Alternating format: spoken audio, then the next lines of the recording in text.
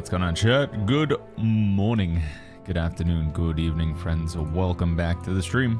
Hope you guys are having a fantastic Thursday.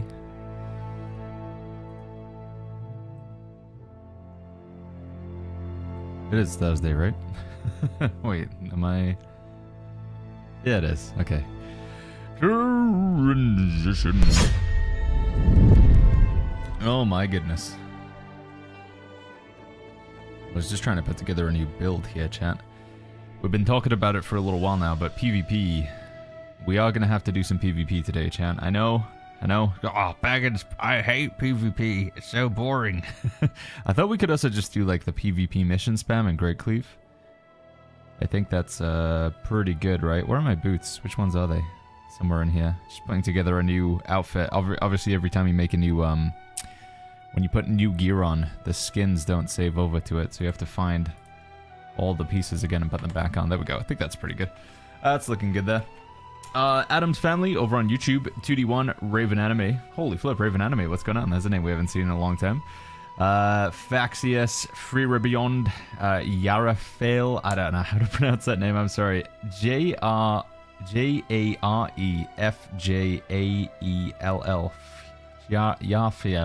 Yafiel? Sounds very Scandinavian.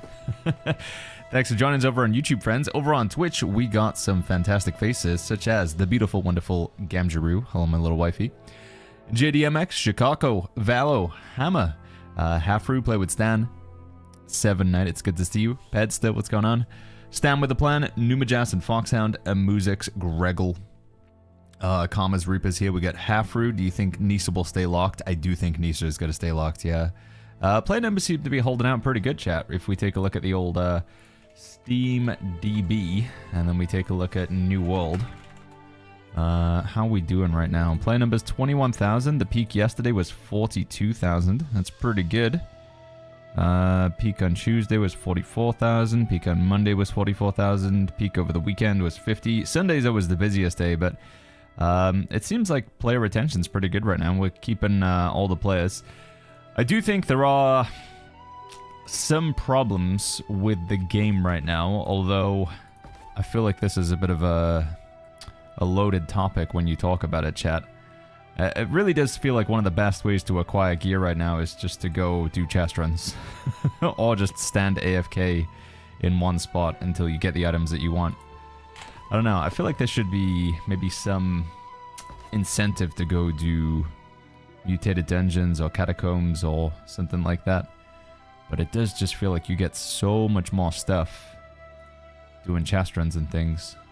But I might be alone in that. Maybe everybody's enjoying this current meta that is the game right now of the old the chest runs. There we go. That's looking pretty good. Did they ever finish the raid on Tuesday, says Prometheus? We got to the final boss, and we got the final boss to...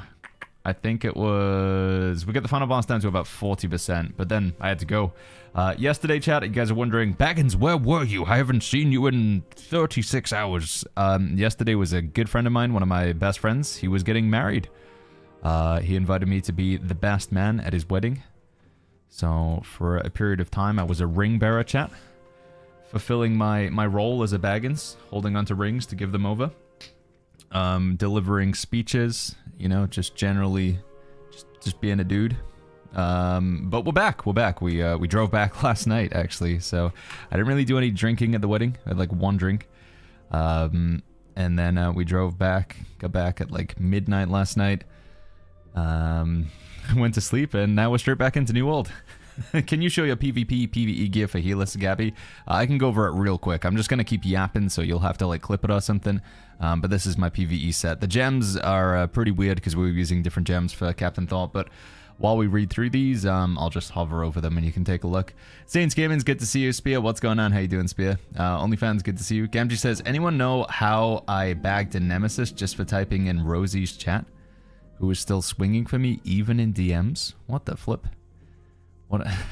They're just angry at you? Have they even given any context as to why they would be angry at you, Gamgee? Shepsy, good to see you, man. Have you got the last piece of Mage God armor set? Have you seen them? Mage God? Yeah, oh, the Thaumaturge? No, I haven't gotten any of the focus set yet. We're gonna have to grind some PvP today, I'm afraid, because I want to get that focus set. C says, I've been grinding PvP with no luck for nimble or focus gear. How do I pay for better luck? Yeah, the PvP rewards tracker is just one of those cases where you just gotta keep going. You just gotta keep going. And artifacts do show up a lot more frequently now, at least, so there is that. So that's my healer set in PvE. PvP healer set. Again, this stuff is very much a work in progress at this point. Yeah. Halfree says, the only MMO I've played with this gacha-like progression. I mean, gacha-like would imply, like, paying money, right? Is that not the case? Valo says, please tell me you said... I think there was definitely some ring jokes in there. I did joke about throwing the ring into, like, a volcano or something like that. DNY, thank you so much for that prime sub. Thank you, DNY. So yeah, this is the PvP healer set where we play featherweight. But like I say, as you can see with the empty slots and the fact that we're using tank pieces, my PvP set for healer is far from finished. Gamji says the guy hates me and Rosie and mods have no idea why, but whenever I type in Rosie's chat, he comes to me and won't say why. What a weirdo. GZZ, your friend, says DNY, PvP track is where a tank set drops. It's where one of the tank sets drops. So from the PvP rewards track, you can get the tenacity set. That's where you can get it there. DNY Kid and Uncle Drew, thank you so much for those prime subs. Thank you, Uncle Drew. Kawabunga says, any ETA on the PvE tank build? It's already in the Discord. We only have 2 builds in the Discord right now, chat. We have 2 builds. Hold on, let me check these messages from the Wi-Fi. Oh, is this it here?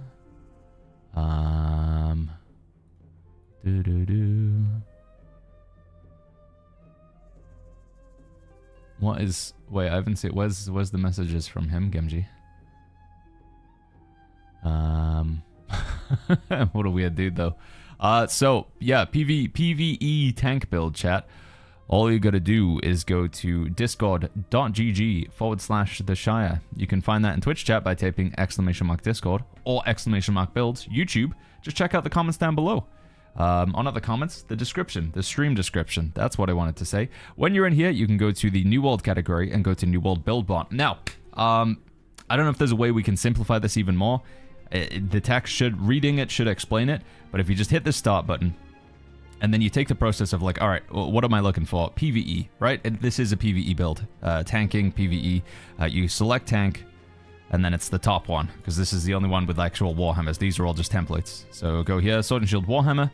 This is a classic, iconic tanking build, and then just hit beginner. There is no advanced right now. We're still working on advanced. We need to play around with set bonuses. I think advanced builds are obviously going to use some, not obviously, I think the advanced builds are going to use some old items and some new items.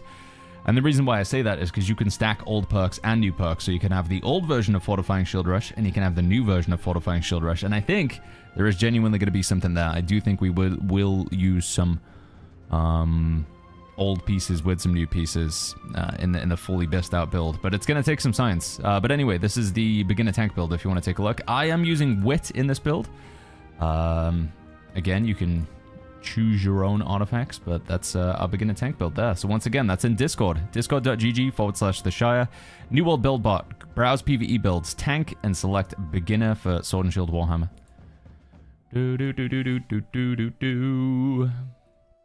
Gamgee says I gave context. Oh, sorry. I guess I was just looking for the messages from him to see what sort of crazy stuff he was saying.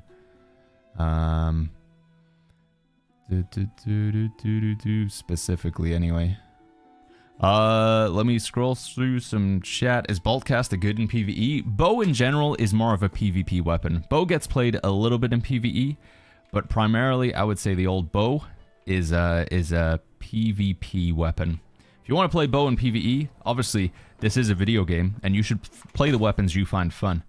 But if you ask for my opinion on what's strong currently in PvE and PvP, I would say bow is it's maybe like a C tier PvE weapon. If you were playing like the Isle of Night raid, or you were doing Hive of Gorgons, you play it in Sandworm. You wouldn't play it in Mutated Dungeons at all, really, in like M3. So yeah, I didn't clip them all, says Gemji. Okay. Right, let me think here. What was that? There was a reason I wanted chromatic seals. That was it. Chromatic seals. Don't sleep on Aconite. Yeah, in Catacombs, I think you can kind of get away with like a lot more crazy stuff. Catacombs does seem to be like, range could be pretty good there. Gem says, okay, never mind. Wait, what? No! What? What's going on?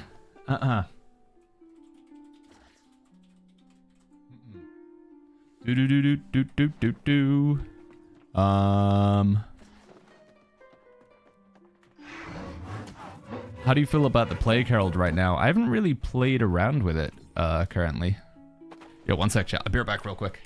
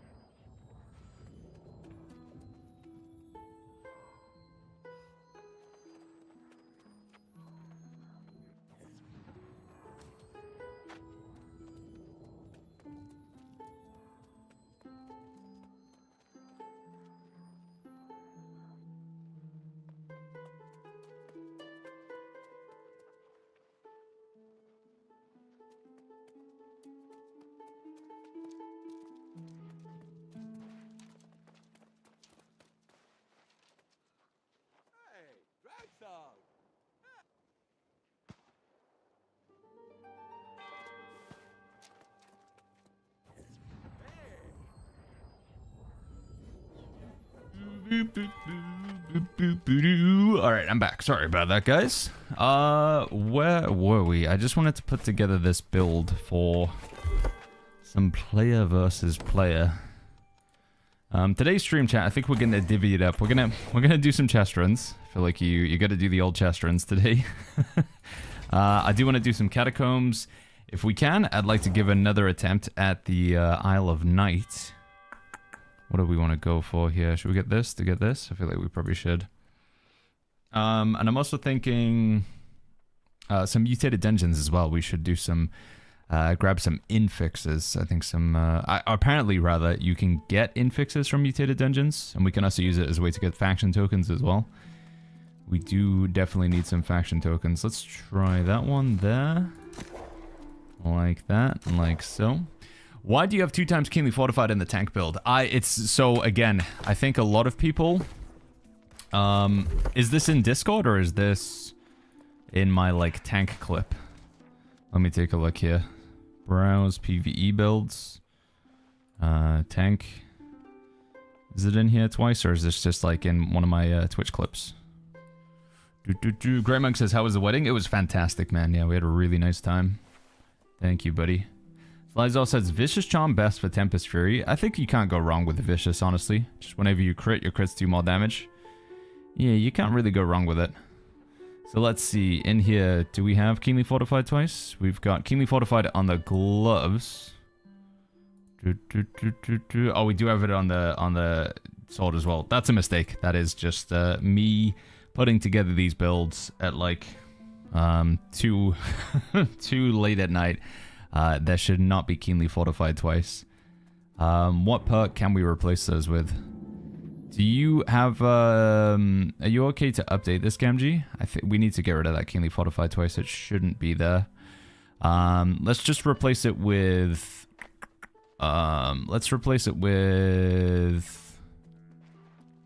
Divine. Should we go Divine or Wellness? No, it's already got Wellness on it. Yeah, Gamgee, could you replace the perk on these gloves with Keenly Fortified? That's just my bad. It will happen from time to time, guys. We will just occasionally like get some stuff wrong. Just a mistake. Replace it with Enchanted Ward. I think we're already at Enchanted Ward 5 out of 5 in this build, so... Gamgee says, I've reworked this build 3 times. This is one of the problems where it's like, I want to get builds out ASAP. I want to get like 20 builds out right now, but if we rush them out, I will make mistakes. Also, it's just the fact that, you know, like, we do them after...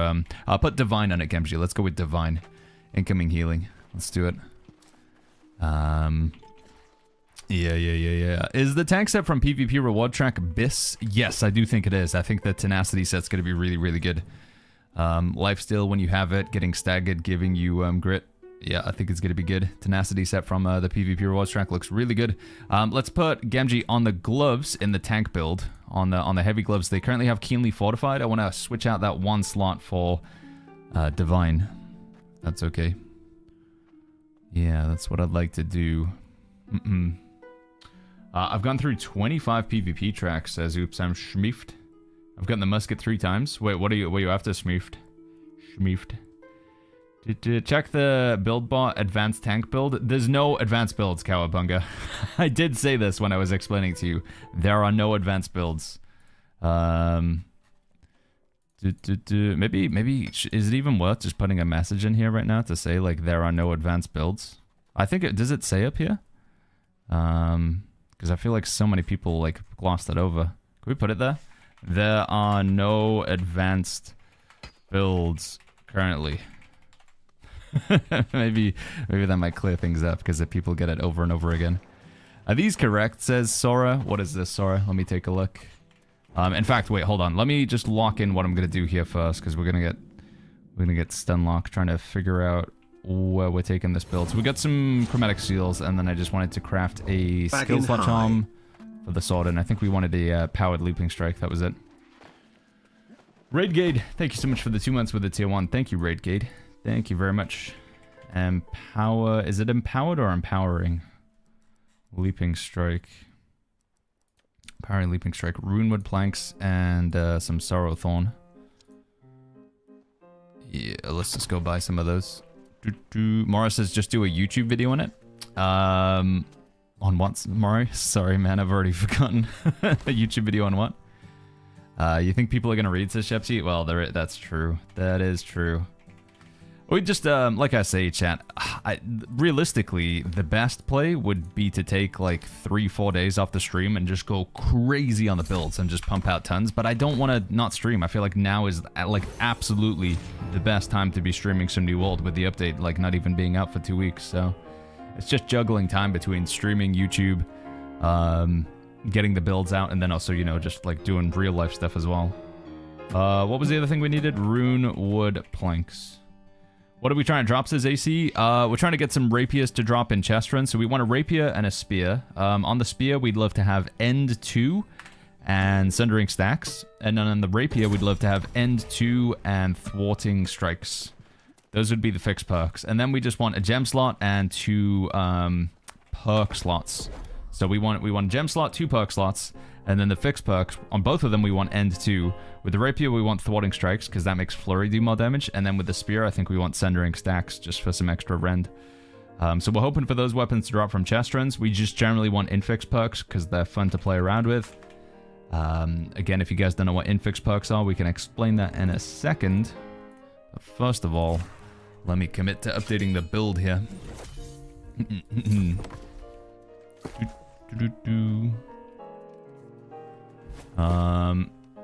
Yeah.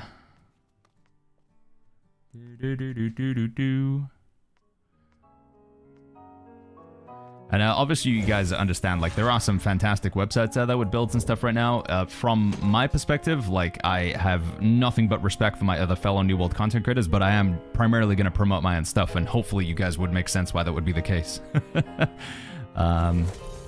So yeah. Grit Ward, we don't really want Grit Ward, but I don't think we want to commit too much to changing all the charms on this gear. Just leave it as it is for now. Maybe put an Enchanted Ward too on this Endless Thirst as well, since we're probably going to use that in a bunch of builds. What do we get linked here? Oh, dude, you got some of the focus set, right? Is that it? Thaumaturge's Vambraces. Arboreal Conditioning and Freeing Aggression. Damn, dude, those fixed perks, poopy. But that's a piece of it from the PvP rewards track, I guess, right? We got a close quarter blunderbuss from the PvP rewards track, by the way, chat. We got a close quarter blunderbuss. Yeah, Villa. Hopefully you understand the context on what I'm saying, Villa, and that just like promoting other people's resources in my chat. Whilst I get what you're trying to do, I'm just trying to explain like the context of why I would promote my own stuff and ask you guys to do the same within my chat. Like it makes sense, right?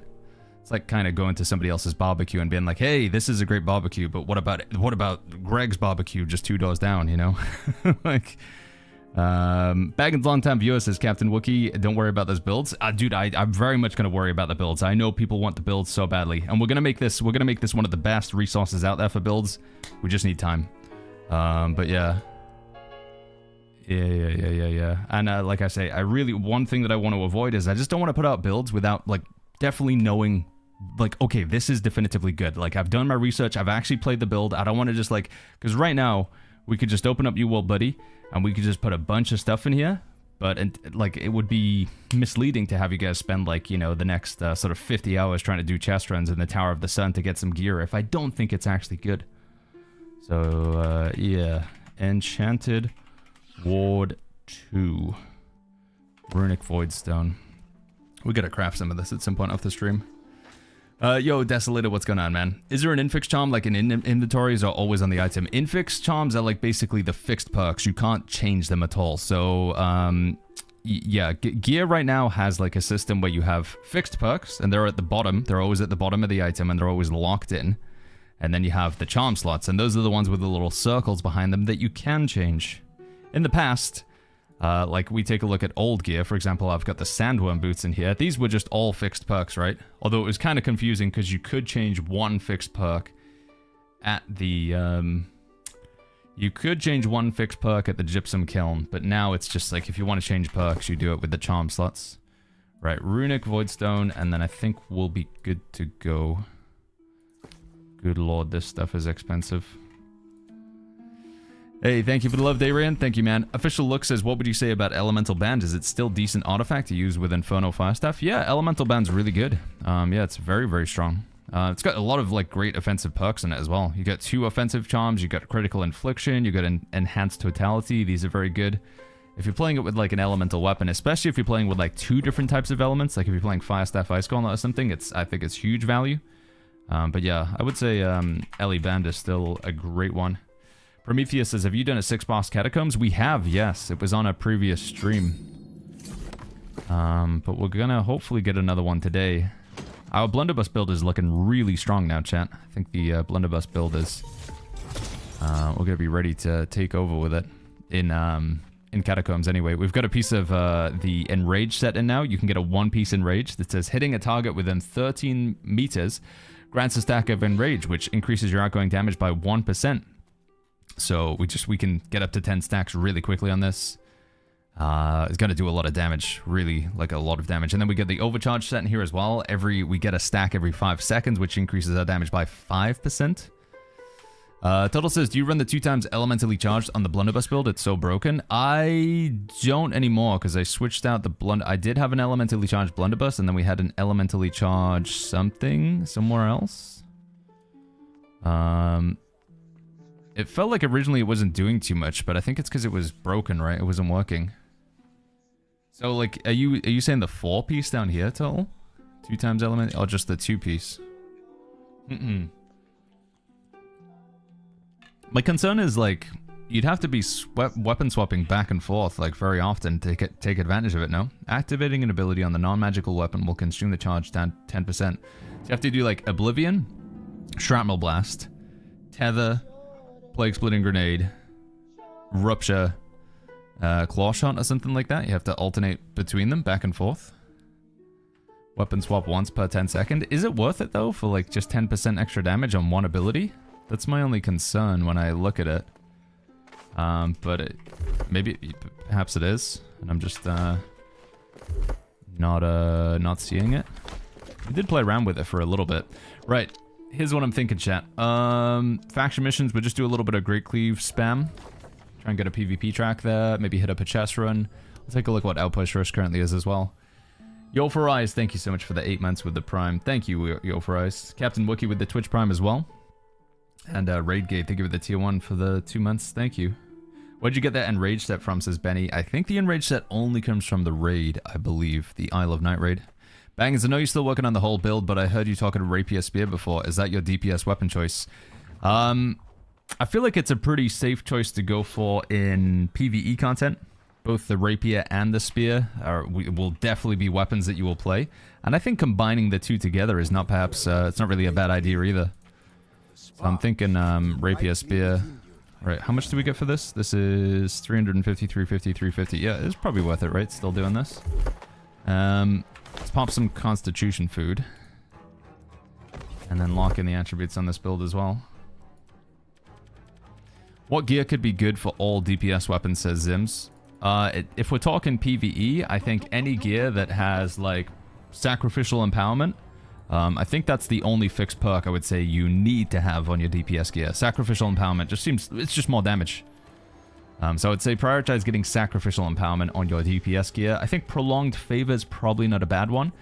You want to have one piece of gear that has Lifesteal as draft, because it's free, really good Lifesteal. So Lifesteal is draft on just one piece of armor. Sacrificial Empowerment is a must on all slots. So I'll show you my PvP build right now. Not PvP, PvE blunderbuss build. So we got Old Crown in here.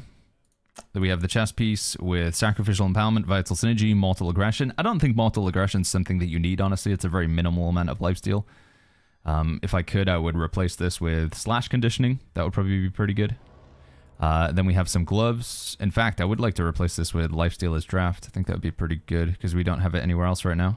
Yeah, we've got Mortal Aggression on 2 pieces, so...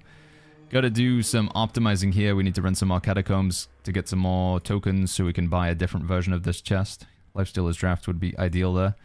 Pair of gloves, Sacrificial Empowerment. Everything else on the gloves is terrible though. Apparent Breaker, Breaker Bypass, meh. And then Sacrificial Empowerment, Thrust Conditioning. Like, this is pretty good. A conditioning perk, especially if it's one of the physical, and then Sacrificial Empowerment. Or Sacrificial Empowerment, Prolonged Favor, just to make your empowers last longer. That's pretty nice. That's what I would say you want to be looking for in your armor. Mortal Aggression, yeah. I also think mortal aggression, it doesn't say, but I'm pretty confident it does not stack. So I don't think you want multiple mortal aggression. What is this, T-Striff? Orichalcum Flail. Oh, I didn't want to report you. Trenchant Recovery, Purifying Breeze, Empowering Heal. The Trenchant Recovery and Purifying Breeze... Well, actually, Purifying Breeze would be okay with Vortex, but the Trenchant Recovery, I don't think that's that good. Trenchant Recovery, unfortunately, has a pretty long activation cooldown, so if you do a heavy attack into a big clump of enemies, you're only going to get, like, the Trenchant Recovery off of one of them. So I don't really think Trenchant Recovery is that good most of the time, even on something like a Greatsword, because it'll only trigger off of, like, every other enemy that you hit. Bum, bum, bum. Sorry for my nickname, says Nag. Why do you not use Mortal Lifesteal? Isn't that a must-have perk? Are you talking Mortal Aggression or Mortal Lifesteal? Are you talking the old perk, Nag, or the new one? Do you think the devs will fix crafting, says Grey Monk? I believe eventually they will. They'll eventually add some new crafting systems into the game, but it probably won't be until Season 11, so we're waiting until the new year before we get some new crafting. It'll be like it was with New World Eternum, where at the start of New World Eternum, like, you had to just do the raid to get items, and then eventually they added the recipes and stuff. I believe we're going to see a similar run-through of that. Doc says, Baggins, you know if Step and Strike ability on the Greatsword is really good to take. I appreciate the info. Step and Strike on the Greatsword. Is that the one where you dodge? This one? Yeah, if you're going to play medium or light with a Greatsword, it's fantastic. If you're playing heavy Greatsword with a tank, I don't personally think it's that good, because you don't want to dodge that often. Dodging just uses so much stamina, and you can get a lot more value with your stamina with blocking, specifically when you're in heavy. Do you know if the Stoneform Heart Rune was... I think from what I've been hearing, Heart Runes don't drop. At least the Stoneform doesn't drop in Lazarus, because people... it's supposed to be a 90% drop rate or something like that. So, yeah, I don't think it drops. Polarized says, just want to ask if you think Sacrificial Empowerment, but you have Lifesteal perk. Does it make the perk useless most of the time if you're most likely having more than 50% HP? Some people are confused over how Sacrificial Empowerment works. Let me explain it real quick. Let me open up my inventory and show you that one. So, with Sacrificial Empowerment, increase base damage by 1.3%. That's it. Just the comma there, that's it. You just increase your base damage by 1.3%. So look at the comma and just pay attention to the sentence structure. So the first line, you increase your base damage by 1.3%. That's it. So that's good. That's just really good.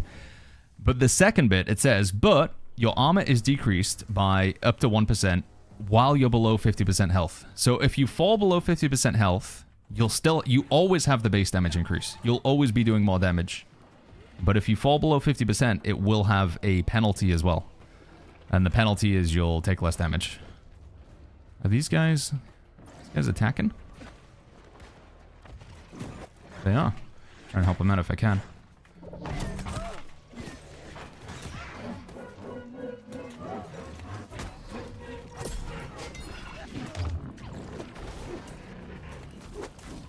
Oh, it's not going to be chill PvP, dude. I thought maybe we'd get some chill Great Cleave action, but seems like there might be fights here. Why spend all those resources for RNG if I can get a Cutlass Keys run? So I would say that Catacombs is good fun. I enjoy Catacombs. I like just playing the game and doing the content that I enjoy. If you don't enjoy Mutated Dungeons, if you don't enjoy Catacombs, you can just do chest runs. But for me, Catacombs facilitates the fact that I can do content that I enjoy, and then I can get rewards with it. So there is the aspect of, like, you've got to remember, the video game is supposed to be fun, and you should do the content you find fun, and if the content is both fun and rewarding, that's fantastic. I think that chest runs are rewarding. I do not think they are fun. I think chest runs are incredibly boring, personally. I do them out of necessity because they just get me a high frequency of items. So that my argument of, like, why would I do Catacombs Baggins when I can just do chest runs? If you enjoy chest runs, do them. They are very rewarding. I personally just don't find them very fun, but because they're so rewarding, I'll still do them. And I know you would say, well, Baggins, you're going against your own argument now because you say you should play a video game for fun. That's true, but under the capacity in which I'm playing New World, I'm playing New World for fun, but I'm also playing it for content. I want to show off builds. I want to show off new perks. I want to show off new items. One of the fastest ways I can get myself and rocket myself into new builds is by doing chest runs.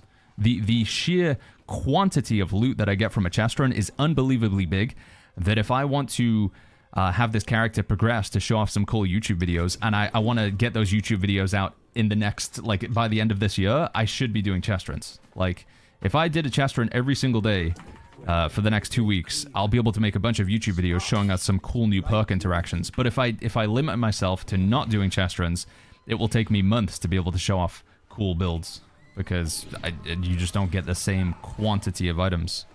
And quality is pretty much similar across the board. You don't. There's no place where you get better perks really at this point. Like, it's just full randomness from every type of content. So just doing whatever gets you the most amount of items seems to be the best play right now. Obviously, there'll be certain, like if you're after set bonuses, they only come from certain locations, but not every build wants to use full set bonuses for everything. Where are the immovable boots, says Bloodbath. The unmoved come from the PvP rewards track. Yeah, these, where are they? PvP rewards track for these, Bloodbath. Baggins, where's the Hesita Lifestaff artifact drop? Hesita comes from 2 locations, actually. It's an interesting one. Hesita Lifestaff is from the PvP rewards track. It's also from Great Cleave as well. Not Great Cleave, Restless Shore. So if you open up the map and go to this location over here, Eridanus, it's in the back over here. You can kill a guy called Parthenosius or something like that, and he will drop you Hesita potentially. Wounded Slayer redeemed. Get 1 fishing level. Oh my goodness, man. Alright, dude. Give me a second. I'm a returning player. I'm 714 gear score, but where should I start, says Lukavich. Just finish the main storyline if you haven't already. Get yourself into Nighthaven. Have you got to level 70? I'd recommend checking out some activities as well. Personally, my favorite content is in this menu here. I like this stuff a lot. You can run catacombs. Just being level 70 is like the only real requirement, I would say. Even then, you can technically do it below level 70, but I'd say getting level 70 is the play. What do you think of focus gear being locked behind PvP? I mean, it's historically been something that's happened in New World a lot in the past. I would say if you really detest PvP, if you're just like, Baggins, I want to get the healer set, I want to get the focus set, but I despise PvP, you can just do what I'm doing. You are PvP flagged, and there is a chance you'll fight somebody, but it's pretty minimal. You just run PvP missions in Great Cleave, and yeah. Is it possible to post a link to New World Buddy here? I think links in YouTube chat work. I don't know. I think they work. AC.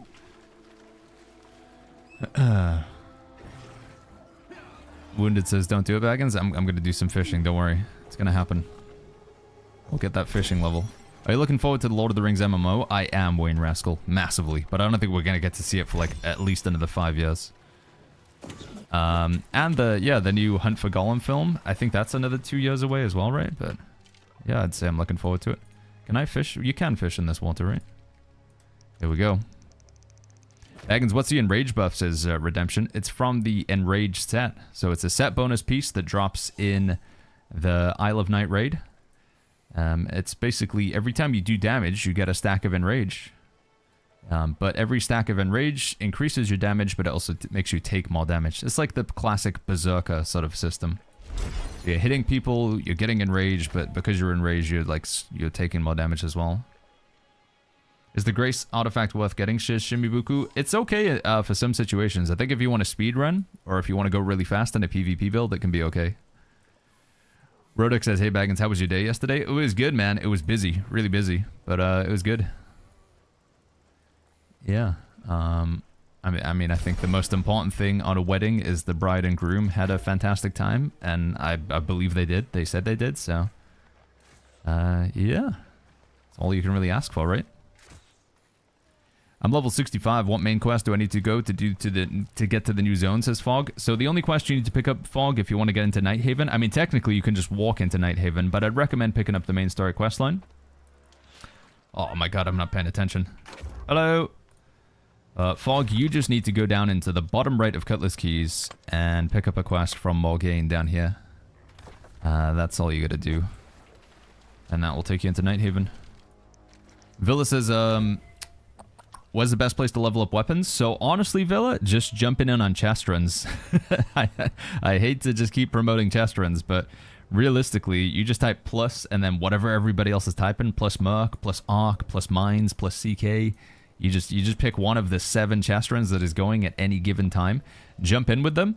They'll run through. They'll kill a bunch of enemies. You'll get XP as they kill enemies. There you go. But if you don't want to do a chest run, and you'd still like to level up your weapons, you can just go do the Captain Thorpe XP farm. It's a classic. It's been good for a very, very long time.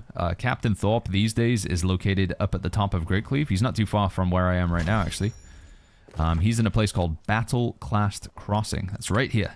So all you got to do is you kill Corrupted in this area until Thorpe spawns. You kill Thorpe, you get like 1,500 PvP, weapon XP, and then you rinse and repeat. You can do it solo. It's pretty chill. But that is, if you don't want to just do a big old chest run, that's probably one of the best ways to get your weapons leveled up. Bon says, how you doing? I'm doing good, Bon. Or Bark, rather. What is the plus gorilla that I'm seeing in chat? There's a new... So you guys may have heard of Tower of the Sun, right? Have you seen plus Sun or plus Tower? That was it's been a classic spot for the past week or so now. People go to the Tower of the Sun, they get in a big group, and they just kill 2 enemies over and over again.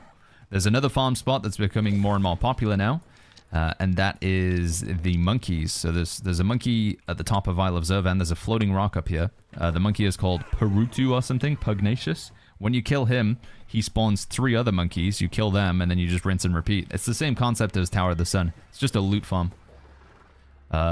Snoop says monkeys are bugged out again. Oh, have they got a problem? Well, it's back to Sun then, dude. Back to Sun. Yeah, there's a lot of open world content right now. A lot of chest runs, a lot of farm spots. Is the gear you've got from Catacombs, Mutations, etc. the same from chest runs? Generally, yes. The quality of loot that you would get from a mutated dungeon is the same quality of loot that you would get from Catacombs, and it's the same quality of loot you would get from chest runs. This is what I'm saying, have lobsters. The quality of loot is generally the same across the board, in that it's completely random. The only thing that's different is the quantity. The amount of loot that you get is far superior in a chest run or a farm spot like Tower of the Sun than it is from Catacombs or mutated dungeons. What I will say is if you're doing Catacombs and you've got a really good team and you're killing 6 bosses consistently, you'll get a ton of tokens. You can buy a lot of boxes with those tokens, and it's probably comparable to chest runs. So if you're a big pumper DPS and you can consistently clear 6 boss Catacombs runs, it's probably as good as chest runs. But even saying that is still kind of depressing. You know? Here we go. Where are we at? Conscript Spear. Life-stealing, Trenchant Recovery. Nah. Sacrificial Empowerment, Conditionings, and some coin. Let's go. Is the Catacombs bugs fixed? I think they're fixed, no? Do you know if Luck gear helps with infix perks? I don't think Luck helps with infix perks, but it definitely helps with getting charms. So what you can do is you can go do chest runs, and you'll get infix items dropping, but if you wear Luck gear, you'll get more charms while you're hunting after those infixes, which I think is just a good idea. Bark says, even for jewels, chest run is better. Jewelry? Yeah, jewelry is gonna come from chest runs pretty consistently. That's one thing that, like, Tower of the Sun can't really do. It can't give you jewelry. But I think the monkey can, maybe. Dude, hey, Baggins, first time playing New World. Just got to the Isabella fight. Any tips or tricks? I've been getting whooped with Isabella. I would say take a look at your constitution. I think that's maybe one thing that people skimp on in tougher fights, just being able to take a few hits. You definitely want to make sure you're making use of potions. It's also like a mechanics check in terms of like making sure you're blocking and dodging. When she teleports away, she'll shoot at you. You need to dodge those beams that she shoots out from her sword. And then there's a certain part of the fight where she phases. And the sort of initial area that you're on, where she's standing next to the corrupted guys, you have to then go up the stairs. You can't keep standing on the ground.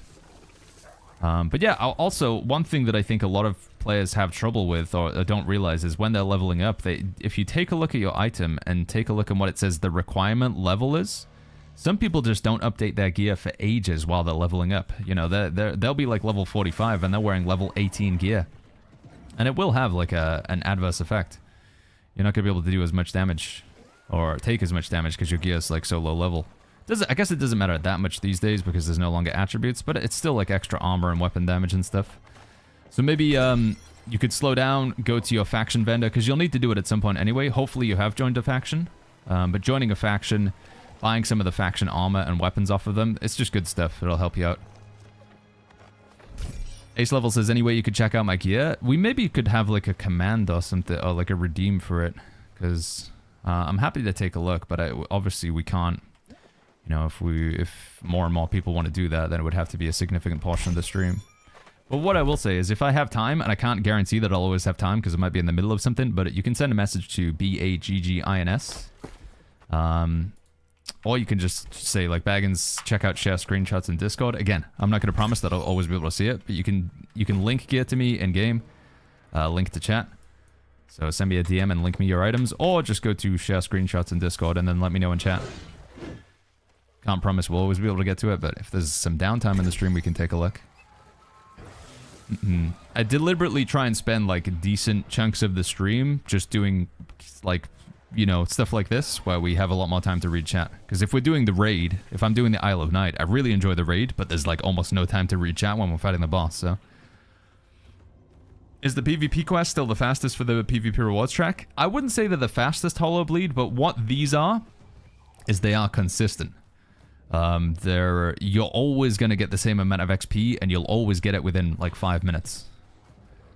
So you probably could get PvP XP faster in, like, 3v3 Arena or Outpost Rush if you've got a good group of, like, players. If you're playing in a squad, and you're, like, finishing games really fast, you're, like, winning and you're finishing really fast. But if you're just random queuing for Outpost Rush or 3v3 Arena or Capture the Flag, and you, like, maybe lose 50% of your games and you win 50% of your games, this is probably more consistent. But I do also think this is probably more boring as well. But that's each to their own, right? DP says, think you'll make a raid guide video? I will. We need to clear the final boss and figure out exactly what the mechanics are there, but...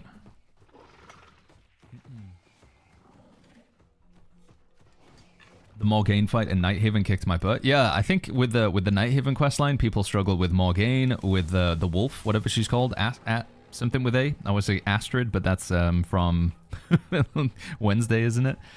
And also, people struggle against the final guy as well, Alexis. Seems like the PvE questline, you know, people struggle with them. Is Enchanted Ward as important now? I still think you want to put Enchanted Ward on your armor for PvE. Enchanted Ward 2. They did nerf the power of the perk, though, for what it's worth. Alright, let's mix this up a little bit. Let's do a game of Outpost Rush and then we'll do another set of... We're just going to get one PvP track, chat, so we'll get a checkpoint 3, take that off, and then we'll jump in and do some chest runs. Then after the chest run, we'll come back, get one more track, and then we'll do some catacombs. Yo, Carrie, thank you so much for the tier 3 for the 44 months. Thank you, buddy. Thank you very much. Thank you, Carrie. Thank you. Did you try the Azoth Salt Farm at the Grand Carnival? There's a Azoth Salt Farm at the Grand Carnival? I don't know what that is, Faxius. We don't really need salt, though, for what it's worth. We're almost always at the cap. I don't have any more artifacts I can buy, so... Yeah. What's the most efficient way to farm Azoth Salt, in your opinion? Probably just spamming Outpost Rush, realistically. I think it does get you a lot. Is Life Taker any good in a healing build, says Resto? No, Life Taker is not very good in a healing build at all. The reason why I say that, Life Taker no longer scales off of focus. It only scales off of intelligence and dexterity. And typically in a healer build, you'll want to put a lot of points into focus. So, you're just losing tons of damage there. I guess while we wait for this queue to pop, we can maybe do like one mission or two real quick. Do you think that the Tenacity set is good? Says Zorax. Got a sword from the set. Seems pretty nice. Yeah, I think the Tenacity set is pretty good. For tanks in PvE and bruises in PvP. I think it's good. Where do you get the armor transmog? It looks amazing. This is actually from a quest in the game, Beast. Apart from the helmet. The helmet is store-bought. But yeah, you can get this armor. You just got to finish the Nighthaven main storyline. And then you need to pick up the quest that lets you do the Seraph Soul Trials. You might have heard about those. The Seraph Trials. Get them from that. Baggins, what do you think about 500 dex, crit, Vorpal, lightning bow with 3 offensive charms, PvP, PvE? I don't think you, in my opinion, going to 500 in a stat is a mistake. Bow now does scale off of strength and dexterity. And I believe even though it's an E tier scaling with strength, I think you still want to get at least 50 strength to get that heavy attack damage. Maybe even 100 strength to get physical damage. Actually, no, with life tick, with Boltcaster, that wouldn't make sense because it doesn't do physical damage. But genuinely, I think like just getting some of these things down here, like the increase to random crits or the cooldown reduction. But for what it's worth, I would actually need to take a look at the numbers in New World Buddy. So what we can do is we can go to make a gear set over here. Hold on, just give me 1 second, make sure I've got my food and stuff going. Put that over there, put that one there, put that one there.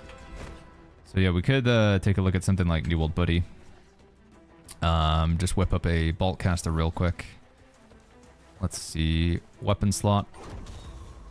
Bolt caster, never mind, game's going. But within there, you can like put points into an attribute, and you can actually see how much damage you get back in return. So we could do the science. If you remind me, we could take a look at it after this to double check. But I don't think 500 dex is the play. Is there any way to make loadouts saving my character attributes? Yeah, Vitor. So when you're in the screen like this, you have to get to at least level 25, but then you can select the show gear slots down here, and you can actually save a loadout. You use this. There's a button over here. It's like it looks like a download symbol. You click that and it'll take whatever you're currently wearing. Your armor, your weapons. What's going on with my camera here?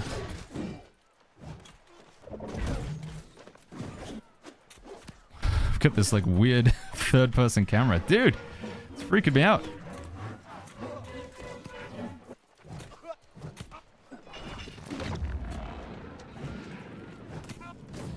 That heavy armor bow.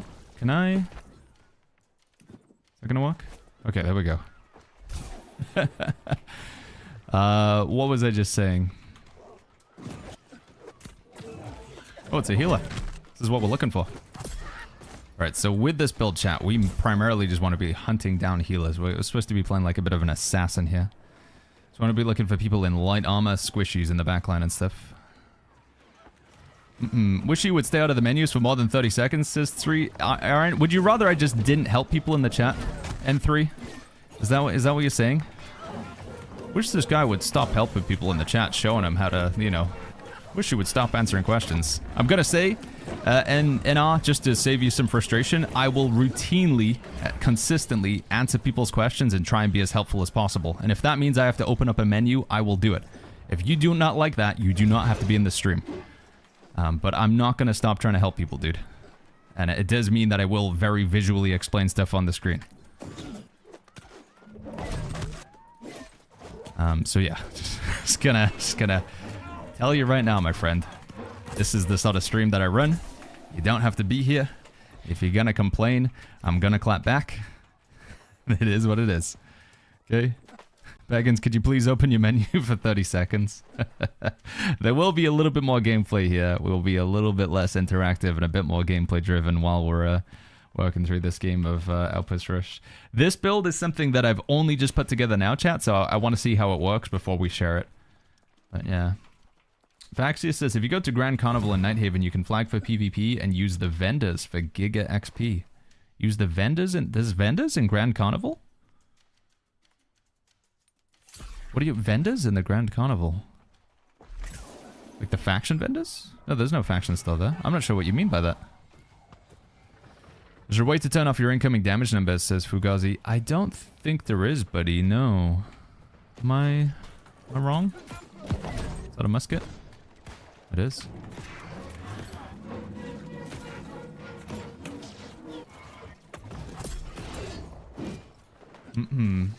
Is Baggins' current build posted anywhere? No, again, chat, this is my very first game playing this build. So I just want to see how it works before we post it. My process with builds is put them together, play them, see if they feel good. If they don't, tweak things around, play them again, tweak things around, and then once I feel like the build is pretty good, then we share it. So yeah. Can you show me how to edit and customize the HUD, says Fifth Otaku? Yeah, buddy. When you're in the settings up in the top right here, Otaku, settings, game menu, and then you want to scroll down to heads up display and just hit custom. You can change it there. That was rude. But yeah, it's in your settings, game menu, and then you can customize HUD from there.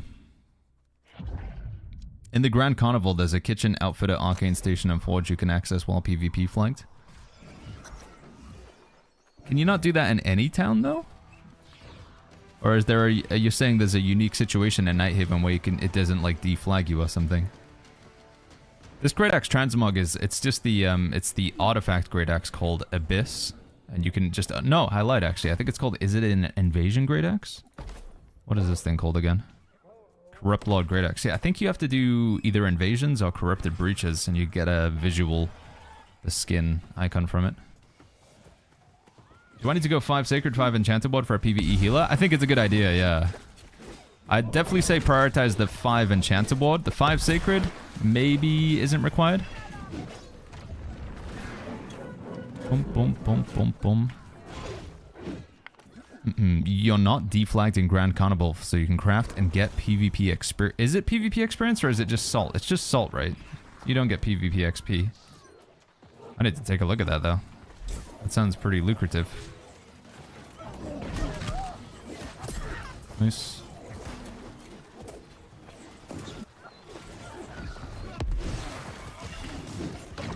Let's go. Well, this this seems like a very balanced game of Outpost Rush.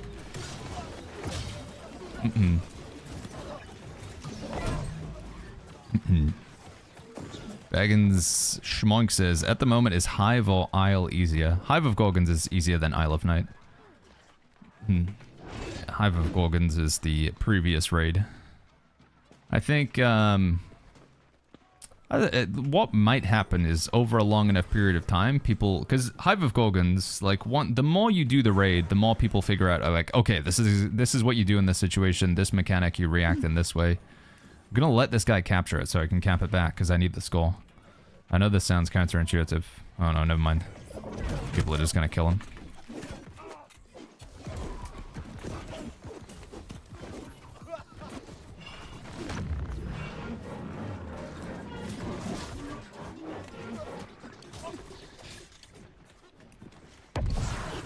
Can I get to him? Is he dead? Okay, he's dead.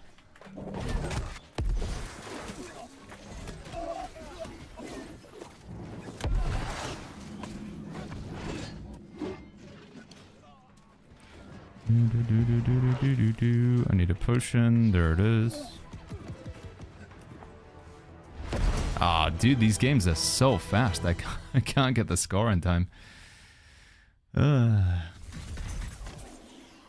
3,000. So we're leaving 500 XP on the table, but that's good. I mean, that was like a 5-minute game for 3,000 PvP XP. That's pretty good.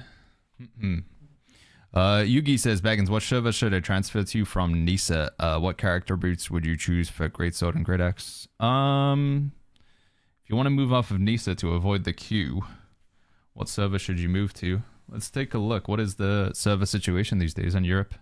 So you can't move to Ares. Honestly, I don't know. Like, Faye is high pop right now, so maybe I guess it depends. Like, what are you? The main reason you're moving off of Nisa is because you don't like the queue, right? So to that extent, if you just want to get the smallest queue possible so you can get straight into the game, then I think maybe Bifrost is. I actually don't know which is the least populated server. Is Pokey a good rapier for PvE, says GNS?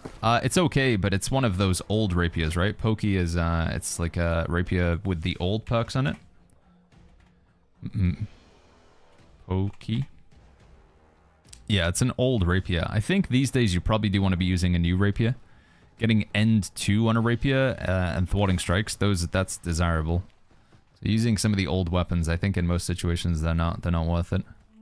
I just checked the safe area in the Grand Carnival is small out of portion. You can flag up, says Merc. So yeah, you could earn Adslot Salt by doing that then, right? Oh, what do we get here? Quick Revive 2, Lifesteal is Draft 2, Freeing Aggression 2. Arcane Conditioning 2, Shield Aggression 2, Sturdy 2. Let's just get the die, I guess. How big of a queue had Nisa yesterday at about 5 to 6 p.m.? I wasn't online yesterday, Foxhound, actually. So for me, we were at a rare moment where I wasn't playing New World. Bifrost queues are pretty fine, says Blitz.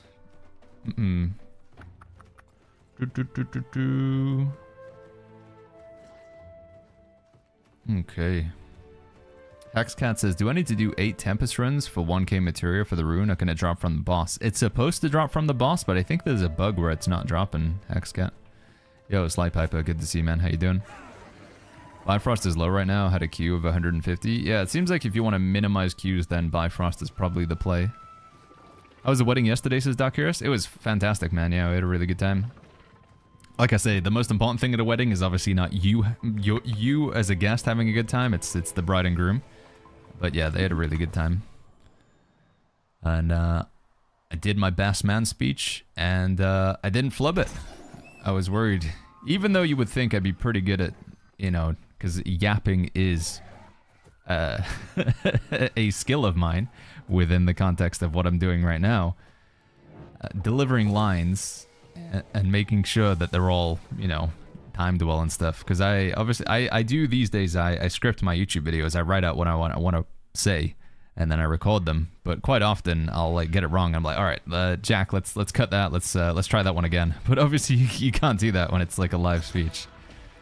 But yeah, it was good. Did I bring up some menus? I did. Yeah, I showed everybody how to change the HUD. Thank you for joining us, everybody. So first of all, I just want to say, if you want to customize your HUD in New World Eternum, all you got to do is click the settings up in the top right, and you can change from there. Good time to jump into the game in its current step as a noob player. Yeah, if you're a newbie, I mean, I guess there's the context of what you do and don't enjoy in the game. But, yeah, I think it's never been easier for new players to get gear right now. The casual content in this game is at an all-time high, with chest runs and tower farm and stuff just being like super popular. If you're not like a high-end raider or like a Giga Chad PvP player or something, you can still absolutely just get gear and keep going. Paltaris redeemed, played a Lord of the Rings quiz. Alright, man, I'm gonna remember to do that after this. Actually, we might have time real quick here. We got 15 seconds. Let's have a quick question on Bilbo Baggins, shall we? The question is...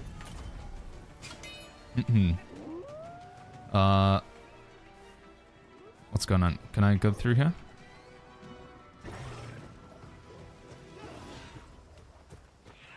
What does Bilbo... Oh, this is... I mean, this is... Come on, chat. You guys gotta get this, alright? You're gonna be disappointed at anybody who doesn't get this. The question... What does Bilbo take with him from his mantelpiece before leaving Bag End for the last time? What does Bilbo take with him from his mantelpiece before leaving Bag End for the last time? Carson says it was me. He took Carson along with him. My heart. How do you show bag gear score? It's just in the top right up here. Search by gear score, my friend. His pipe. Wait, am I getting this wrong? I thought this was super easy. I thought he... Oh, maybe for the last time. I'm thinking that he tries to take the ring with him, and then Gandalf's like, Bilbo, you still have the ring. Am I being stupid? The answer is... his pipe. Oh, flip, dude. Well, I got wrecked, chat. Well done. You guys have... I've been made a fool here. I thought it was the ring, but I guess that's the last time, right? And the last time he leaves is not. Like, he does actually give it over, so... quite a few players over here.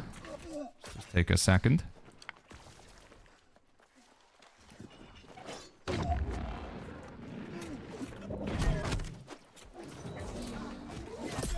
Dead. Thank you. Let's go on the greatsword guy first.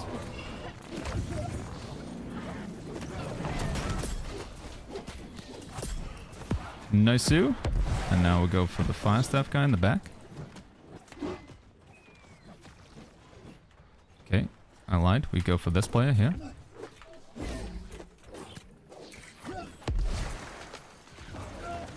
Drink a health potion. Back in on this point.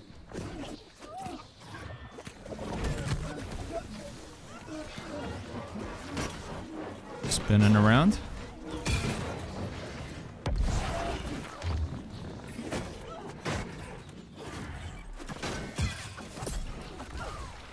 Oh, dude, I thought I had Stoneform on. That's awkward. Oh, thank you. Shield rush this guy. Heavy attacks, try and break his shield stamina because he's going to block. Yeah, there we go. And then upheaval for big damage. He's nearly dead. I'm going to go around the side though, look for healers. Oh, there's a bow player up here just on his own. Let's chase him. Nice, he's dead. Drive well on the point here. Shield brush. Hit this healer.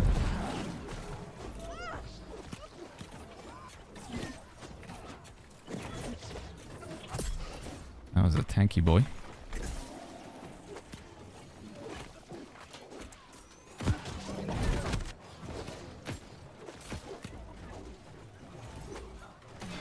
Spin on this guy. Yeah, keep spinning on this guy. He's not getting any heals right now. He's not really too aware. Grab well. Upheaval. Gets blocked.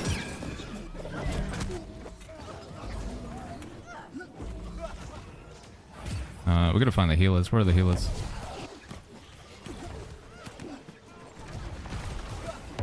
This guy's nearly dead. Can we finish him? Still nearly dead. Come on, he's like one hit. Just gonna keep chasing. There we go, he's dead. Let's grab well on the point. Shield rush. Heavy attack for the empower. Switch over to the blunderbuss because he's kind of squishier than the other guy. Go for whatever this is in the backline. It's a bow player. Leaping strike, finish him off, hopefully. There we go, he's dead. Let's go back in on the point. Nice, he's dead as well. Alright, there we go.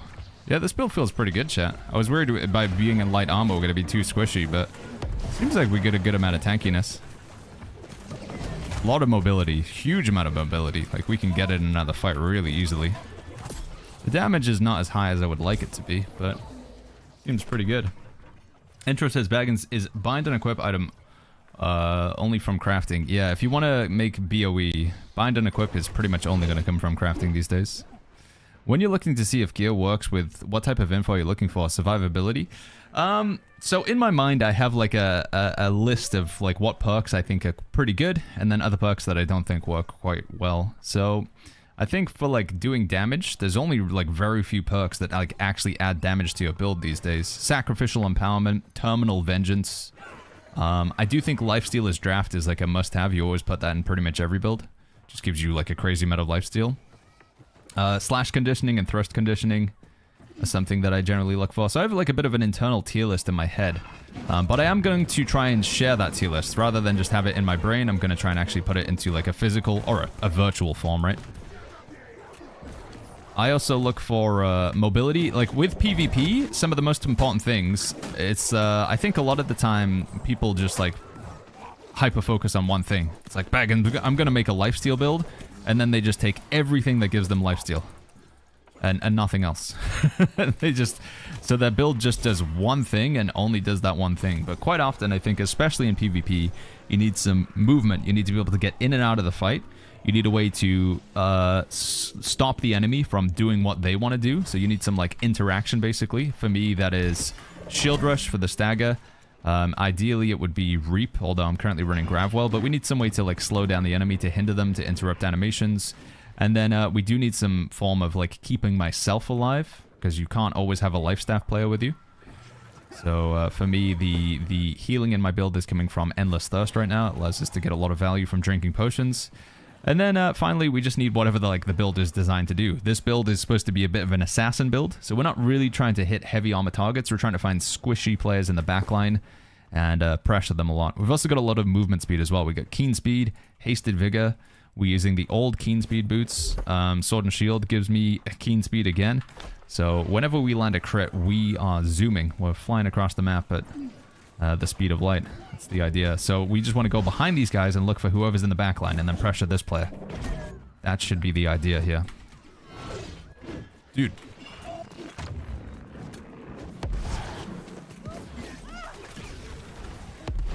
Oh, I shouldn't chase this kill, but I'm going to.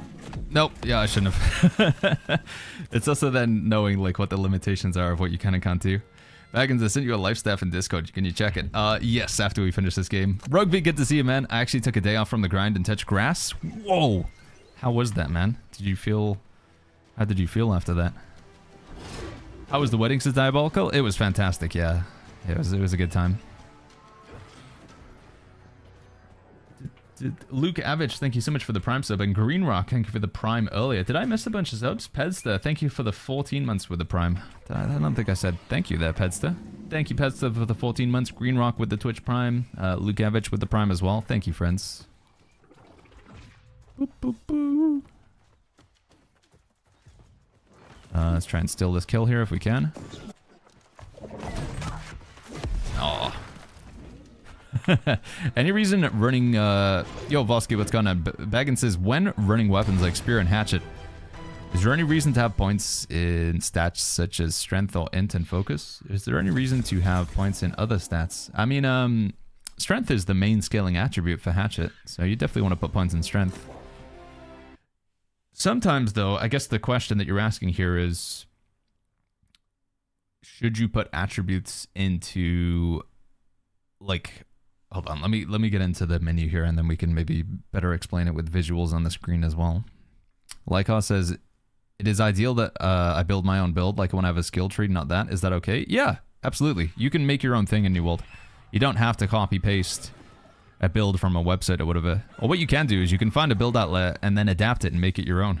Change the skill trees around, change your attributes around, make it into your own playstyle. I think that is completely valid in this game.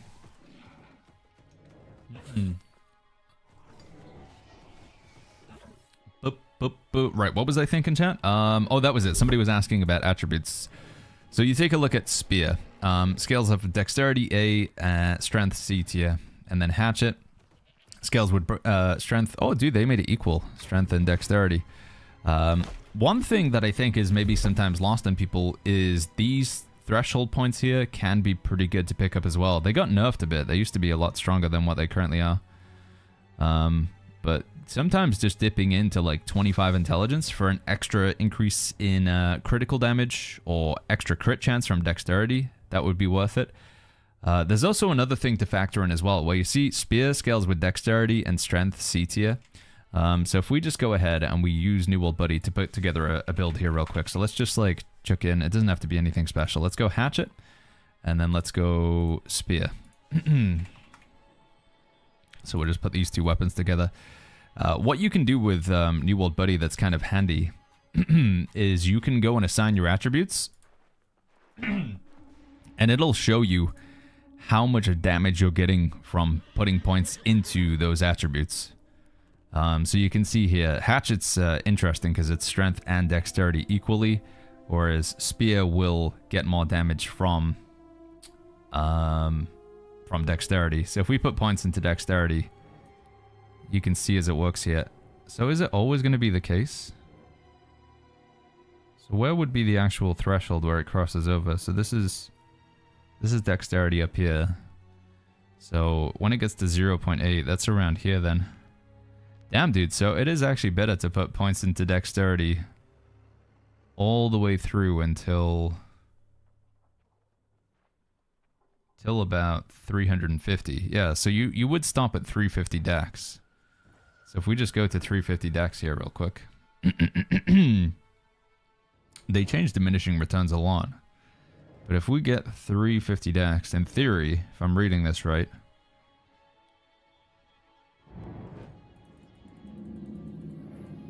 there we go. So yeah, you see, when we put like one extra point, you see this little like thing, how it like falls down here? It goes into like the next tier of scaling.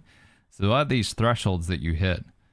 So once we get 350 dex, if we continue to keep putting points in that, we're gonna get like, we're gonna be on this tier of scaling here for the next 50 points. So if we keep going, moving along that line, we'd actually get more damage at this point by going for Strength. Now this used to kick in a lot earlier. It was at like 200. But going above 350 dex, still don't think it's worth it. Because if we put points, so we put like, let's put 5 points into dex here. So the spear damage right now is 1427. 2, 3, 4. And now it's 1436. So 1436.5. 1436.5. 1437. So it's only 0.5 more damage, but I think the big The big thing to look for is honestly just these thresholds. Like heavy attack damage, physical damage, that would benefit both weapons pretty significantly. Oh, frick, MG.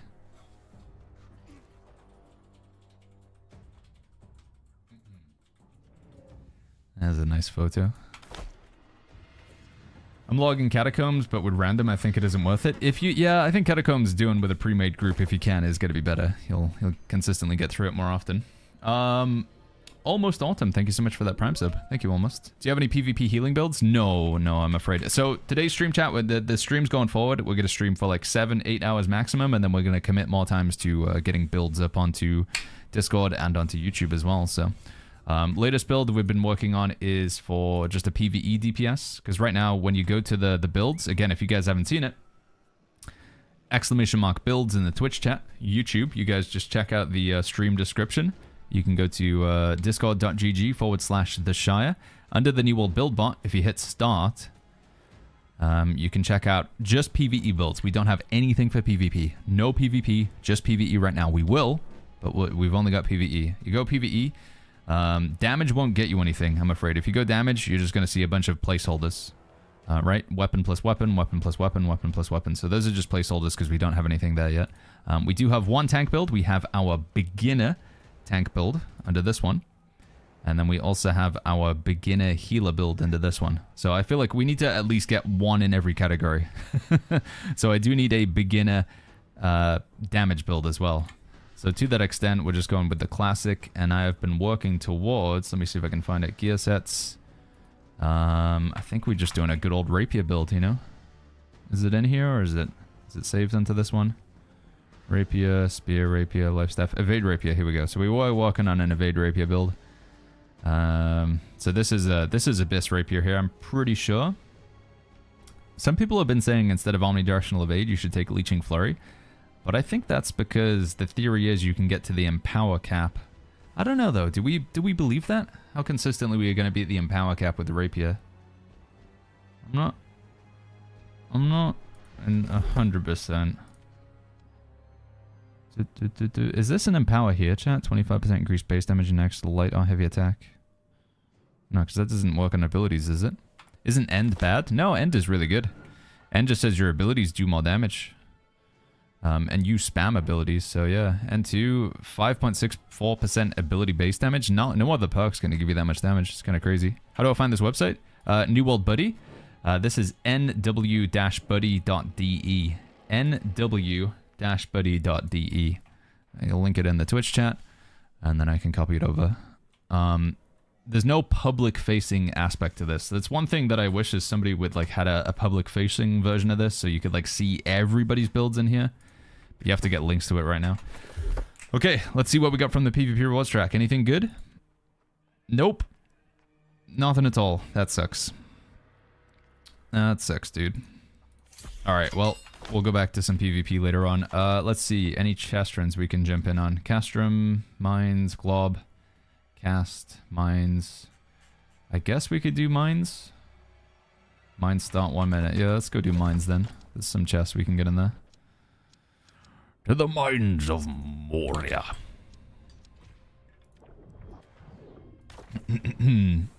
End counts towards basic attack. End counts towards your ability damage. That's the thing that's good about end. However, it does also count towards your basic attacks, but it's only the final attack in an attack chain. So for a sword, your final attack in the attack chain is 1, 2, 3. 1, 2, 3. So it would make that third attack do more damage. A rapier has a 4 attack chain, I think. It's like a 1, 2, 3, 4. End is really good with something like a spear, because a spear is a 1, 2, 1, 2, 1, 2, so it makes 50% of your spear basics just do more damage. And then it also increases ability damage, which the spear also does a lot of abilities. So end is fantastic with a spear. Really, really good there. Crazy how much PvP tracks you need to do to get the tenacity for your PvE builds. Yeah, same with the healer stuff as well, right? Oh, that's not what I wanted to do.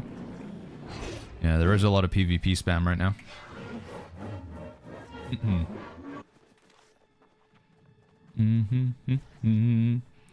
Tondo is better on armor, says Kriegner. Well, what would you replace Tondo with on your weapon, though? That's the thing. Kriegner, what would you put on the weapon in place of Tondo, though, that you think was more valuable? Because there is also that question to ask, right? Boop, boop, boop, boop, boop. I think getting extra crit chance against a mob is fairly desirable, no? Did you do Catacombs with a healer? I think if you want to be really efficient with Catacombs, you should go without a healer. And it pains me to say this, because, you know, I would still consider myself like a healer player. But the best Catacomb runs I've had, you should just have a tank and 2 DPS. I think that's the meta so far, in my opinion. Again, though, there is the idea that not everything has to be, like, just min-maxed within an inch of its life. You can, and you should, play for fun and do what you enjoy. But if you wanted to just suck the fun out of the game and just make sure you're playing as efficiently as possible, then I think Catacombs no healer probably the play. Rugby says maybe Sendering Riposte. Yeah, possibly. Don't know how often you'll be able to trigger that, though. The optimal PvE is 1 to 2 fixed perks, gem slot, and 2 to 3 offensive slots. Yeah, I think that I would say that's true. Yeah. I think you usually don't want more than 2 fixed perks on an item. Maybe for some tank builds, because you want to get like triple conditioning or whatever, but I'd say most PvE builds, yeah, they do want like 1, 2 fixed perks at most. And you do generally want those offensive perk slots so you can stack 5 keen, 5 vicious, a keenly empowered, a keenly jagged. Maybe even chuck some enchanted in there, or the one that increases your ability damage. Nimble Coat, what offensive perk did you go for? I just went vicious on my Nimble Coat. Extra crit damage, always good. I've got Omnidirectional Evade and Flurry 2 on the Rapier. I lose more flurries on armor than Tondo. Yeah, like I said, this is one of the things where like that build isn't finished yet, because I do need to like crunch the numbers and really sort of weigh in what I think is important. Which is why I'm emphasizing like I do want to get the builds out as fast as possible, but I also want to make sure that the information that's presented is, you know, I feel like it's true.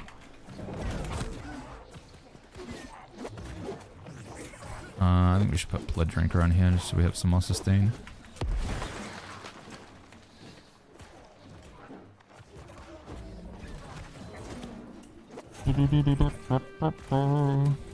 Brado says, I tried your recommendations for PvE, tank 5, grit 5 keen. What is going on? I can't loot this chest. Is it just because I'm getting shot at by that guy up there?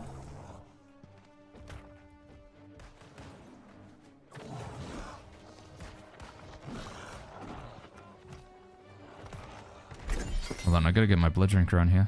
I'm just taking so much damage. But then I need to switch my earring. Let's just do that real quick. And then we'll do Blood Drinker, Blood Drinker, Blood Drinker. There it is. Okay. We're good now. I watched a video about healer. Why don't you use Palm instead Beacon? Palm? What is Palm? Sorry, Luco. Again, you can play with the healing abilities that you want, guys.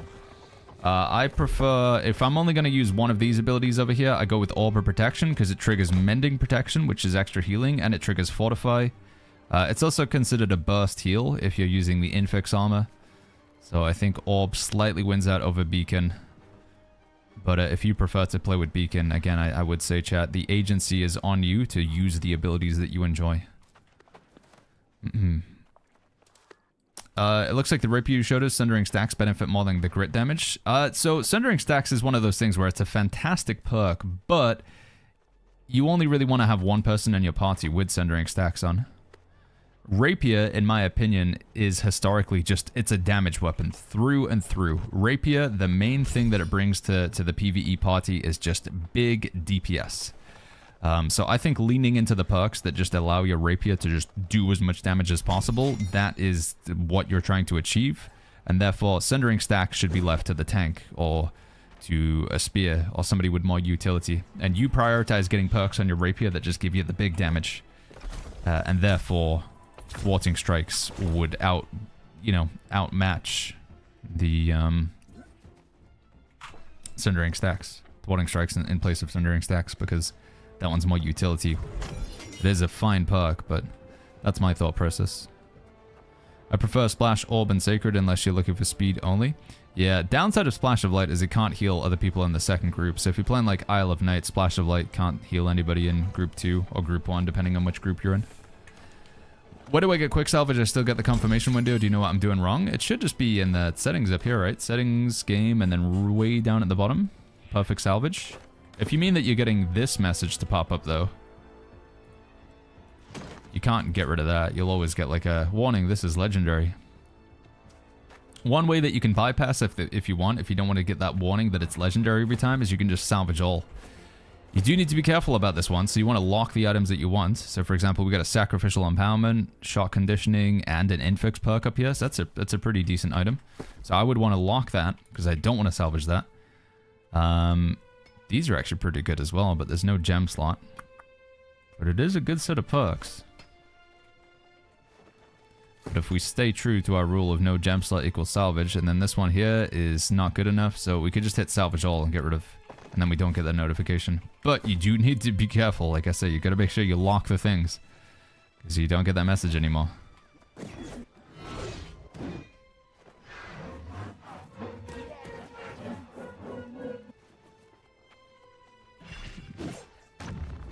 Can I get this in time?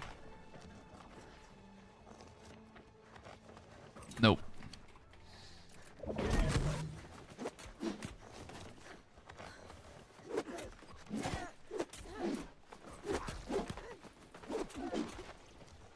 Just help me out, you monsters. Just attack them for 5 seconds. God. You literally kill these mobs together in like 5 seconds flat. Slows you down for no time at all. Anything good there? No. I resent this since you stopped halfway through to do your blood drinker. I tried to take a recommendation for PvE tank, 5 enchanted ward, 5 grit ward, 5 keen 2 with this wit and warhammer wrenching, trenchant ren, trenchant hits. I cleared M1, M2 fairly easily. Is there anything I should prep for M3? M3 is a whole other beast, Brado lad. M3 will make you cry. M3, you will think up until that point that your tank build is undefeatable, unstoppable. You'll feel like a god when you're doing M2. You'll take no damage. You could potentially even take down the boss on your own if the healer goes down. When you get into M3 as a tank, you will have your bottom smacked over and over again. You will question if you're bugged. It is unbelievably difficult M3 compared to everything else, dude. You get hit so hard. You will be 2-shot as a tank very consistently. M3 is tough, man. I think my advice for M3 tanking so far, outside of the bosses, you need to play Greatsword. I think like playing M3 without Greatsword right now is impossible. It's like you get hit so hard when you're trying to reposition. Yeah. Probably go 350 con, I think, with M3 currently. And I think definitely running a greatsword for like trash mobs, like pulls in between bosses, is something I'd super recommend as well. But yeah, M3 is a whole other beast, dude, compared to everything else. I definitely try it though. Like I don't want to. Like I think if you can tank well in an M3, if you can handle mobs and keep yourself alive, you can do anything. Like that is the most challenging tanking in the game right now. I think tanking M3. And maybe trying to tank the second boss of Isle of Night. I think that's also a challenge as well. It's a pretty good amulet here. Void Protection, Stamina Recovery 2, Slash Protection. It's not bad. Very usable. Is there a way to craft gear with the new fixed perks and slots 700 plus? If you want to craft the stuff with the new perks, it's just random. But you go to the crafting station and you need to find a menu called Socketed Gear. You have to be at least 205. You have to be at least 205 in your respective craft to do it though. Is M3 even worth doing, says Rids? In terms of loot, I don't think so. But in terms of fun and the challenge, absolutely. What is this? No. Alright, let's change over to our luck set here, friends. And then we're going to put on a rapier. And do I have a spear? Rapier spear would be fantastic here, actually. Yeah, we do. Let's try and get rapiers and spears to drop. I'm running featherweight with 4 clothing pieces, 0 gems, 3 offense slots, and I'm destroying people with spear hatchet, hitting 8k crits, says Hex. But if they hit you though, right? What happens there, Hex? Yeah, I think like when you look past all the chest runs and stuff and you actually get into making your builds, there's a lot of fun stuff you can do right now. Does the Tondo bleed come from the final attack of a flurry? It does, Fuzzballer, yes. That's one of the confusing things, but flurry, the bleed that's applied at the end of a flurry is just categorized as a rapier bleed. Tondo is also categorized as a rapier bleed. So even though Keen Tondo specifically references Tondo, you can achieve it by just fully channeling a flurry fully upgraded as well. It's confusing, but that's the tech there. Flurry will also apply technically what the game considers to be Tondo's bleed. Somebody asked me to check a life stuff in Discord. Maybe we can do that in a second. As a healer, I hate when people try to do big pulls in M2, M3 and then die even though they... Yeah, I mean, if your tank is getting 2-shot, there's no amount of healing that can save them. Sacred Ground, Orb, and Beacon will only tick like once so often, so... Share screenshots, was it in here? Plunderer's Life Staff, Keen Speed, Resurgence, Fortifying Sacred Ground, Sacred. Yeah, the Keen Speed is not great on the old Life Staff. And Resurgence, honestly. I think Savior 2. If you're looking for a fixed perk on the Life Staff right now, Savior 2 is the play, I would say. Savior 2. Desperate Prayer 2 is okay. Resurgence, I'd put it at like a B tier. B tier in PvE. Still gets stacks, still can help when you're on trash pulls. Doesn't really do much on bosses. If it's a single target boss fight, you're not gonna get any stacks. Obviously won't be able to get any stacks in PvP really that often. Yeah. I'm struggling to get a blunderbuss with close quarters, says Kelvin. It's just random, dude. You just gotta keep doing what I'm doing now. I got my close quarter blunderbuss from the PvP rewards track, but it is pure randomness, friend. One thing that it took me a little while to realize with the close quarters blunderbuss is wearing a blunderbuss. Having a blunderbuss equipped to your character doesn't increase the chances that you'll get an infix blunderbuss. The infix items drop randomly. They don't take a look at what you currently have on your character. So you're no more or less likely to get an infix blunderbuss if you're currently wearing a blunderbuss.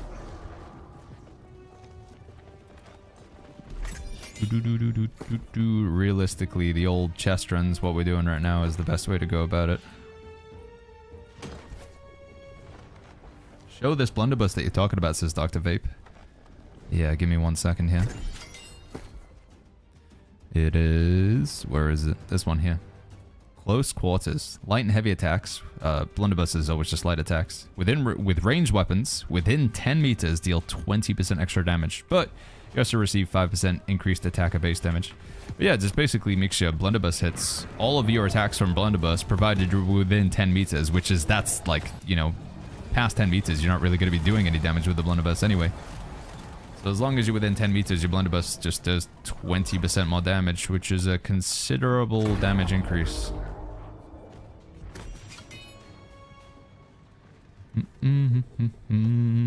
Tried Catacombs last night with my normal play group, tank healer bow. We couldn't get past the first boss. We just couldn't keep up with heals. On the first boss? Huh. Was it, which boss did you fight? Could you describe what the boss sort of looked like? Maybe you got the ghost lady? Regeneration, fortifying toast, healing heart, yeah. I got a blunderbuss with Mo Mortar, Mo Boom. How do I get the map to pull up a New World database? If you want to use maps, I think New World Buddy is probably better to go about it. nw-buddy.de, and then there's a map over here. This is better for searching things. There is a map in New World database as well, so if you click on, like, let's select an item, exemplary ring, and then you go gathered from, and then you can select a chest, and it'll show you where those chests are on the map. You can also do it that way as well. But if you just want to bring up a map, New World Buddy is the better way to go about it. How is it that you're actually able to see your item level without hovering over the item, says Mr. Jughead? It's just this filter up here, Jughead. Switch. So it's normally set to sort by time, but we've got it to sort by gear score. If you want to check out all my other settings in New World, Twitch chat, you guys can type !settings. YouTube, it's like, you should just be able to find it on my recent uploads. I think it was, we uploaded about a month ago now, but... It's fast to run for Inferno Staff, says Demizia. You mean like secondary weapon or armor-wise? Or you mean abilities on the Inferno? Demizia? No gem slot. Ooh, end 2 though. End 2 shirking shock skill slot. Kinda close.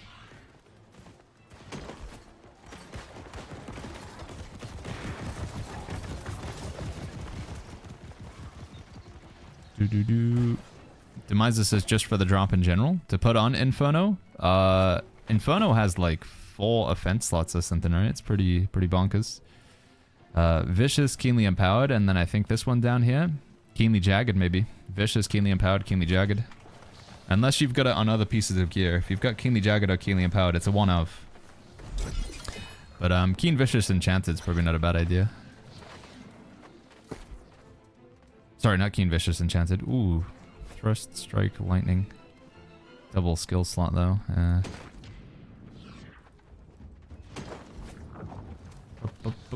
Yo, Enstelix says good morning. How was the wedding? It was a good time, Enstelix. Aw, unlucky. Yeah, it was good, dude. Have you seen any healing set on the PvP rewards track? I haven't really had a chance to farm it yet, Gecko. I'm trying to not do too much PvP during the stream because I know like good people that, you know, some people in chat are not the biggest fan of PvP.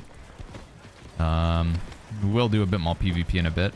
Trying to mix it up though, so we don't just spend the whole stream doing PvP. But realistically, if we want to get that set to drop, we just gotta spam the PvP. Party Killer says, how do I lock an outfit? You can't, I'm afraid. Every time you change your armor, you'll have to then assign the armor to that set again. Every time you change your armor. Rogue is good for rapier builds. Yeah, that's true. If you want your Inferno to do more damage, like if you're using Inferno as just as like a stat stick to buff the damage of your rapier or something, then Rogue is a good perk to put on Inferno. Whilst Firestaff can't get backstabs, it's not a bad idea. What DPS build is this? I don't have it yet. I'm working on cooking it up in New World Buddy. Spear Rapier. This is just my chest run set though, to be honest. This is just my luck armor for chest runs. There's not anything really here. Can you stack harnessing of the same type? You can, Adaman. However, one thing to be aware of is if you put slash harnessing on all of your gear, slash harnessing does count towards the empower cap. So, for example, you were to stack slash harnessing, that would make you do more slashing damage, but with something like the sword and shield, you get a 30% empower from doing a heavy attack, and you got a 10% empower from leadership, so you're already at a 40% empower. And what that means is you only need 10% more empower and you're capped. And anything you take over that pushes you over the cap. So the harnessing is like something you gotta be careful of, because it is, with quite a few builds, it's not too difficult to go over the cap these days. Something to be aware of. So we're just rocking a spear and rapier right now, chat, because we want spear and rapier to drop from the chests and from enemies. I'm hoping to get, I need a good rapier and I need a good spear. Good, in my opinion, means the fixed perk down at the bottom would be end 2. And then we're looking for Sundering Stacks 2 on the spear. And we're looking for Thwarting Strikes 2 on the rapier. And obviously a gem slot.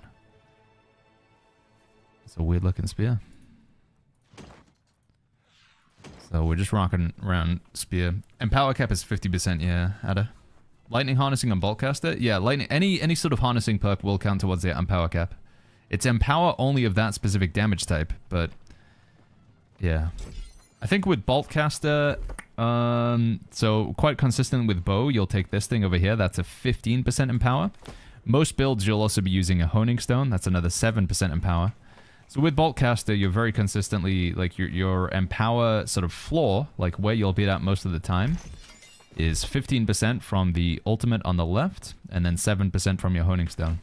So you're at a 22% empower. which does give you a lot more room to like add more power into your build, right?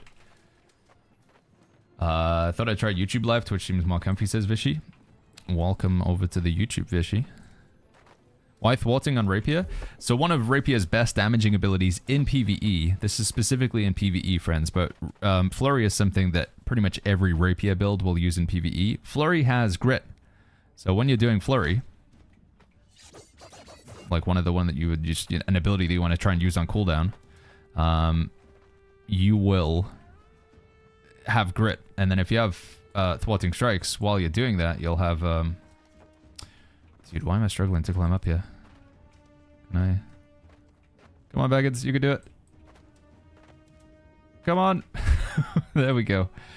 Yeah, so basically, thwarting strikes just says Flurry does more damage, which is great. Getting Flurry to do more damage. I don't even know. Wait, we didn't even need to come up there. Yeah, if you're playing Bleed Rapier, I guess it also is with Flourish and Finish. But I think maybe with Bleed Rapier, you'd still want to play Finisher, right? How much do you think crafting your own gear is worth it with the possibilities? Crafting, I think, is not worth it at all right now. I think crafting is just taking gold and throwing it straight into the bin.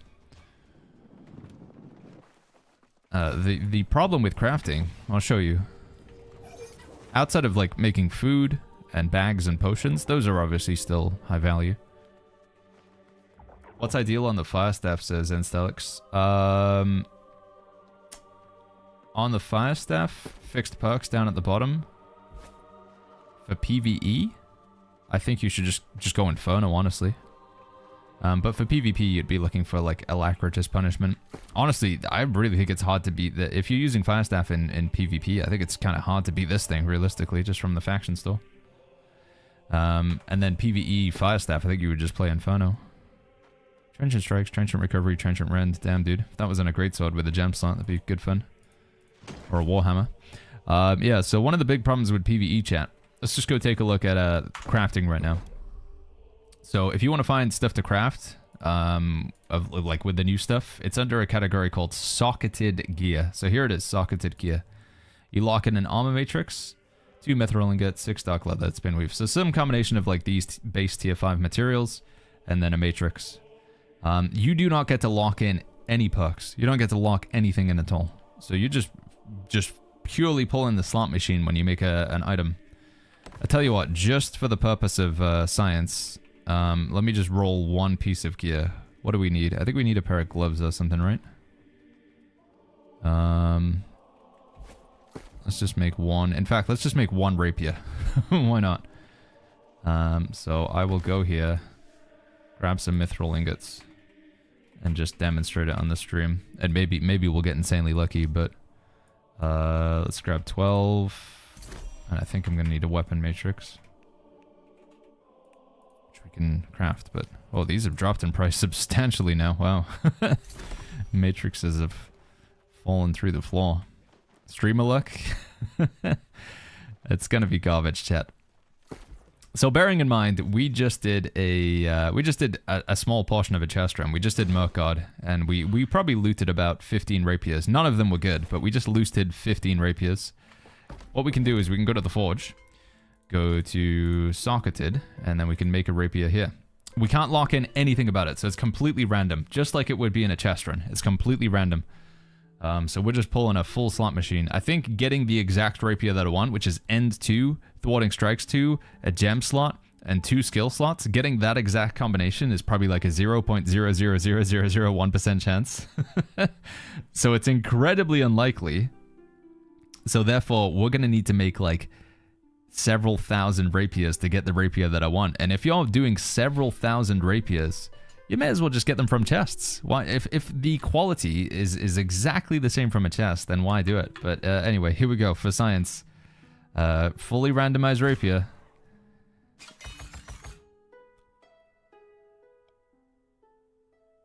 No, there's no gem slot. Damn, that was like pretty good though, dude.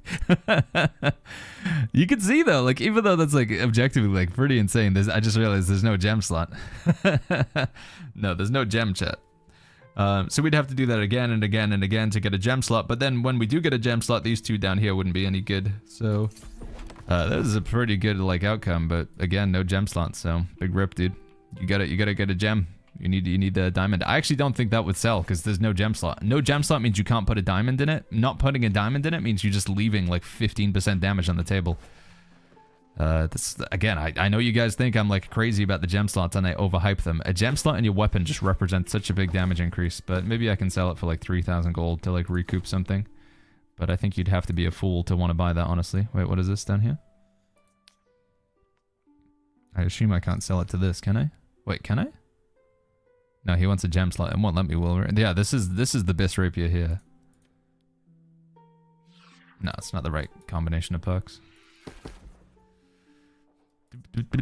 So yeah, we get a crazy outcome there, and it's still trash because so if like the number of times I'll need to make that rapier to actually get a good outcome, we'd have to spend hundreds, if not millions, of gold. So if we're just mass producing them, the advantage of those is you can sell them, but probably no one's gonna buy them because they're bad. And therefore, I would say you may as well just go do chest runs because you can also get a mass quantity of rapiers that way, but it's not costing you any gold. And you can also get like other items like jewelry and infix perks and everything at the same time. So, what gem should I put in a tank weapon? You should always put carnelian gems in your tank weapons. Yeah, if you want to tank with a weapon, you need a carnelian gem in it. Do you think this update is worth coming back, says Prime? Yeah, I think if you've enjoyed New World in the past, whilst the gearing is a little bit weird right now, I think Nighthaven's good fun still. I think the zone of Nighthaven is fantastic. I think Catacombs is a really fun game mode. I think the new raid is really well designed. I think build diversity is pretty fun as well. Crafting trophies don't do anything when it comes to making those 730 socketed gear items, chat. They don't do anything. So, slash recruitment plus CK. Should I just make a group? Oh.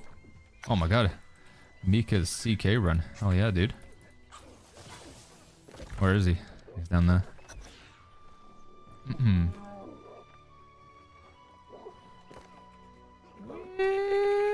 Chest runs. Baggins, what would be a Bis lifestaff today? Your best in slot lifestaff, in my opinion, for PvE anyway, we'd be looking at Savior 2, Gem slot, and then maybe just 3 perk slots, you know? Fortifying Sacred Ground, Mending Protection, and Keen Beacon. If you don't want to play all 3 abilities, then I think you go Savior 2, Resurgence 2, Gem slot, 2 Charm slots. Or maybe you'd go Savior 2, Desperate Prayer 2. I definitely think you want to prioritize getting perk slots on your lifestaff, because it makes the perks do more. Charlie says, what does CK stand for? CK stands for Cutlass Keys. Esther says, is it worth to go for a full look set on chest runs? I think, Esther, if you're doing these every day, or if you're doing multiple, then yes. I wouldn't spend a lot of money on it, though. I would just get the cheapest, nastiest luck armor you can, because your build doesn't really matter on this. You just want some constitution so you don't die. But if you're doing chest runs in a big group of players, then you don't really need, like, Bis gear. But if you have any just cheap, kind of crappy luck armor, I don't think there's any downsides in putting it on. Not really that many upsides, but it does mean you'll get charms more often. Which, they're pretty good, you know, getting more of these. Use them in your builds, sell them on the trading post.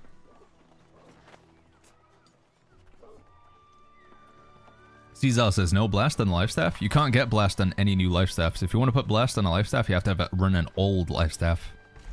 But then you can't do the double perk slot. You can't have your, that's a provisions crate. Yeah, we don't want that. Problem is, if you go with an old lifestaff, you can't have your, Mending Protection 2, Fortifying Sacred Ground 2 on it. Turned my old Azoth Crystal set into a look set. Yeah, that's one way you could do it. That's a lot of chromatic seals, but you could do it that way. Where are we at on Umbral Crystals, by the way? 3,000. Okay, don't want to go over the cap. Nimble Coat or Old Crown for a Rapier and PvE. I think Nimble Coat is better. Cooldown reduction, use your abilities more often. That's where the damage comes from the Rapier, NK. Baggins, what's Bis for a PvE Greatsword, says Nilan. PvE Greatsword. Trench and Strikes 2, we're definitely locking that in down at the bottom. I think that's got to be a given for the old Trenchant Strikes too. Honestly, maybe the perk that gives you more damage when you have grit as well, right? What is that one called? Trenchant...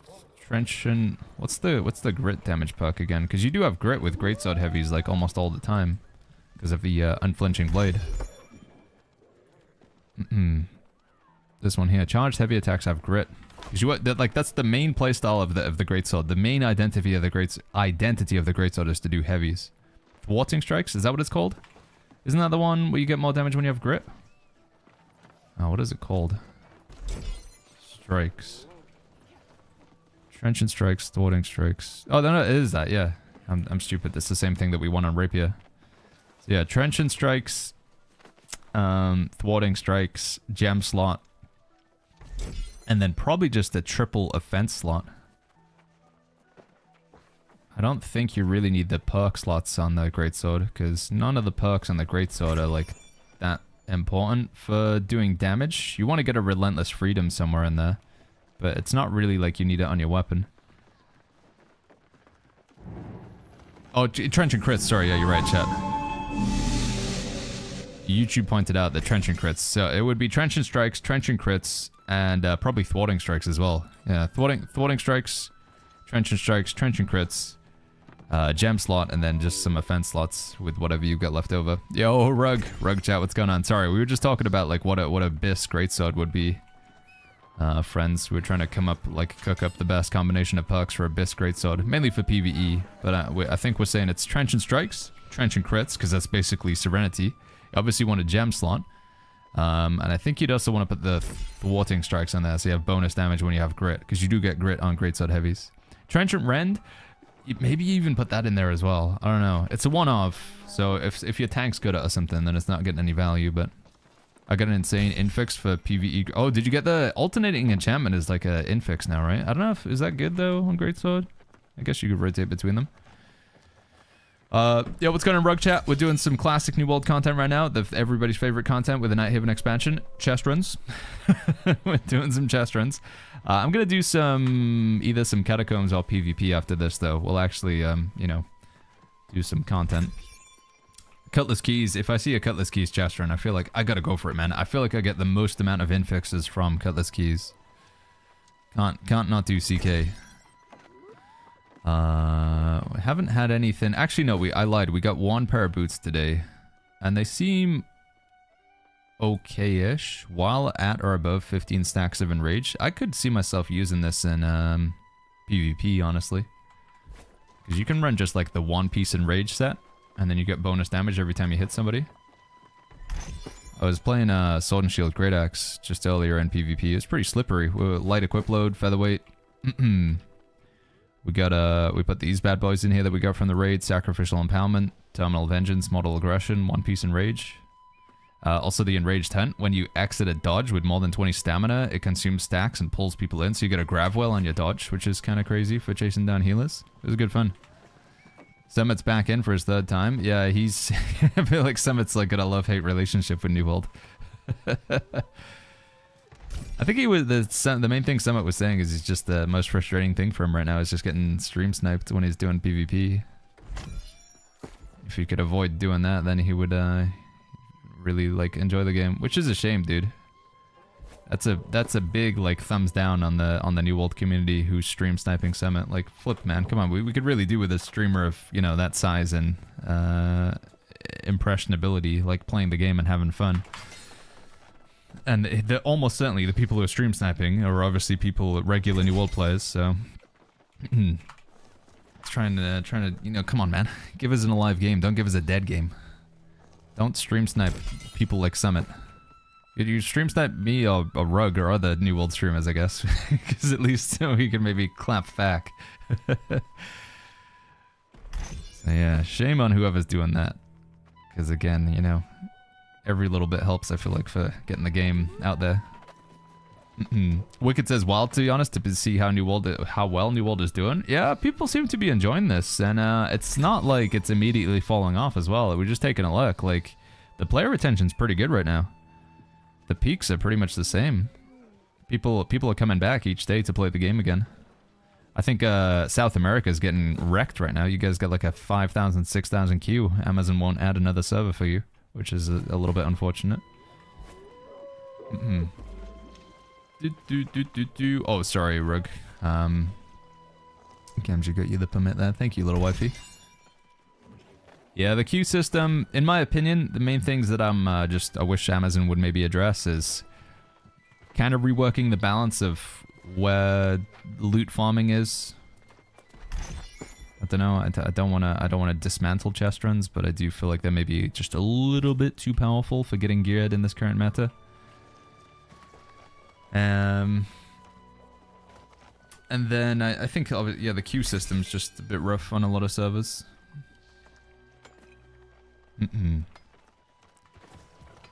What's the perk that Gravwell does on dodge? Says 6 string. It's one of those infix perks. It's like almost like an artifact perk. Nick, it's called Enraged Hunt. So you do need one piece of the set. If you want to use Enraged Hunt, you do need at least one piece of the Enraged set, which comes from the Isle of Night raid. Do you run Cutlass Keys even if you have the Elite already? Yeah, I feel like you can get more infix perks from Cutlass Keys. I don't have all of the infix perk items, and whilst I did get I finally got one in the Close Quarter Blunderbuss. It came from the PvP rewards track. It doesn't have like the best stuff in here. It's got Shirking Arcane, so I feel like trying to get another Close Quarter Blunderbuss is not a bad idea. Check this out, says Rogue for Blunderbuss. Let's take a look, dude. What we got here? Content not available? What do you mean? I can't use it in the United Kingdom? Dude, our country sucks. Do I need to have a digital, like, passport or something now? Is that why? You have a VPN? Man. Keen Speed, Shock Attunement, Mortal Aggression.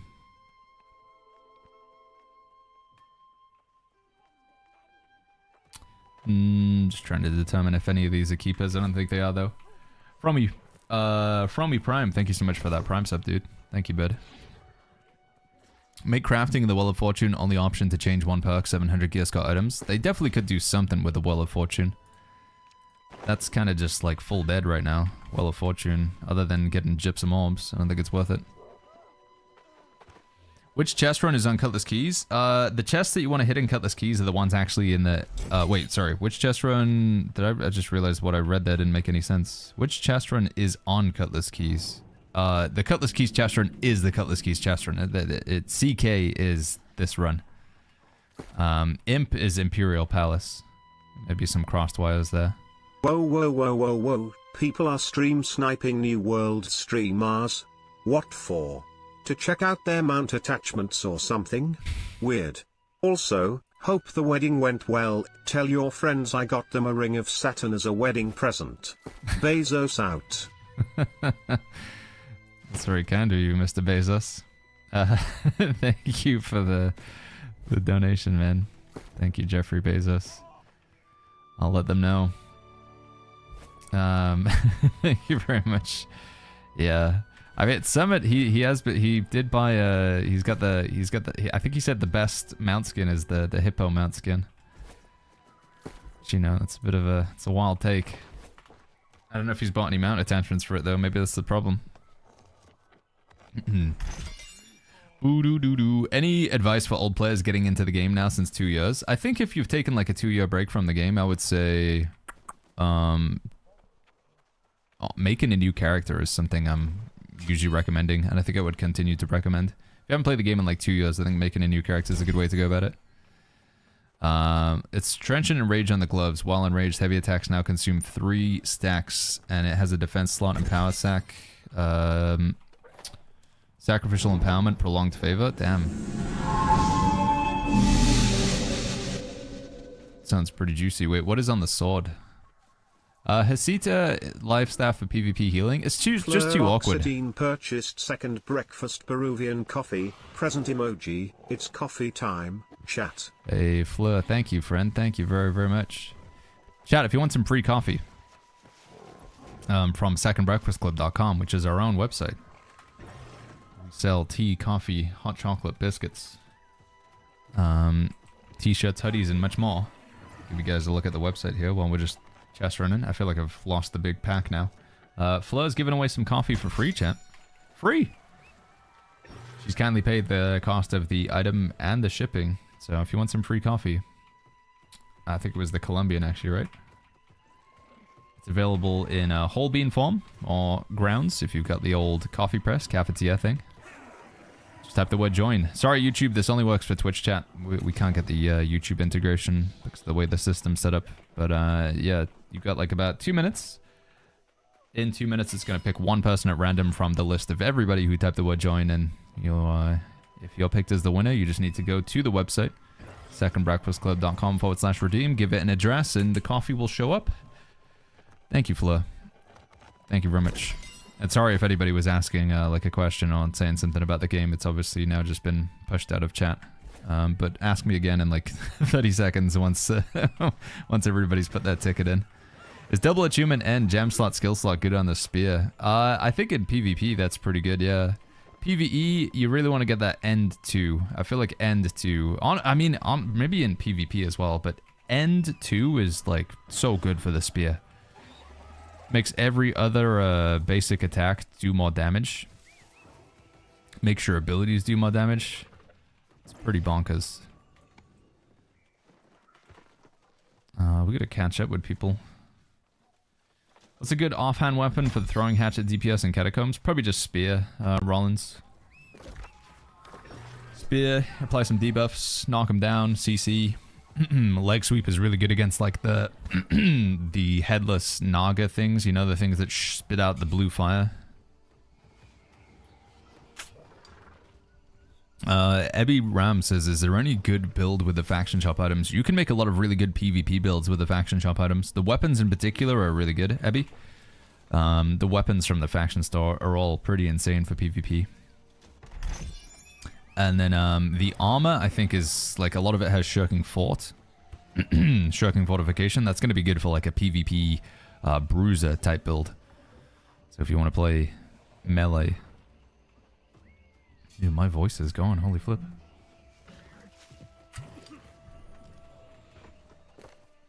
What do you think about this spear? Says Owen. What do we got here? N2, shock attunement, and enfeebling skewer, thrust harnessing. Yeah, it's not bad, dude. Not bad. N2, shock attunement, gem slot.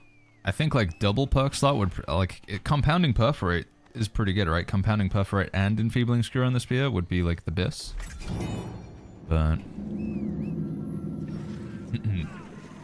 yo, Habits for Humanity. Thank you so much for the 10 Canadian dollars, my friend. My sword and shield build has 5/5 keen, 5/5 vicious, and I am under top 30 in Season 10 open world PvP kills on my server. Seems to be working, smiley face emoji. Anything better to add for charms or perks?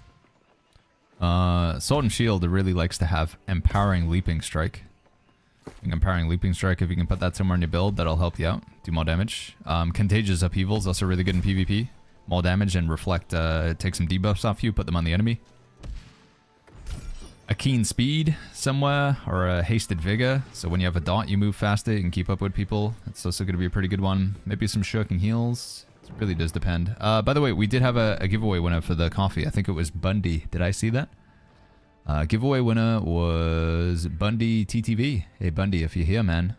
secondbreakfastclub.com/redeem. Give it an address, you know, a destination for it to go to, and some free coffee courtesy of Fleur. Once again, thank you, Fleur. Cashton, thank you so much for that prime sub. Thank you, Cashton. You guys do the Cutlass keys run backwards? I think this is not the correct way to do the run either, for what it's worth.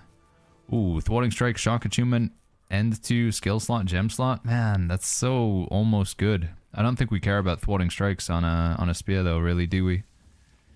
Shame. If that thwarting strikes 2 was instead, if that was end 2, that would be pretty, I'd be very happy with that. Almost. You got anything else good? Nope. Nothing else as a gem slot. So close, chat. Anything else? Regeneration, empowering toast, refreshment. No. Salvage all. Is there no way to get Inferno this week, says So Coolify? No, it only comes from Mutated Empyrean Forge, which I don't think is in the cycle right now, is it? So I don't think so, Coolify. Brooke says, did you unlock the Fox mount? No, I'm slacking, dude. My, I haven't finished the Battle Pass yet. Pretty far behind. I'm only at level 68 currently. I've got some grinding to do there. But, I mean, we've got... we got 88 days to finish it, so there's plenty of time.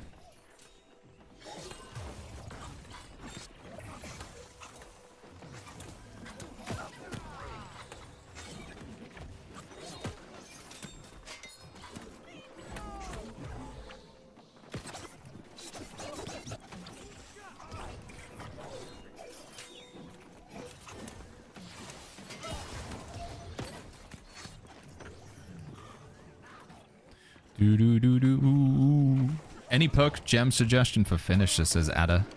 Finisher in PvE.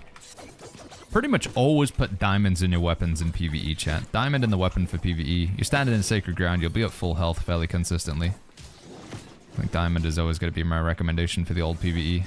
Yeah, I'm going to get stuck here, aren't I? There's nobody else to help out. I'm just going to try and... No, this is not going to work. Can I yoink this real quick? Oh no, he's gonna go down. Oh, this is rip. I get the res. Nope, not gonna be able to get the res. Bear with me 1 second, chat. Bandit purchased second breakfast Peruvian coffee. There it is. Congrats, Bundy. And once again, Flo, thank you so much. Thank you, thank you, thank you. Alright, yeah, Rapier, Finisher. We go Diamond. Diamond, when you're full health, you do more damage. Spamming Leeching Flurry and stuff's gonna help you out. I'm guessing you keep the... I think you probably want to keep the Deadly Flourish in there. Seems like it would be a good idea, because it's for Bleed Rapier. And then, yeah, Keenly Jagged also seems like it's a good perk to chuck in there as well, if you don't have it anywhere else. The whole identity of the weapon, so... So you gonna fight them? Okay, we are gonna fight them. Serenity still BIS? If so, no. Serenity is no longer BIS, odd sig. A best in slot greatsword, in my opinion, would need to have a gem slot in it. And Serenity does not have a gem slot in it, so... Yeah. Are you using luck gear when doing chest runs? I am, yes. Easiest luck gear you can get, you just make it with the Halloween faction tokens. You can make yourself a look set with the... Sorry, not with the Halloween faction tokens. With the Halloween crafting patterns, you can make yourself a look set with that. I'd honestly just go to the trading post and buy the cheapest stuff that you can, though. The max luck that you can get on an item is 2.9%, and you want to have a gem slot so you can put a pearl in it, but that's all you're looking for. It doesn't really matter about anything else. You don't need BIS perks on your luck gear. It's purely just functional. In almost all cases, ooh, Sacrificial Empowerment and Lifestealer's Draft, but no gem slot, and 2 skill slots. Don't think you want 2 skill slots on most of your items. Unlucky. Didn't really get many infixes there at all. Alright, that's enough of a chest run for now. We'll come and we'll go and do... Actually, maybe let's just get the other chests, the quick ones, solo. Yeah, let me put on the old blunderbuss build. We'll just go do the ones in like Scorpius and Restless Shore real quick as well. I think we can do those solo. Subtouch says, just curious your thoughts about pre-Season 10 items such as Lifestaff with Blast, Refreshing Move, Fortifying Sacred Ground. I think they're okay, but I don't think they're the best. Honestly, Sub, it's going to be one of those cases where to give you the best answer, we need to run the numbers and play them. I do think a new Lifestaff, because you can get double Charm slots on it, because you can get Fortifying Sacred 2 and Mending Protection 2 on a single Lifestaff, is going to be better value. But old Lifestaffs, you can have Refreshing Move on them. It is nerfed quite a bit, and obviously you can have Blessed, which is still effective. Works on all your heals. But I don't know. I don't think personally I'm convinced that an old Lifestaff is better than a new Lifestaff. Hesita is Bis. Hesita is not Bis because it doesn't have 2 charm slots. Again, all perk slots. I think the double perk slot is what I'm looking for on a life staff. It's not bad though. Like Hesita is not bad. Again, I'm not saying it's not a bad life staff. I just don't think it's the best life staff in the game. Hesita. So it's got a gem slot. It's got 1 skill slot. But it's, again, I don't think a best life staff would actually have a defensive slot on it. I don't think the defensive slot really does that much. Neither does an offensive slot. A perk slot is, it's like one of these, chat. So you've got your, when you attach your charms, you've got an offensive slot. That's like your keen, your vicious and stuff. You've got a gem slot. You've got a skill charm slot. So a skill charm slot, that's what I mean. Hey, Grim, thank you so much for the $5, man. Thank you, Grim. For Inferno/Hatchet DPS. I got an N2/Flame attune for Hatchet. Is that decent with gem slot? Also Old Crown and Blood Drinker for artifacts. Yeah, Old Crown, Blood Drinker, that's what I'm currently playing with right now in the build. Blood Drinker is mainly for like solo or when you're not playing with a healer. If you're playing with a healer, then you don't really need Blood Drinker usually. Unless you're playing like the tank. I got an N2 Flame Attunement for Hatchet. Yeah, that's not a bad Hatchet. Not a bad one. Grim Reaps, especially if you're like spamming Torrent and stuff like that. Not a bad one, dude. Yeah, the Blood Drinker, I would play Blood Drinker in Catacombs. If you're doing like mutated dungeons and raids though, then you're probably not going to be playing Blood Drinker. Just might lower your damage too much, Grim. That's what I would say. An old life staff with Sacred Ground is better than the new one, says BRG. Yeah, but what I would say is you could also just put Fortifying Sacred Ground on an old piece of armor, and then you could run Fortifying Sacred Ground 2 on your life staff. So, Fortifying Sacred Ground 2 on your life staff, and then run like an old piece of like Azoth Crystal Gear or something like that, and put Fortifying Sacred Ground on that one.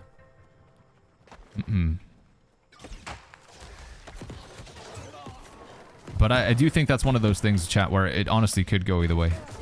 My initial assessment, my initial thought process is that I don't think running an old life staff is better than the new life staff, but could I be entirely wrong there? Yeah, I think it's possible. It's one of those situations where I wish like it was, you know, we had like some number, we had like a DPS meter and like a heal meter and stuff like that, so we could actually crunch the numbers and go off of more than just like thoughts. We could actually like genuinely look at the logs and see what is more effective. GNS says mutated dungeons are dead. I mean, they can drop in fixes and you can still get the double. You can do it for your daily to get like 3,000 gold as a tank or healer.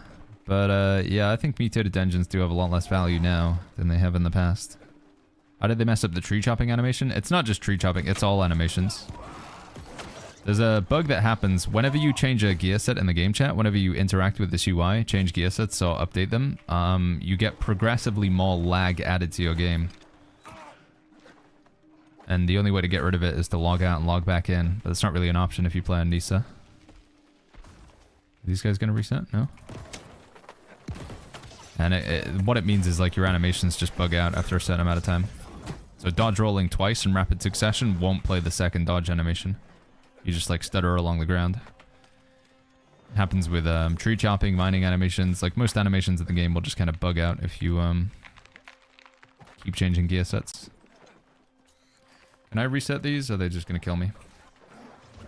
Oh, they're going for good night. Has he got the means to solo these? Could you check my greatsword and disco when you have a moment, says Nearly? Yeah, like I say, I don't want to get into a habit of like consistently saying like I'm always gonna be able to check these guys, because it will come down to a point where we're just spending like 3 hours checking everybody's gear. I just, you know, I do want to make progress on my own, but I'll take a look now.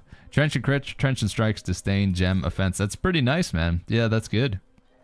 Disdained, I think, is like, you know. But it's, I mean, it could work with other people's bleeds and stuff, right? It also, you do apply a lot of bleeds with a greatsword. That's, it looks good, man. That's, I mean, that's definitely usable.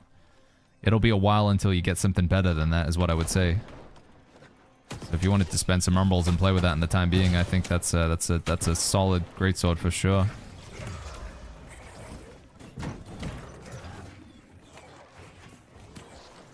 I think the only really way you could get better is to get like a Thwarting Strikes 2 in place of the Trenchant Strikes 2 or something. Sorry, the Disdained. But it's a good one, man.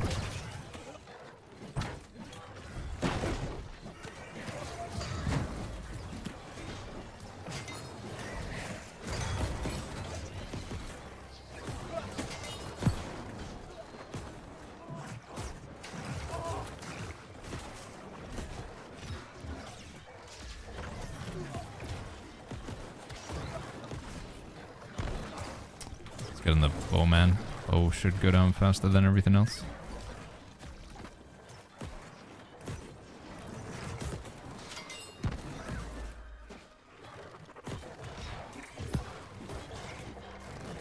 Have you done any raids yet, says Toasted Shambo? We've done Hive of Gorgons a few times. We've cleared a Hive of Gorgons. We've found the first boss. I've done Isle of Night all the way up to the final boss. We haven't killed the final boss yet myself on stream. Killed the first boss and the second boss, Isle of Night. I want to try again, hopefully this weekend, to get into a group and kill the final boss. Main downside of doing the raid on stream is I have no time to talk to chat whatsoever. I gotta lock in, I have to pay attention, because it's just trolling.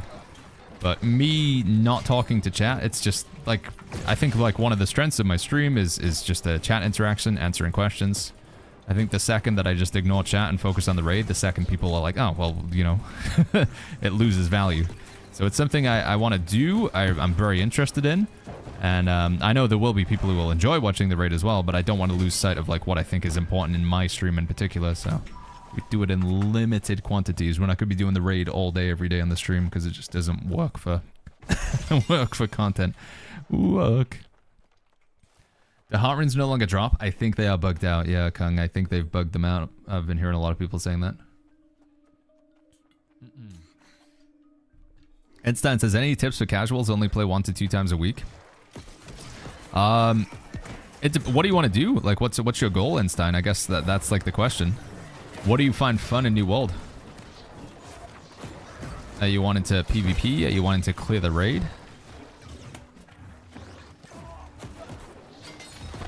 And then I could give you advice on what would help you progress that one. I think a 1 hour a stream, it wouldn't take, it would take more than 1 hour to clear the raid most likely though, Team Ellie. It would be progression for us, so.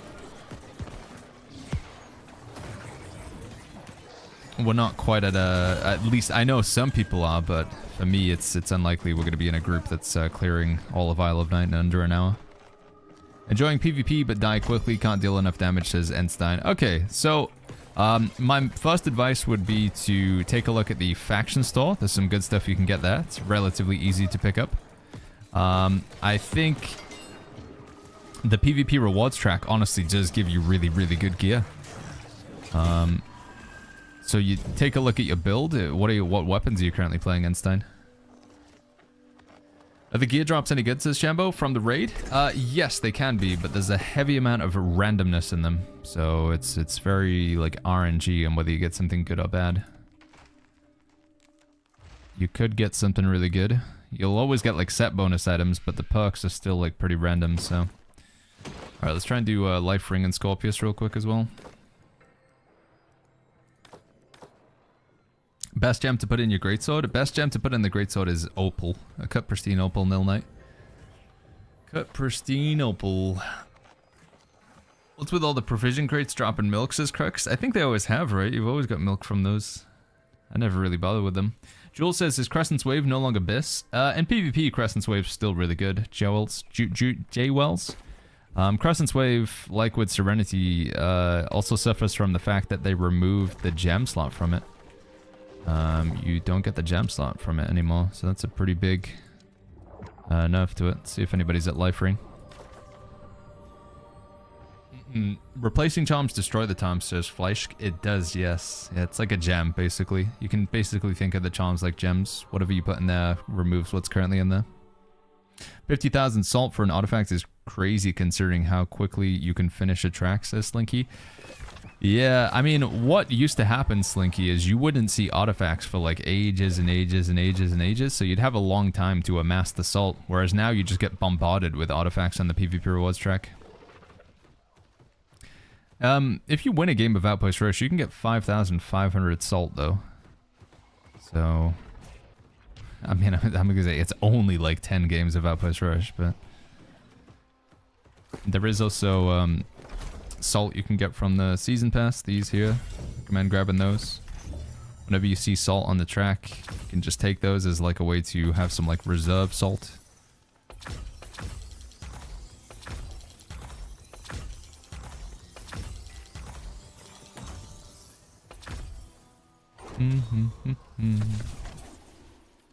Alright, nice.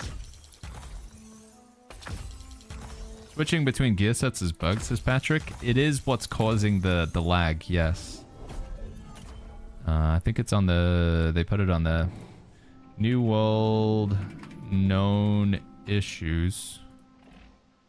I think it's in here somewhere. Oh, recent additions. The Jester encounter may not trigger on multiple team wipes. Killing raffle bones may not open gates in catacombs. Extraction portals may fail to... Dude, I thought they fixed this stuff. Was that not in the last thing? Damage conversion gems may not scale with their elements. Old perks may be placed onto crafting items. What? They fixed this. What? Focus set and several infixes. Okay, they just haven't updated this then, because, I mean, this is definitely updated.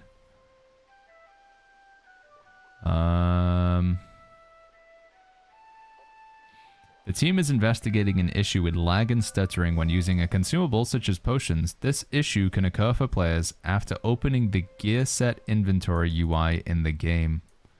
As a workaround, returning to the main menu and relogging into the game after viewing the gear set inventory UI will resolve the issue. So yeah, it just says viewing, so maybe you don't even need to change anything.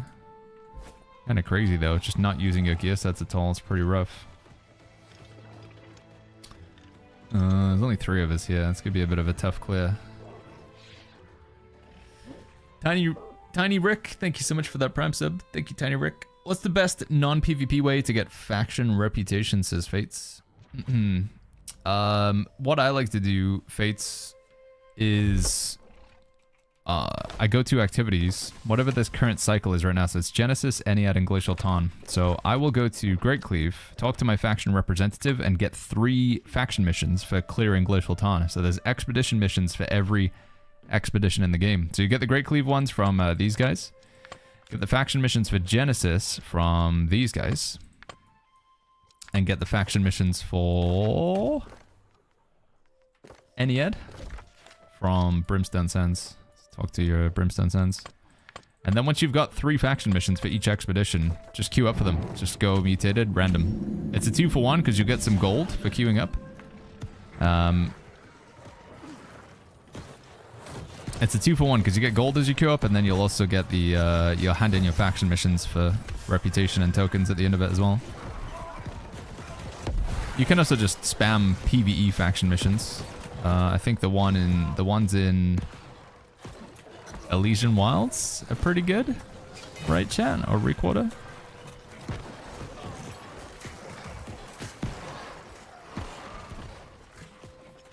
Yo, Grim Reapers, thank you so much for the $2. What's a Biss Hatchet? For PvE, Biss Hatchet. I think we'd still take End 2 on a Biss Hatchet. I think we'd still be looking for End 2 on the Biss Hatchet. We'd want a gem slot, obviously. Lock that in. And then... I had to take a look at the hatchet perks. Let me just theory craft one real quick. Hatchet.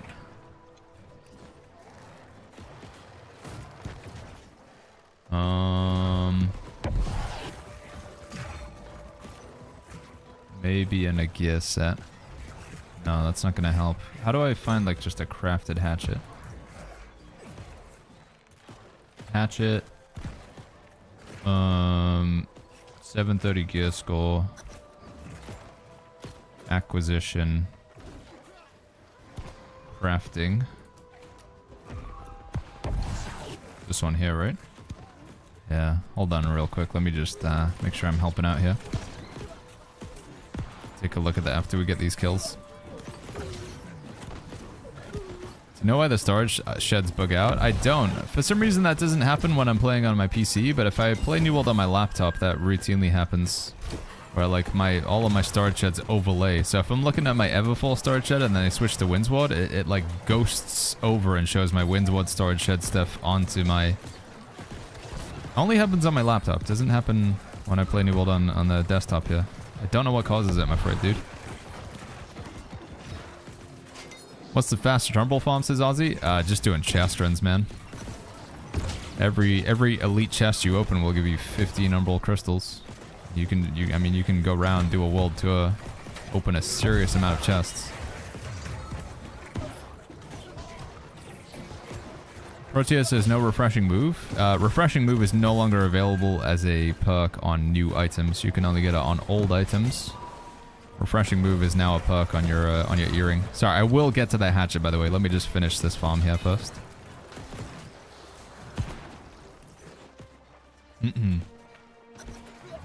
Is this still worth farming, says Sharky Daddy? I'm just doing it to get these chests here.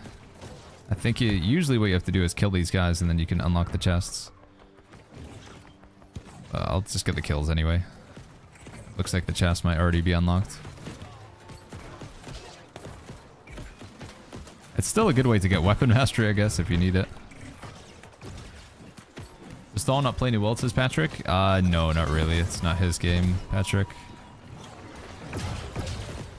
Thor being, like, Thor from Realm Royale, not Thor from, Pirate Software, just to clarify, because everybody always gets those mixed up. Oh.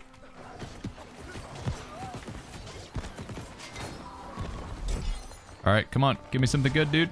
Give me something good. Do you get daily bonus faction from both PvE and PvP missions? You do, but it's only for the first 3 a day, Markle. The first 3 faction missions you hand in either the PvE or the PvP category will give you a 10 times multiplier. I think it's 5 times on some resources, 10 times on others. Oh, we can't get that one.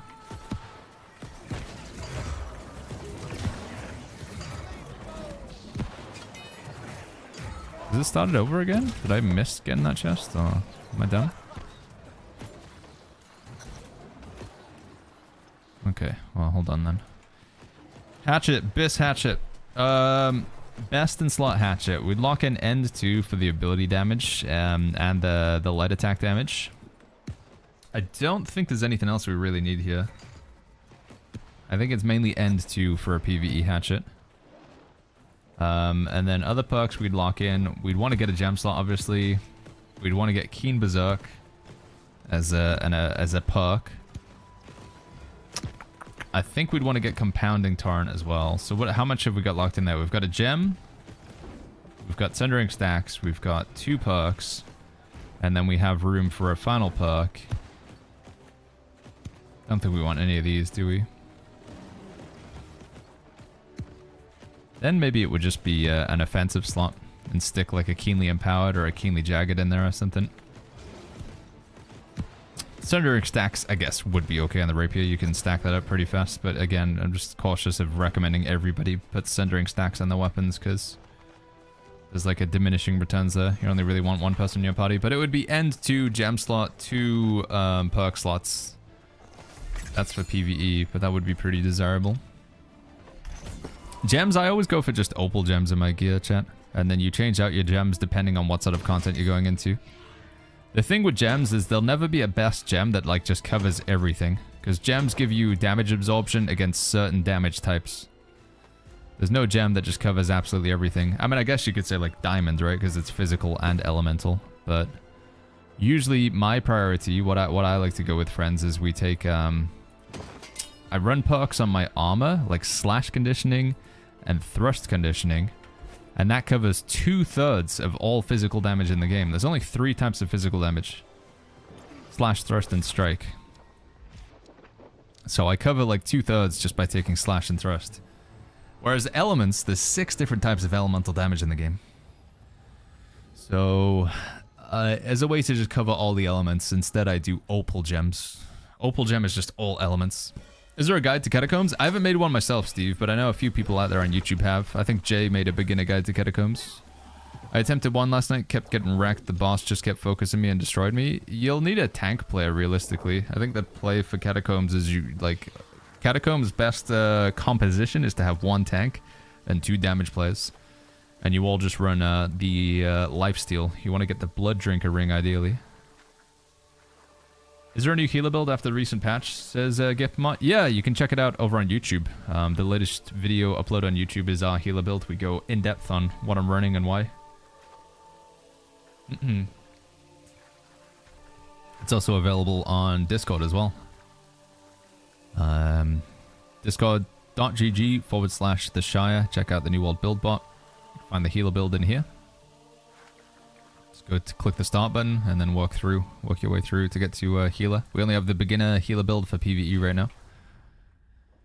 Do you have a tank spec, says Steve? I do. That's also in the same Discord as well. !builds, !Discord in the Twitch chat. Hit start. Go browse PvE. Tank. And again, there are no advanced builds currently. Let me, I feel like people are not going to see this. Let's do that.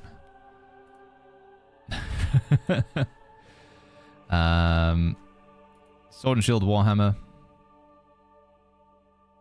And then we just go beginner. I've got our tank build in here. So we're still very much fleshing it out, guys. Like I say, there's literally just one tank, one healer build. There's only 2 builds in there right now. We'll be cutting today's stream a little bit shorter. We're not going for full 12 hours. We'll be wrapping up today's stream earlier on so I can spend more time getting builds and stuff out. So all I can say is just bear with me, friends. I didn't have any chance to play New World at all yesterday. And most of the day before, we were at a friend's wedding. And then time before that, we've just been spending so much time streaming. So, you know, like right now it feels like for me, because there's new content, this is the best time to be streaming the game. Whilst I understand that people want builds. I'm just, you know, I'm prioritizing what I think is important to me. We're going to be moving over to just working on more builds, but I can't do them all at the same time. We're going to need a group here, I think, probably. That's fine, though. Let's either run some Catacombs or some Mutated Dungeons, shall we? You can do the builds while streaming? No, I can't. It'll be super boring. Believe me, you just gotta have to trust me, it will not work. Because I just won't be able to chat. I'd have to just ignore you guys entirely and just focus. Because my brain, I don't have the multitask perk unlocked. I can't get it, chat. It's just not available in my build. Multitasking, completely out of my capabilities. So you just watch me sit here in silence as I look through and think about it. And it would just be, believe me, it would be a super boring stream. I refuse to do it. It would not be good content. We've tried to do things like that in the past. I've tried to do thumbnails on the stream in the past. It's just thoroughly unproductive. The stream is lesser because there's no chat interaction. And my productivity is also terrible because I can't. So I have to do it off stream. I have to. I have to, guys. Yo, Lily, what's going on? Good to see you, friend. What's the brain trade skill? I think you gotta, like, you have to just, like, roll a certain class at the start. IRL, you just, you get, like, different spawns or whatever. So you gotta spawn in as a certain class. I didn't get that one. How did the speech go? It was good, actually. I feel like I did a pretty good job, Ronaldo. I feel like we did a pretty good job. Any notes on Rock and Void Gauntlet plus the Abyss? Not a bad build, Nesnock. Not a bad build at all. Yeah, Abyss, still pretty fun. With Void Gauntlet, just adds a bunch of extra movement to the build. It's a good one, dude. I think I would be more tempted. It's a PvP build, I would say these days. Void Gauntlet plus Abyss. Great Axe shines more in PvP. In PvE, it's mainly just used to clump up enemies. I want to hear the speech. I'm not doing a wedding speech for the groom here in Twitch chat. Right. Catacombs, Mutated Dungeons. I think I'm leaning more towards Mutated Dungeons because I need faction tokens. I think that's what we're going to do, chat. Plus we can get infix items from Mutated Dungeons. And then we're going to have to go back and do some PvP because we still need to get the set bonus stuff from the PvP. Did you lose your gem slot in your existing Serenity? Yes, there's no more, like, Serenity, whether you acquire it now or you had it in the past. It just doesn't have a gem slot anymore. Sig, it doesn't. What was the potion of choice at the wedding? I really didn't drink much because we had to. Me and Gamgee had to drive back. I had like 1 whiskey and Coke, and then I had a half of like a little weak beer. Because, you know, I didn't want to be over the limit. And I stopped drinking from like 6 p.m. So, and then we set off. We were back by midnight. But yeah, I didn't, because I'm driving. It was like, what is it? Like 2 units or something like that? Thor and I are doing a wedding on the 31st, and he has to do a best man speech too. Oh, flip. Yeah, I practiced it a bunch of times. I mean, I guess with the nature of what I do in terms of YouTube and Twitch, the ability to, like, you know, doing like ad reads and stuff. This video is sponsored by Bloobity Doobity. Just trying to, you know, commit something to speech and then read it to the camera. It's like kinda similar, except it's a crowd of real people as opposed to just you in your room in front of a camera. But the main downside is, obviously, with a YouTube video or whatever, if you flub what your words, you can just do it, take 2, and then get the right edit or whatever, whereas you can't really do that live. But yeah, I practiced it a lot. It's pretty happy. What was I thinking? Glacial Tawn, God of Genesis, Ennead. Just go around, grab the faction missions. I did not call the audience chat. No, I didn't. I've managed to avoid that chat.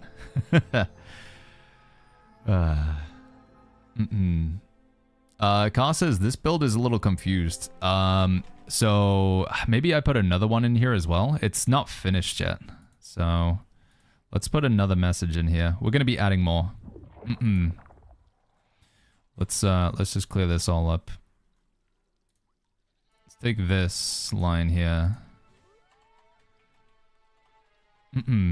There are no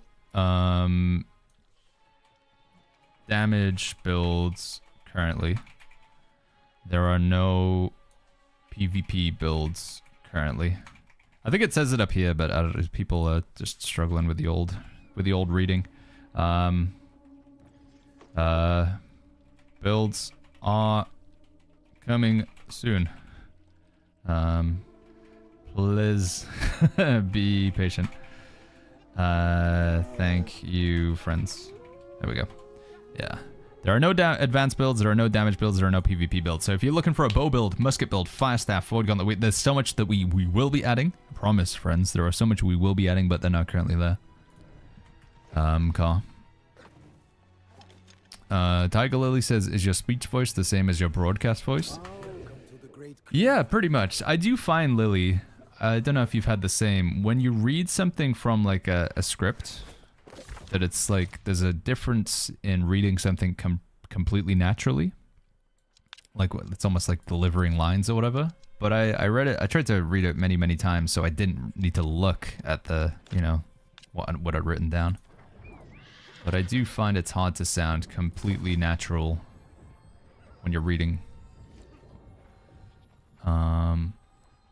And I think it's the same for like YouTube and stuff as well. I do feel like when I'm just saying something that's completely like improvised, it's different from reading off a script. Cold reading. Yeah, especially when you're reading cold. I didn't realize the information trying to get back to the game after a long hiatus. Yeah, I definitely, like I say, it's a resource that we're very much going to be focusing on, chat. I would do it right now, but like I say, I can't do it live. But I also just don't want to wrap the stream up right now because there's so much I want to do in game. Hey Baggins in chat, any tips to fight the Seraph, says Igor. Yeah, I struggled with this one as well. I had to have Twitch chat help me, Igor, because I couldn't figure it out. So what happens when you're fighting the Seraph? This is the Seraph here, this big tree. Early on in the fight, she will put a little fire circle underneath you. It's a bit smaller than this, about half the size of this. She'll hit you with a fire circle, like smash the mace down. And your instinct is to move out of the fire, right? Because don't stand in the fire. However, unless you stand in that fire, you will always get sucked into the middle when she does the big fire tornado. The only way to not get sucked into the middle is to either wear a pair of boots that allow you to cheese the mechanic, like the unmoved. But if you don't have these, that's understandable because they come from the PvP rewards track. So alternatively, you just stand inside the circle. That initial fire circle that she puts you in, stand inside that one and then you won't get pulled into the middle. I guess you could also use grit or something. You could use a grit potion or like entomb or something. But that's the intended mechanic, is you stand in the initial little circle that she puts you in, and then you won't get pulled while you're in that. But yeah, I didn't get it, dude. I mean, it's ingrained in me to not stand in the fire, so it felt counterintuitive to stand in the fire, and that's how you save yourself. Julian says, Baggins, finally dipped my toes into PvP. On the rewards track, I've got both Serenity and Nimble Coat. I would take Nimble Coat. Serenity took a little bit of a hit. They nerfed it a bit. Nimble Coat's still excellent, though, so my advice would be to prioritize Nimble Coat currently, Julian. It's a good couple items you got offered there, though. I think the only more desirable item you could be offered would probably be Old Crown. Alright, we have triple for Ennead, we have triple for Glacial Tarn, and we only have one for Genesis, so I guess we'll just hope that we don't get Genesis, chat. I am going to queue up as a tank, although I do enjoy playing the heals and stuff. I feel like tank is just such a faster queue these days. So let's tank a dungeon, chat. Is Endgame boring as game feels trash, says Gaxo? No, I think New World's Endgame's pretty fun. The thing with New World's Endgame right now, Gaxco, is you can kind of choose what you want to do. And a lot of people are choosing to do content that they find boring. They're just choosing to do chest runs. When, realistically, there's no obligation to do it. Whilst it is a very fast and easy means of progression, you can get that same progression through Catacombs, or the PvP rewards track. Or even mutated dungeons. So it is just one of those priorities of like, what's the most important thing to you? Is it the items above all else? Is it items are the most important thing? Or is having fun playing the game? You know? And then you gotta let your brain decide. If just getting vast quantities of items in a short amount of time is important, then do chest runs. But if you don't find them fun, you gotta remember, a video game is ultimately supposed to be fun, so I really would just emphasize, play the content you enjoy. There is a lot of content in New World these days, you don't just have to do one thing. Which is why I'm gonna do some mutated dungeons right now. I don't think it's the best expenditure of my time for getting items, but I just kinda like doing them on occasion. And I know it's a crazy thing, but I think sometimes just playing the game for the sake of having fun, that is allowed. That's something you can do if you so wish, chat. It's a crazy notion, I know. Oh my god, why did I get Genesis? It's the only one I don't have missions for. Are you dropping a tank guide? Yeah, we've recorded something. We also have a tank build up on the builds thing as well. ! Builds in the Twitch chat. Under the New World build section. Alright, well, let's go. Wouldn't you be constantly in PvP versus all those chest runners with more fleshed out builds, says Pleadon? Wouldn't you be destroyed constantly in PvP versus all those chest runners? I mean, this is gonna sound quite toxic, Pleadon. But I do think that somebody who prioritizes doing chest runs 24/7 is not necessarily going to be the most innately skilled PvPer. Now, if we're talking about players of similar skill level, then absolutely gear does matter. Absolutely. But I will say, you can, like, by doing PvP, you can get gear from the PvP rewards track and Outpost rush boxes, which are not bad. And you can also just practice as well, so. But again, there is just ultimately that question of, like, what is the most important thing for you in the game? For a lot of people, it is getting gear. I understand gear chase is, like, the most important thing.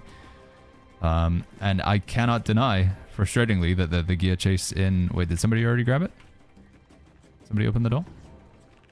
The gear chase in chest runs, it's fast, dude. It gets you a lot of items. I personally wish that Amazon would put, like, more emphasis on, like, I personally think that Catacombs, Mutated Dungeons, PvP Rewards Track should offer a similar or higher quantity of loot than what chest runs do, but it's the way it is right now. I need this, right?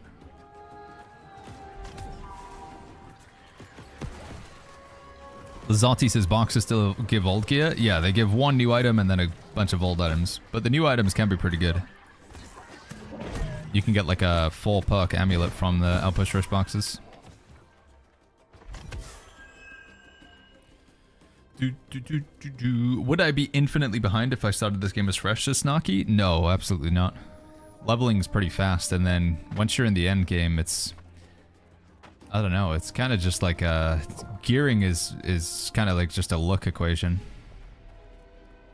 But no, I don't think you would be infinitely behind. If I got plague crits on my spear, says Hacks, would it work on my hatchet too? No, the fixed perks, the perks down at the bottom only work on that weapon that's in hand. I want to get this archer if I can. Hello, mister.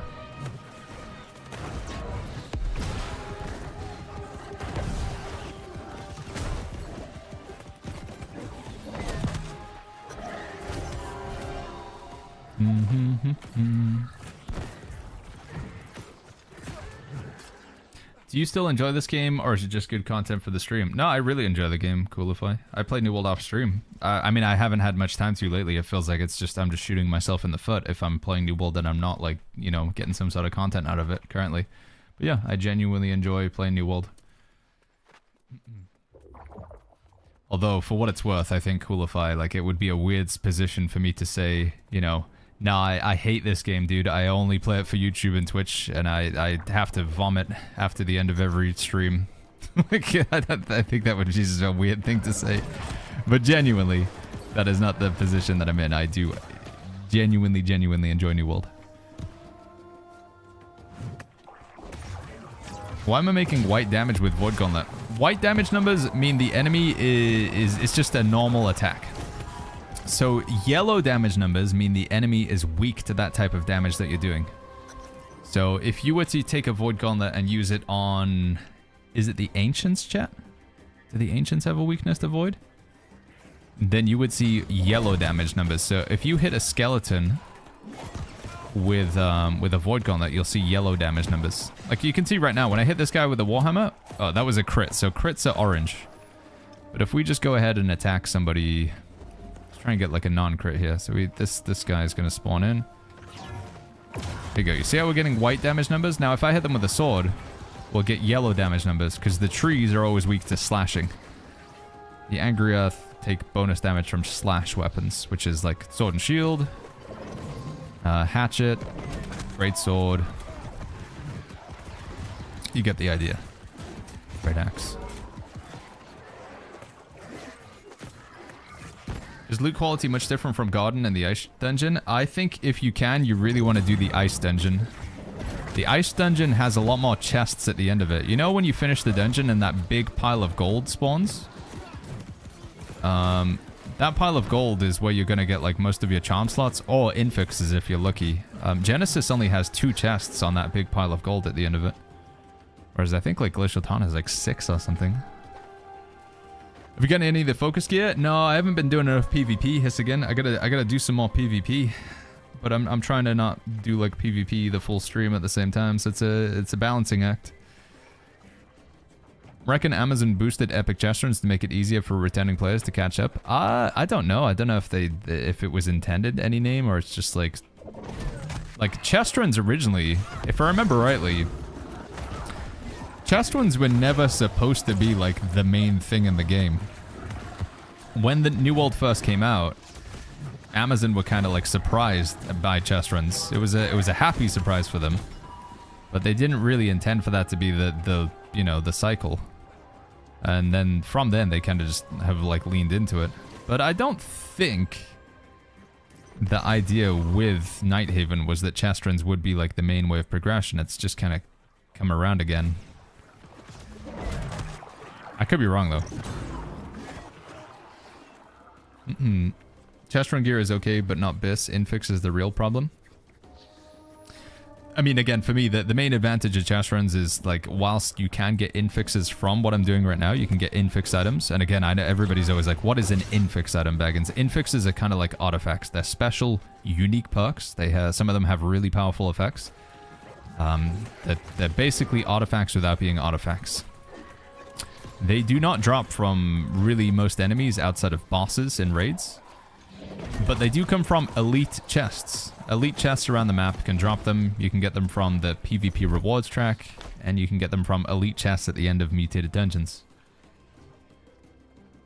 Now, the problem with the content that I've just listed, like the PvP rewards track, it takes time to invest into it, right? Mutated dungeons, there's an element of like challenge in there that you have to complete a dungeon and stuff. And the raid obviously is challenging in and of itself. Opening an elite chest is probably the easiest activity that you could do out of those activities that I just listed. Opening a chest is by far the easiest thing to do. But I think like the waiting is therefore not like... You can just open so many elite chests. Like, how many times can you do the raid in one day? There's going to be a limited number of times versus how many elite chests can you open in, like, you know, Cutlass Keys or whatever. So the emphasis, like, if you're just after those infix items, which you would want to be because they're really good, you're just better off just doing chest runs. Chest runs in that way are almost more rewarding than doing the raid if you're after the infix items. How do you know if something is an infix item, says Jimmy Tugboat? It's right at the top. So usually with most items, you have this new items anyway. With most new items that have the Mark II version of the perk, you'll have the fixed perks at the bottom, and then you'll have your slots at the top. Slots are represented by an empty circle, or you'll see the item with a circle above it. So like sometimes they come with things already in them, right? Do I have an example of that? Yeah, so this one's already got thrust harnessing, but you can see that circle behind it. An infix perk is like, it's a fixed perk, but it's at the top of the item. So you can't change it, but it's right up at the top. It also has its own unique little icon as well. It looks like a shield with a star in it or something like that. So if you see that shield with a star symbol, that's an infix perk.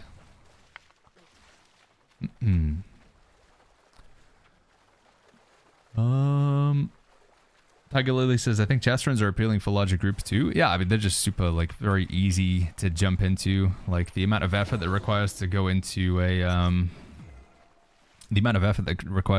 chest run is not much. You just basically say, hey, who wants to open some chests? And then that's it. You just take those people. Whereas if you say, hey, who wants to do the raid?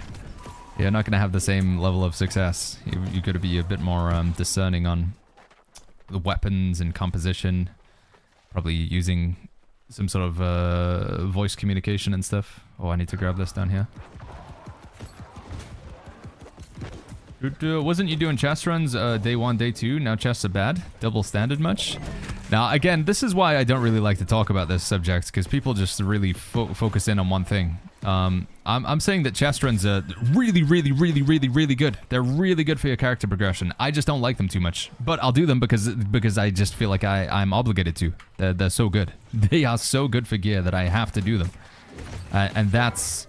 But again, I'm just one player. I'm just one guy. If the majority of New World Eternum's player base think chest runs are fun and they like them, then keep it, you know? If that's what the majority of the player base believes in, I'm not gonna say that, like, it's wrong or whatever, you know? The way that I play the game doesn't have to be the way that everybody else plays the game.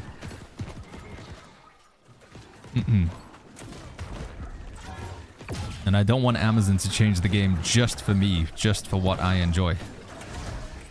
The only argument that I'm trying to bring up here, and this is the last time I'm going to say it, because I feel like it's one of those things that just never-ending circle, and it will just be a, you know, just cause arguments in the chat. My main argument is that if I was level 70, I just hit level 70, and I wanted to get, like, a good build by the weekend. So let's say, like, alright, I've hit level 70, and I want to do the raid by the weekend. What's the best way that I can get myself to go do the raid by the weekend? Should I do mutated dungeons? Should I do PvP? Should I craft? None of those will be able to give you the same volume of loot and therefore the same quality of loot that just going around and opening chests can. I do genuinely and objectively believe that the fastest, most efficient way to get gear in the game right now is not mutated dungeons. It's not the PvP rewards track. It's not even catacombs. It is just opening chests. It is like far, far, far superior than the rest of the content for getting loot. And I, just me, I'm not speaking on behalf of everybody, but I think it's just a little bit lame. That's it. That's it. Like, again, Amazon does not need to cater to just me. They need to cater to what you guys want. And if you guys enjoy that, that's fantastic, because it's a really good way to get gear right now. Is there a way to sort hundreds of armor pieces for infixes, says CoPro? So infix items also have a different visual from the other items. They visually look different, so that's one way you can discern them from the others. Like this pair of boots look like artifact items. So if you have an item that has a different icon, you're like, oh, that looks different from the other swords I have in my inventory, or that pair of gloves looks different from the other gloves I have in my inventory. It's probably because it's a pair of infix gloves.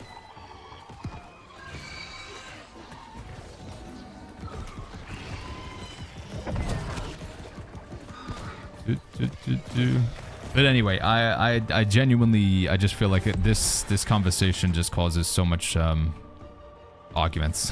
So whether you're with me or against me, I'm not gonna continue it. I just wanted to say my piece, but now I am gonna move on. Whether you're for or against chest runs in the system, I just wanted to explain where I'm coming from. I'm not hating them. I'm not asking for them to be removed. I personally don't think they should be the best form of progression. But genuinely, I'm absolutely moving on now. I will say nothing more.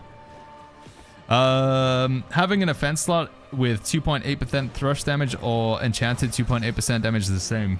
The benefit of the enchanted with the 2.8 is it will work on all weapons, whereas the 2.8 thrust will only work on weapons that do thrust damage. So if you were playing a sword and shield spear build, the enchanted would do bonus damage with both your sword and shield and your spear, whereas the thrust would only benefit your spear attacks and your heavy attacks with the sword and shield, because heavy attacks with the sword and shield are also thrust.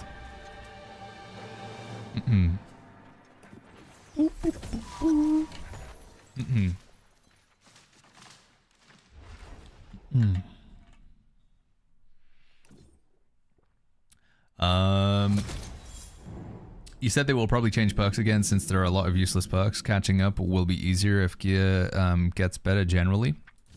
I mean, I do think over time we'll see some sort of evolution with the system, in the same way that we saw with the previous version of the game when 725 gear score was the max. What we saw with the beginning of, I guess it started in Season 6 with New World Eternum, when they added Hive of Gorgons. 725 was the max gear score. Originally, you couldn't really craft any good items, and then over time they added the crafting recipes into Hive of Gorgons, and then you could start crafting items and sell them to other players, so... I think we'll probably see some evolution along that over like Season 11, Season 12, and beyond. Senris, thank you so much for that Prime sub. Thank you, Senris. I need to pee real quick, chat. I'll be right back 1 sec, okay, guys? Be right back 1 second.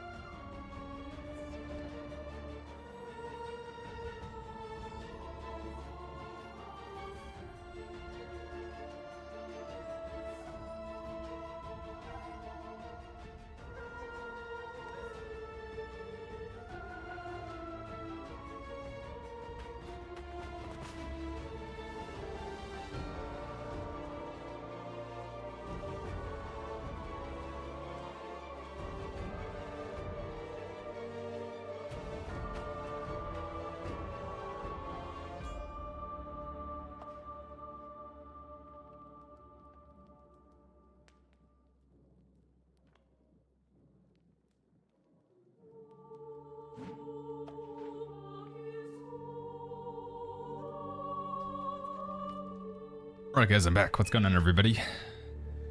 Complicity, thank you so much for that Prime sub, my friend. Thank you, Complicity.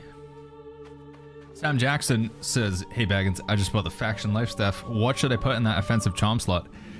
The main value of the Faction Life Staff, the offensive charm slot, is you don't really need any offensive charms for a Life Staff, right? It's Life Staff isn't that much of a DPS weapon. Life Staff is a healing weapon, so there's no real offense charms that are going to help you with the healing. But what you can use is, you can use that offensive charm to benefit your other weapon. One thing that's interesting, I didn't originally realize, is the offensive charms work on all your weapons. If I've got Keenly Fortified in my sword, it also works on the Warhammer, even though I don't have the sword equipped. So to that extent, I'd just put an offensive perk that benefits your secondary weapon. If you're playing Lifestaff Void Gauntlet, Keen is not a bad one, honestly. Void Gauntlet loves to get crits. So Keen's not a bad one. I think we're just hitting salvage all there, chat. Alright. We do need to do a bit more PvP. We really want to get that new healer set bonus gear from the PvP rewards track. So I think a little bit of PvP, and then we either jump into some more mutated dungeons, some catacombs, or perhaps just some more chest runs. Bleedin, thank you for that Prime sub. Trout, thank you for the 10 months with the Twitch Prime as well. Thank you, guys. PvP Sushi says, can you show off your gear? Can I also use this Gorgon main or off tank? Yeah. Let's go through what we got real quick, Sushi. I'm using Wit right now.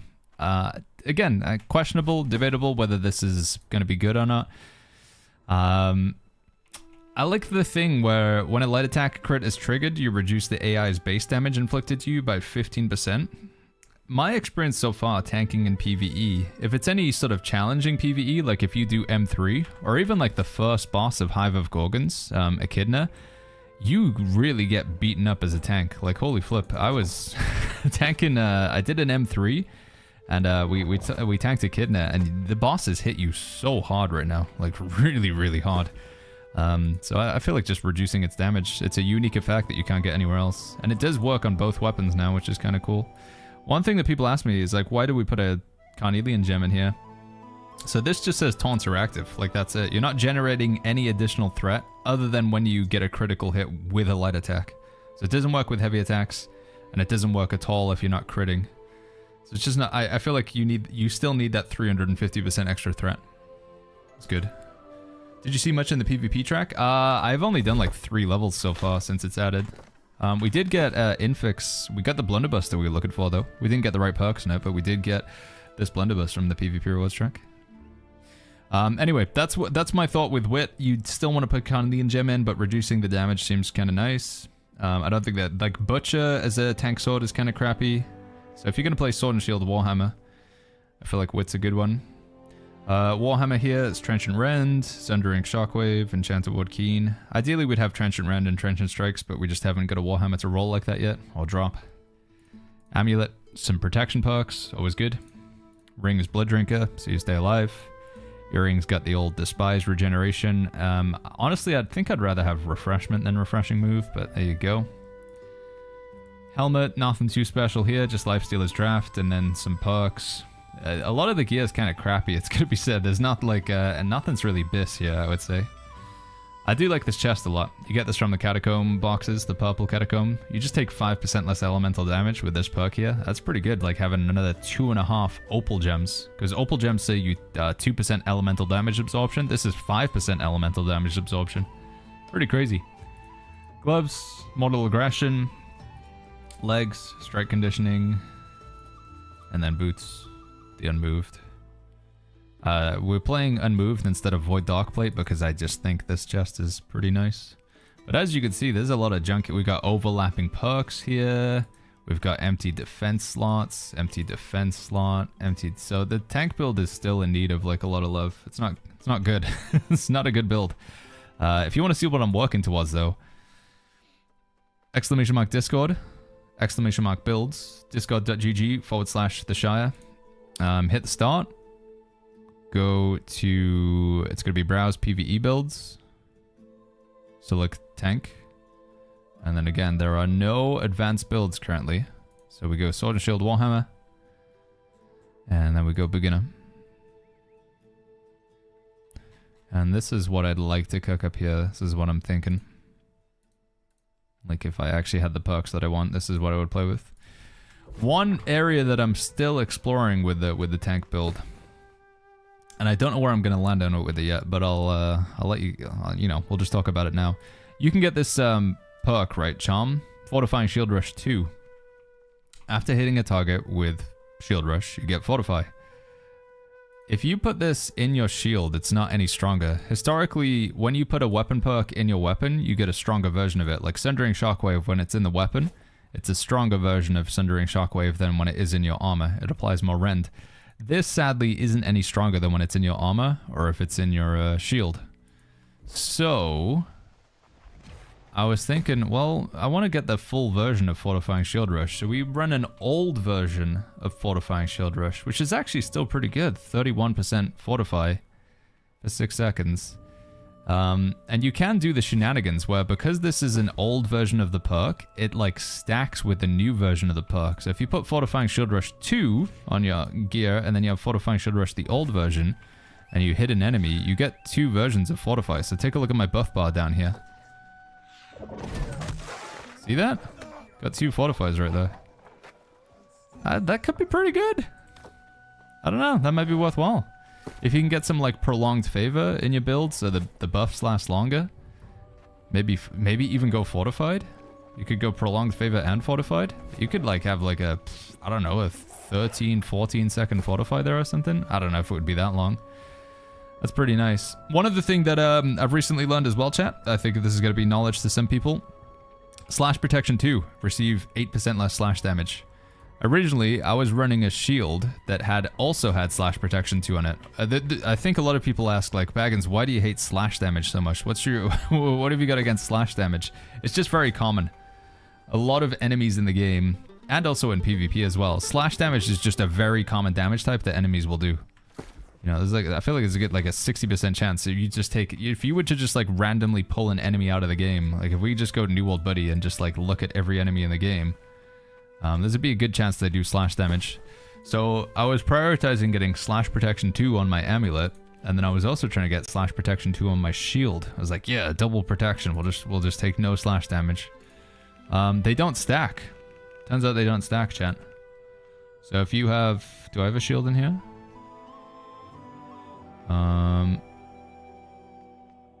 Yeah, so this perk here, Slash Protection, Strike Protection, is the same as this perk here. So it was just pointless having Slash Protection on your shield and on your amulet, so you need to get different perks. But again, one kind of thing that's a bit silly that you can do is you can use an old shield, and this is a different version of the perk. This is Slash Shield Ward, whereas this is Slash Protection. And these do stack. So I think, again, maybe using like some old items is perhaps a good idea. But I don't know. It's one of those things where I gotta like keep playing and keep reviewing the options. No, they don't stack. It's max stack 1 within the files of the game. It's got a tag of max stack 1 per stopper. So there's no point putting the same protection perk on your shield and your amulet for my tanks. But you can have an old version and have a new version. They should have taken 5 minutes. I know, it's kind of weird, right? Because this like silly synergy of like old perks and new perks.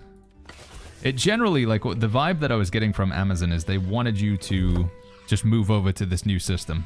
While they were saying like, yeah, we're going to keep the old items in the game and you might want to use some of those illegal perk items, you know, like Frigid Dawn.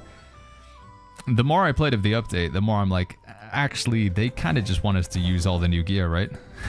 They just want us to move over to this new system. But they kept the old stuff in the game. But honestly, I just think it's giving them so much work to do, though.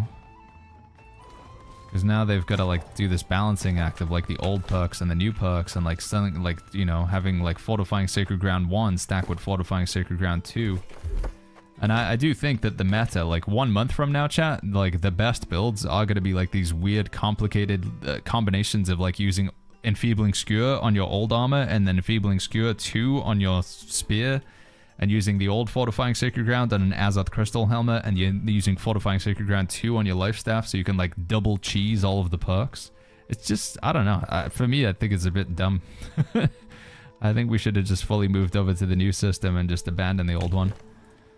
But I guess Amazon was scared to do that because it would have made people, they would have to have like a gear reset basically, and people don't like losing their gear. Where'd you get that amulet, says Marge? Which amulet did we have again? This one? Where did I get that? I think it was just a random drop from like a chest run or something. I'm not sure. Or it might have come from an Outpost rush box. Outpost rush boxes do surprisingly have some, So you'll get one new item, which has good stuff on it, and then you'll just get a bunch of old junk. This is also another problem here. Baggins, what should I look for in a Void Gauntlet as a healer, says Arden. I'm pretty happy with my Void Gauntlet for the healer build. I think this is pretty nice over here. Pretty good. You'd probably want to go two perk slots. So get rid of like Keenly Jagged, or get rid of Keen and replace it with Nullifying Oblivion. Nullifying Oblivion, all of the debuffs that you put on an enemy, it makes them like extend longer, so.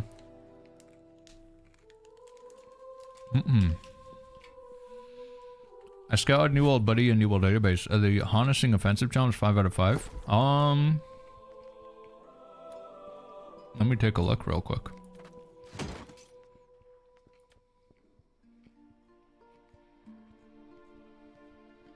Do I have any? Oh, I'm looking at the wrong one.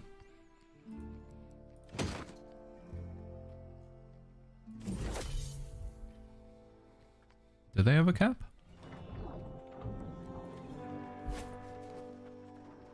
Maybe there's no cap?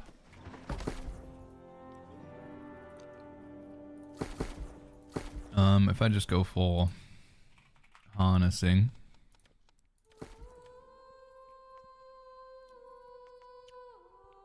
No, I think you can wear as many as you want. I don't think they do have a cap. You could put harnessing in all of your gear if you wanted to. Harnessing too. There is like a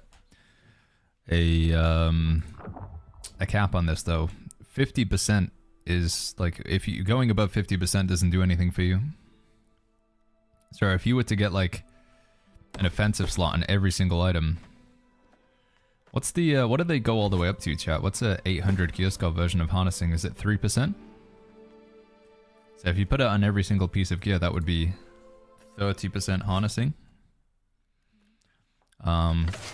Which would probably be redundant for most builds, because there is a max cap on that of 50%. Isn't harnessing in a separate bucket, not counting towards empowerment? No, it does count towards empowerment, but it's just empowerment of that damage type, which is also another one of those things that's really confusing, Tana. Because the empowerment, you could have 50% slash empowerment, but just 30% general empowerment, and obviously the 50% slash wouldn't work on weapons that don't do slashing damage. Does that make sense? I don't know if that makes sense.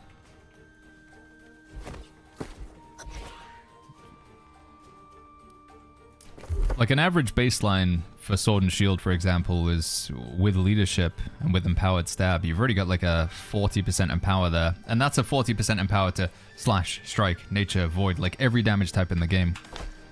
But if you had like a 40% slash, that's obviously only counting towards slash, but the slash and the just general empower, they still don't work towards each other. Yeah, this stuff is never explained in the game, really. It's one of those things where you have to use New World Buddy and various websites like that. I need to change my attributes. Let's see if we can get on the point and do it. Slash protection 2 on arm, chest, legs is pointless. You can't put protection, slash protection on your arms, chest, legs. You can put slash conditioning. That's a separate perk, 6 string. The conditioning perk is something that you could stack up a bit more. Alright, hold on. I need to do my attributes here. How do we get Shirking Fortification on gear if there's no Shirking Fortification charm? I think there is, isn't there? Isn't Shirking Fortification 2? It's a defensive charm slot, if I'm not mistaken. The same way Shirking Heals is now a charm slot. There's no charm for Shirking Fortification? Is there not? Oh, is it like a fixed perk then? I thought there was... Shirking Fortification 2. Is this just a... Oh, it's a fixed perk, so yeah, you have to get an item to drop with it on then. Where is it? What's the build? Just want to save these attributes. Okay, there we go.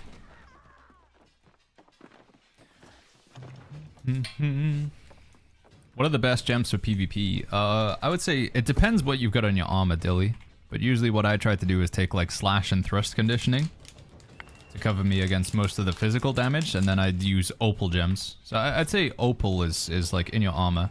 Oh, but if you're talking about what gems you put in your weapons, then I think, again, just opal.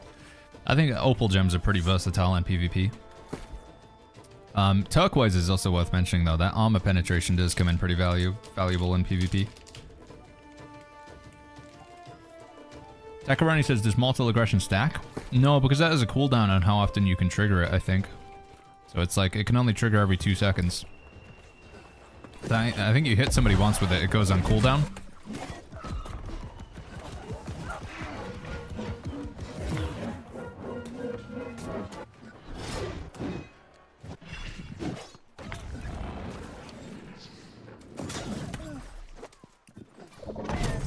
What? What?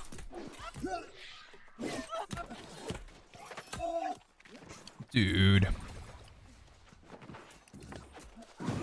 How is everything missing this guy? Come on, man.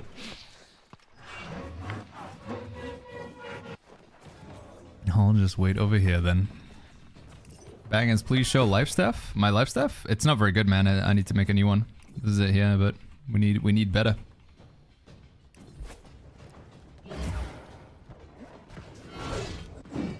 This is why I'm saying, chat, we just gotta hit up those chest runs and go over and over again until we eventually get the item we want. The most important thing for me with loot right now is just quantity of loot. We just need to keep hitting the button over and over again until we get what we want.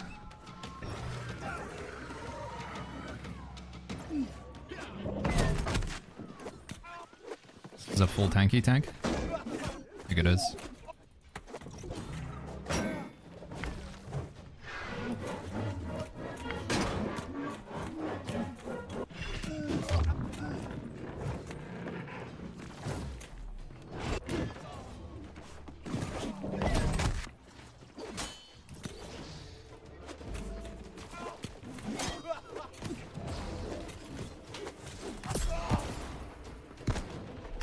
Dude, is Vengeance good for PvP, says Kikros. Yeah, I think Vengeance is okay for PvP. So, it doesn't have a gem slot. By not having a gem slot, it means you can't put a diamond into the weapon. And diamond is usually very desirable in a life staff because it gives you 15% extra outgoing healing. If you heal somebody while you're full health. So if you're full health, you do 15% more healing. However, the criteria of being full health, I feel like it's often harder to achieve in PvP because people do like to kill healers, right? Healer is usually being pressured. And therefore, I do think Vengeance gets a little bit more value. I also feel like Vengeance is better for single target, like PvP, single target healing. Like a Divine Embrace or a Lice Embrace, that's more common in PvP to run a single target heal, whereas AoE healing is more common in PvE. And Vengeance does specialize more in the old single target heals. So I'm personally using Vengeance in my PvP healer build currently.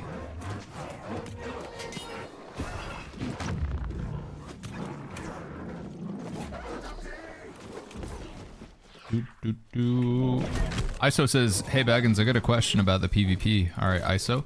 I'm relatively new to PvP New World. Every game I play, there's at least one guy just face tanking 6 people at the same time and never dying. So within PvP, your gear definitely makes a difference. This is the same with most MMOs. It's not like what's the word, like League of Legends or CSGO, where you all have access to the exact same weapons and the exact same armor. Within this game, there's a lot of expression in terms of what abilities you're playing with, what perks you put on your armor, what gems you're using. There are certain builds out there which can stack up their perks and their gems and their abilities and their stats in a way where they are very heavily defensively focused. There are also some builds where you can have that, but you can still have pretty good damage at the same time, because you can utilize things like Empower and damage increases whilst being in heavy armor, and you can get around the downsides of being in heavy armor whilst also still doing some damage. Now usually, thankfully, there is some checks and balances in New World. Like if you have really good defenses and you have really good damage, then usually you'll be lacking in like movement or something like that. You won't have that much movement. Or you won't have access to healing. So there is like that aspect to it, but that's probably what you're seeing. Somebody just like with a build where they're stacking like a ton of different perks at the same time. I wonder, can I get to this guy? No, there's too many players in here. Oh my god, dude, all of the riposts coming out at the same time. Oh, yeah, I was gonna say, it's not looking good for me here. For Vengeance, you could add Sacred 2 to it for more healing. Yeah, you could also just put Sacred 2 on like a piece of armor or something though. Sorry, by the way, Crooks, I know you sent me a message and then this one. Yeah, that looks really handy, Crooks, actually, if you can send that over to me. Thank you, buddy. Oh, dude, I just realized I had the brute token. I didn't put it down, did I? Oh, no, did I? No, I did put it down. Okay, thank God. Let's just play for the side objectives. It looks like the main point is kind of being lost right now. Or the midpoint. Summit's back on New World, says Ezra. Yeah, he can't stay away, dude. I wonder what he thinks about, like, the old chest runs and stuff like that. And the monkey farm and things. Oh my god, it's Jason Oddity. It's Jason Bourne, dude. I'm gonna spin on him. Boom! He tried to sweep the whirlwind. Is this PvP, says Moody? It is, yes. This is player versus player. Right now, we're playing a game mode called Outpost Rush. Probably one of the most common PvP forms that you'll see on streams. Outpost Rush is 20 versus 20. So we have 20 people on our team, and then 20 people on the enemy team. The goal within this game mode is to capture these control points. So we got Sun, Star, and Moon.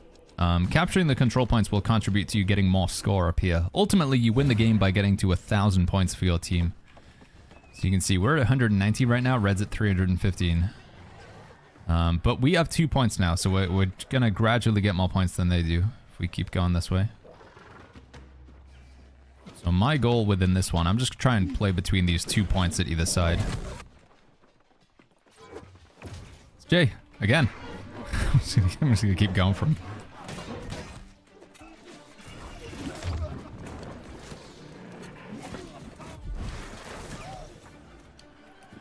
Oh, that bow player, dude, he's hitting hard. He's hitting real hard. What perks are required on armor to run the new raid, says Hadzi? It depends what you want to play, I think, like whether you go in tank damage or healer. I think damage players should be looking for sacrificial empowerment, a gem socket, and mostly offensive charm slots. Tanks probably want to be looking for slash and or strike conditioning. Obviously, a gem socket is something that you want in all of your gear. Gems are just so powerful for the damage reduction that they offer. Can I get the keg? No. Yeah, gem sockets are something that you want to see in like all of your gear. Healers, I think, would probably still want to have sacrificial empowerment because they do want to be doing damage with a void gauntlet or flail. Perhaps also prolonged favor is something that you would want to see. So conditioning perks for the tank. They're also not bad for the damage or healer. Slash, strike, thrust conditioning. Sacrificial empowerment certainly for the DPS, probably for the healer. Who's in here? Got a healer?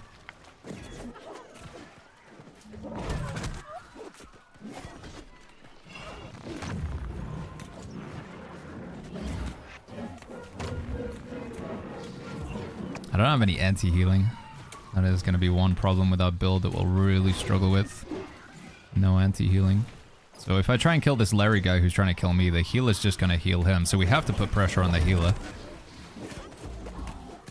That sacred ground is going to be tough to get through.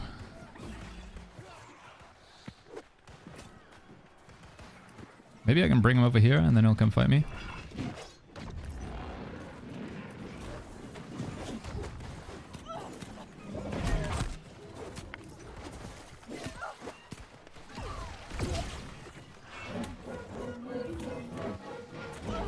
No, we just don't have enough anti-healing whatsoever. I need a healer of my own. I'm just gonna have to come in and try to play for the steal. I literally cannot win that fight. There's no way. Unless the healer just massively misplays, I will not be able to kill them with a bruiser peeling for them.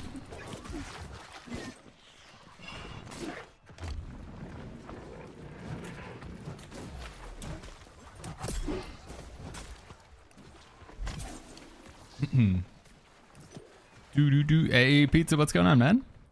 Mr. Pizza. Yeah, it's one flaw that my build currently has is we do not have a way to really kill a healer who is in full defense mode. We need some anti-healing. We could do with some plagued crits or something like that. Oh man, here comes a lot more players. Right, the sacred ground's down over there, which is good for me. But obviously, these guys are playing to protect that healer, which is wise. That's absolutely what you should do. But there's no point trying to attack them with the healer healing them, because they're just going to continue to get health back from the healer just healing them. So there has to be pressure on the healer. But I can't pressure the healer while they're also pressuring me. So it's an equation where we basically need a healer at the same time. Ty Moody says, is this free to play? New World is a buy to play game. So you buy the game and then you own everything. It's a one-time purchase of $50, I think. Unless it's on sale. PvP does exist from, like, technically, I guess you could say, like, level 20 onwards, but the majority of PvP is going to be, like, max level endgame, level 70. Getting to level 70 does not take a whole lot of time these days. You could probably do it in, like, 3 days. I mean, you could do it faster, but for, like, the average playthrough, yeah, they got that. The gears that save your skill tree stuff, it's just your attributes, your weapons, your armor, potions, everything other than your weapon tree, basically. Bassoon. Should I keep them or save 750 gear score items with random perks? The most important thing is the perks. The gear score of the item, whether it's 700 or 800, any item that's above 700 can become 800. So I don't think I would pay too much attention to the gear score. Like, if it's above 700, that's good enough. Realistically, what you want to be looking for is, like, does it have good perks? That's honestly the only important thing.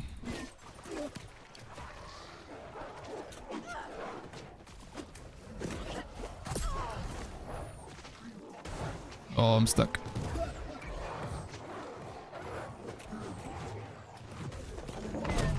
No! That guy's probably gonna come back. And I'm gonna be half HP to fight him. Oh, stop! He's constantly getting staggered. Okay. How are you, Mr. B? I'm doing good, man. Yeah, the wedding was a lot of fun. I'm pretty tired, it's gotta be said. I've not had much sleep since, like, Nighthaven, this expansion began. But I'm good. On your healer PvE build, which stone form would you go for? I usually play Mending stone form for most builds. I think is it the one? It's Stalwart stone form, which gives you... No. Sorry. Let me remind myself of the name. Stalwart, Cunning, and Brutal. I don't think you ever take Brutal stone form. Cunning for the extra fortify is not bad in a tank build. But I think for a healer you would just go with the Stalwart. Yeah, Stalwart for healers, and I think Cunning for tanks might be the play these days. I try and help that guy out, and then put the Brute down. Let's go for this. It's a musket boy. Gonna chase the musket for now. Oh, that's so unfortunate. I did not want to follow him around. I'm gonna keep pushing him though.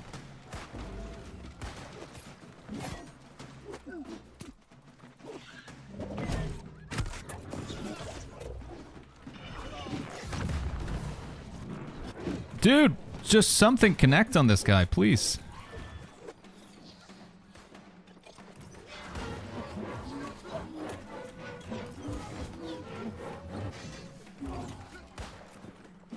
got a healer healing him from up there. Does he chase? See if he gets aggressive. Okay, he's gonna chase.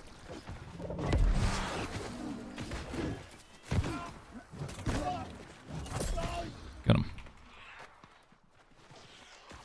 Is Adrenaline Burst a good infix on the rapier, says Coolify? Remind me what Adrenaline Burst says again? Which one is that? I can't remember. I'm sorry, Coolify.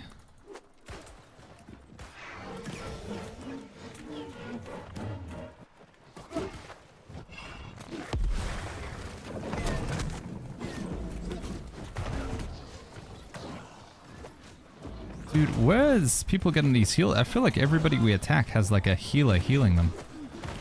Maybe I can get a kill on that guy? Okay, he's dead. Right, I mean, the build's designed to go for healers. We just get kill healers. That's what we're supposed to be doing here. Oh, although. Nice.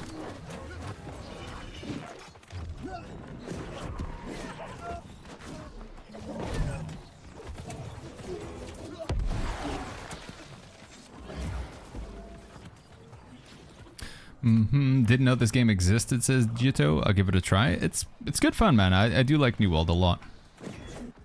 I think the combat is very different from a lot of other games in this genre, which, I don't know, I feel like it's a love it or hate it kind of thing with New World. But I think it's a fun one. Let me go grab some potions and stuff. What's your favorite build so far that you like to play? Says Sexy Hairy Beast. I think Lifestaff Void Gauntlet's still my favorite, man. Call me old-fashioned. This is a lot of fun for PvP. I love how much movement speed we have. It's very fun for getting in and out of the fights. But this sort of like fast and aggressive playstyle is not... It's not my normal thing though. I do ultimately like playing sort of support in any game. If I was going to play Dungeons and Dragons, if I was going to play... Overwatch, if I was going to play... If a support playstyle is something that is available, I would typically go for that. I like buffing, I like healing, I like preventing damage, I like tanking the damage. I usually don't like to play the carry too much. Oh, sorry buddy. That's a ripperoo right there. Too many players.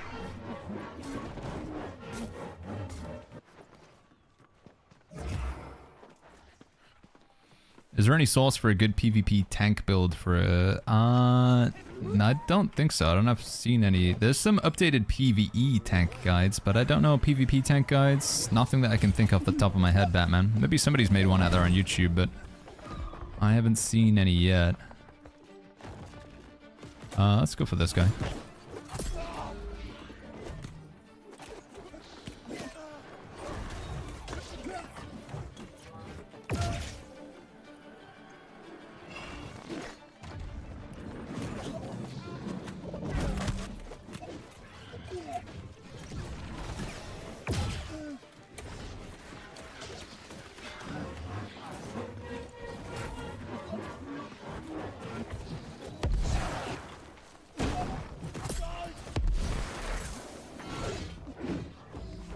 Adrenaline Burst is horrible. It's an easy salvage. Let me take a look at it. I know you probably answered the question and then... Adrenaline Burst. When your health drops below 50%, your critical chances increase by 18%. I mean, I think I could see it in like PvP with like Hatchet and stuff, but I think in PvE, being below 50% HP is a bit of a risk, right? Your healer's probably going to try and stop you. They'll want you at full health. Usually in PvE as well, there's like, it's like PvE, your health bar is like it's like a boolean. It's either on or off. You have full health or you have no health. Because in PvE, you're usually pretty squishy. So, no, I don't think I would rate that perk too highly in PvE, personally. Best skill gem for the PvP bow, I have an open skill slot. Skill slot for PvP bow?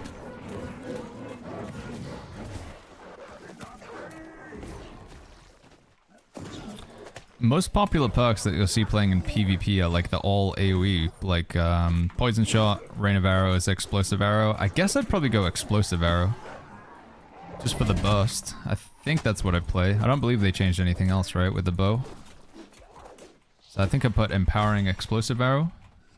as a, like a with a PvP bow. Is that still good? You land that, and then your next ability is gonna just hit. Yeah, 32% extra damage on the ability that follows up the explosive arrow. It's not bad. Do that, and then do rain of arrows. Put some big AoE damage on people. Penetrating rapid shot is really good, but I feel like you don't play it in PvP that much. The old penetrating rapid shot.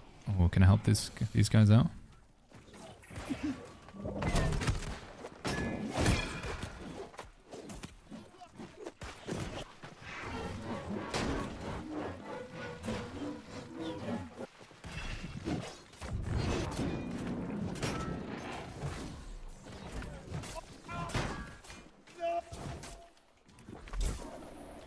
We got your friends. Right, I'm gonna slash duck.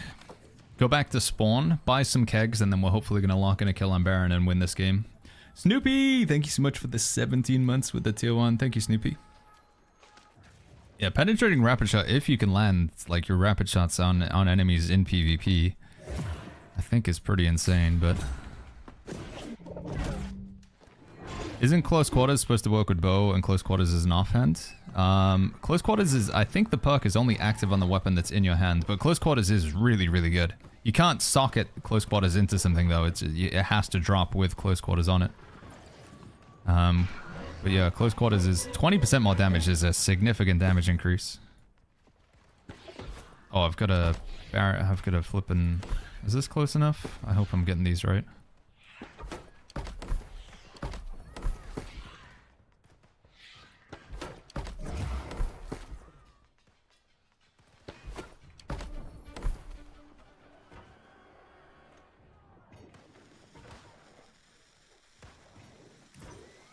Here we go, chat. And for some fireworks. Oh, that one's too far away, I think. Man, why am I so bad at placing these?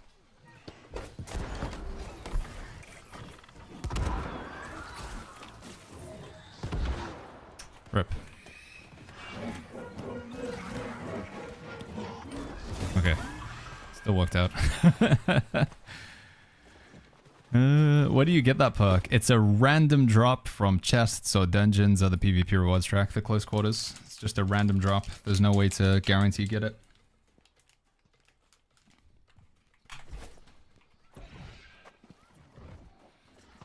Is Survivor's Coat and Ghostly Touch poo-poo? They're pretty low tier. Usable in some situations, but I'd say generally they're pretty poo-poo. Flink.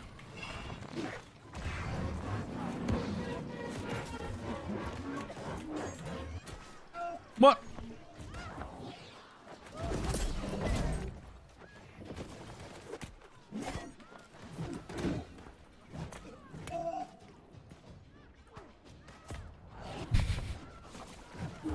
Come here. Where'd he go? Chasing this guy. He's gonna be ruled with his shield bash like that.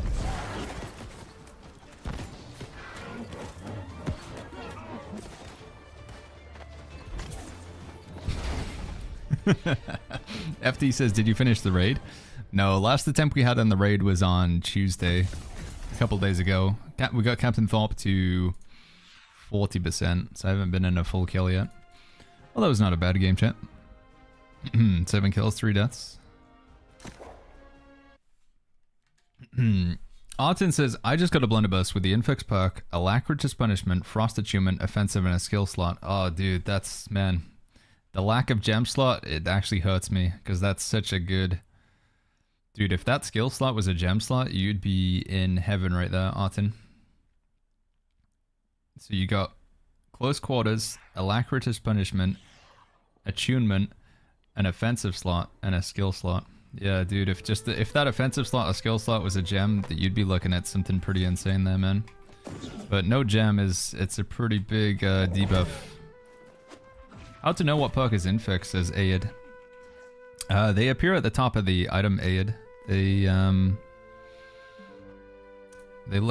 like a little symbol in them, so it's like a shield with a star in it or whatever. Like that one there.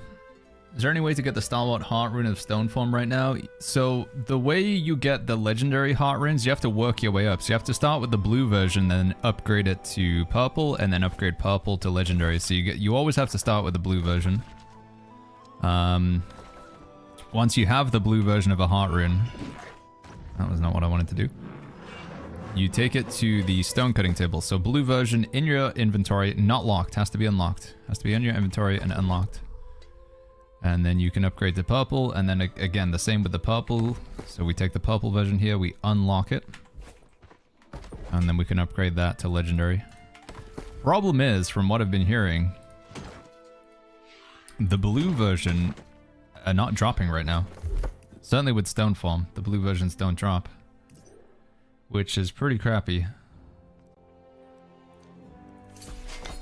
So, yeah, it's a bit of a problemo there.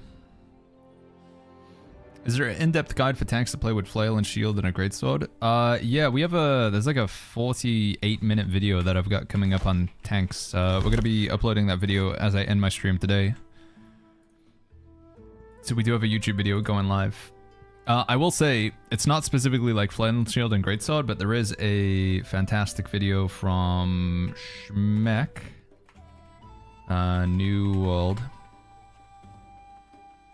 He uploaded a video about tanking in the game as well. This is a good one to take a look at for PvE tanking. It's more just like everything or whatever, as opposed to any specific build, but it's a good video. The Dark Phase on Overlord Thorpe, one of the ghosts are giving him buffs you have to kill. Yeah, I think that was... I couldn't figure it out at first, but it is just like a kill the ads phase, right? Should I just salvage all my previous gear that I've crap, says Lukey.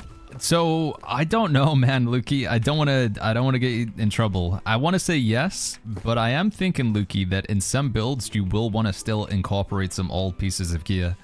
But I don't have a definitive list of which pieces you should keep and which pieces you should get rid of. But I feel like it's worth mentioning, Lukey, that I am very much... It's like, it's in the back of my mind right now that I'm probably going to use some old pieces of gear in new builds because of the shenanigans where you can like have an old perk, Fortifying Shield Rush, stack with a new perk, Fortifying Shield Rush 2. So yeah, I think I'm leaning more towards like hold on to stuff, but I know that's super frustrating because you want to know which stuff you should hold on to, and I don't have a great answer there. Prolonged Favor, Strike Conditioning, Sacrificial Empowerment. Man, if that had a gem slot, that would be really nice. I'd love to run that in a DPS build if there was a gem slot in there. Let's try again. Actually, let's get rid of these.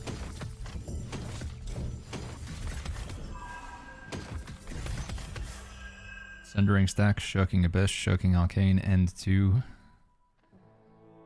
So we pretty much just ignore these, chat, because these are the old perks. But this one, this is when it's the conscripting or whatever, that's what we're going to take a look at. Nothing that good there, though. Ooh. Ooh, hold on. Mortal Strike. Killing an enemy will cause your next ability to deal more damage. Purifying Mend. When you remove a debuff from an ally, heal for weapon damage. Healing Breeze. Unscathed. Empowerment. Melee light attacks.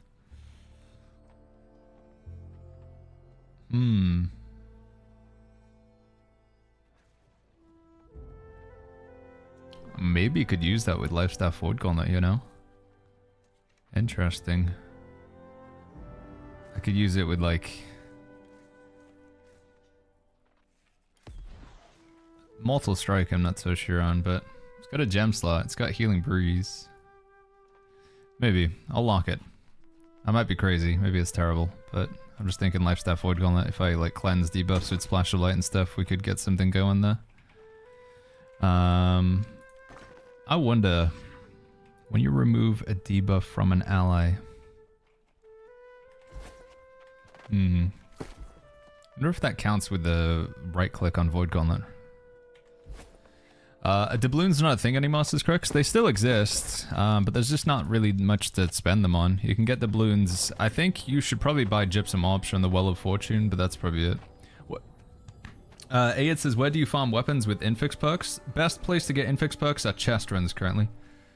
Doing chest runs aid. In particular, the Cutlass Keys, Merc Guard, and Imperial Palace chest runs. So those are the best places to go for them.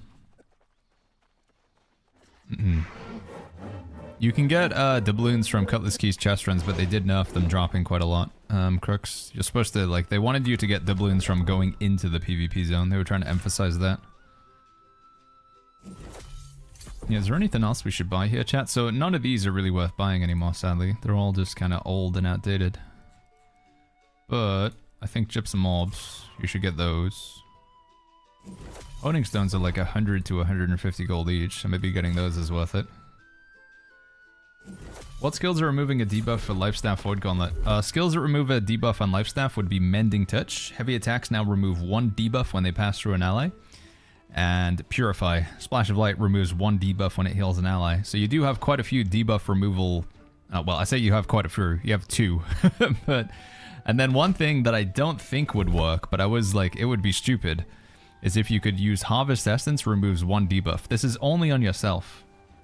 But I do wonder if this would trigger the criteria of you removing a debuff and therefore would heal yourself. But I don't think that works. Yeah, maybe getting the food from this is not worth is worth it as well, right, chat? Find some of that. I think that's the main thing you want to get here is just the consumables. What DPS builds, weapons, and wanted are viable for most groups in the new raids is Death Spawn. I haven't run it too many times. I haven't run it in like a leader capacity yet. I haven't run it as a leader. I wonder, has it been posted like anywhere around here? What people are looking for?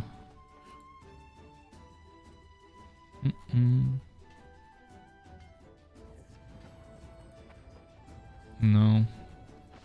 I saw like a little like spreadsheet of what like builds people were using on Isle of Night, but I don't know where it's gone now. Anybody know what I'm talking about? The honest answer is I'm not sure off the top of my head. Most likely rapiers. I'm pretty sure rapiers continue to be incredibly important in PvE just for how much damage they do. Spears are also like a must-have, having some spear players. I'd say 2. You want to have at least 2 spear players. You'll want to have your flail, you want to have a void gauntlet, you want to have a sword and shield player for group 2. So you want to make sure you have somebody playing sword and shield in group 1, somebody playing sword and shield in group 2 for the leadership buff. What else do we want to bring? Greatsword and hatchets, I think, are probably good, but I might be just crazy there and thinking that those are good to bring to the new raid. Good night says Mr. Mahito autographic of his team comp. Is it available? Do you guys have a link to any of these team compositions? Baggins, do you know about the location for the grinds? So you mean like just like AFK farming basically?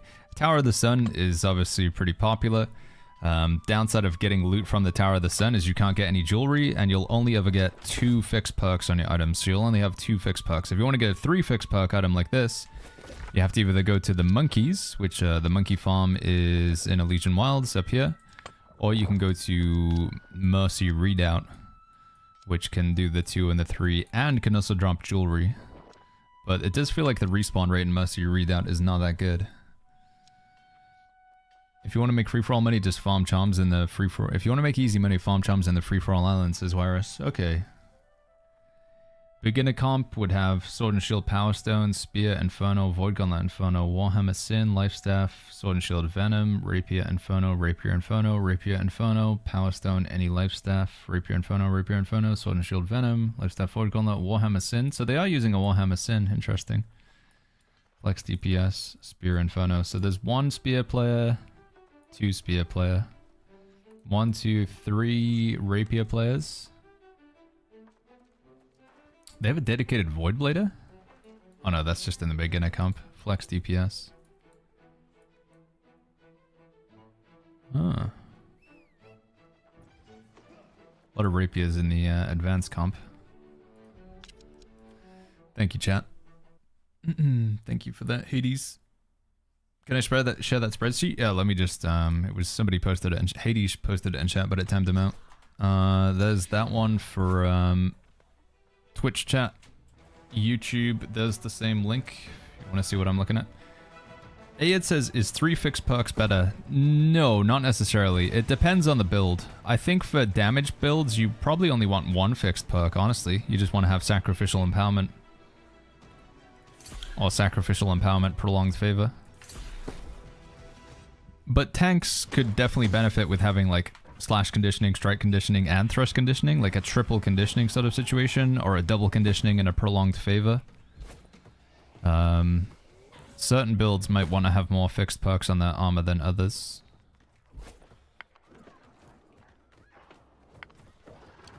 Alright, let's go bully some healers again. I'm not going to be doing too much more PvP, by the way, chat. I know some of you guys get fatigued with the PvP content in the stream. I just want to get another PvP rewards track to see if we can get the new healer set bonus. The new set bonus armor comes from the PvP rewards track. So if I want to get the focus set, there's a healer set and a tank set on the PvP rewards track, and I'm interested in both of them.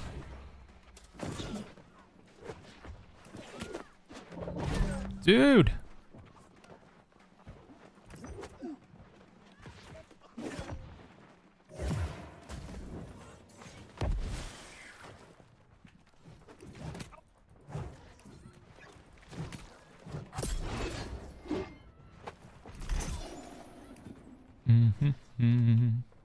Three fixed perks will only get 1 charm slot. 3 fixed would have 2 charm slots.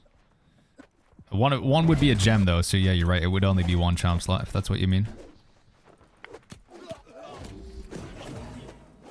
Baggins, come on, dude, you can kill this guy.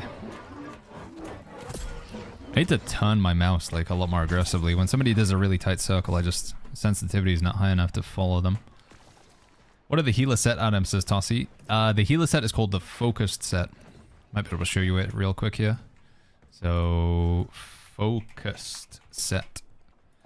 This is it here. Increases your healing, and then more healing increase and cooldown reduction if you're wearing 2 pieces or 4 pieces of it.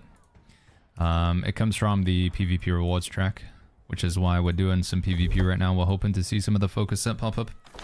The tank set is called the tenacity set. Gives you grit when you get staggered, and then when you have grit, successful light attacks apply grit, which is huge, and your attacks gain lifesteal while you have grit, which is also a big deal as well. Can I make it up here? Can you still do that jump? I don't think you can you?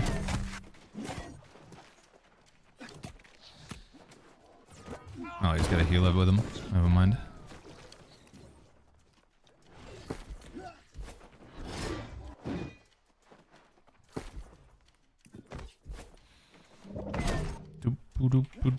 Is that healer still chasing? Yes. Is that the healer? Yeah, that is the healer. Come here. Oh, there's 2 more of them?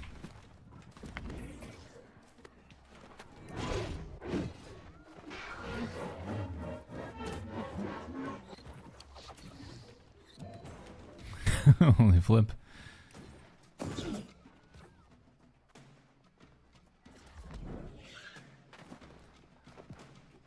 Still chasing? Stop chasing. What is the fight? I guess we just go to Star for now. Boop, boop, boop, boop, boop, boop.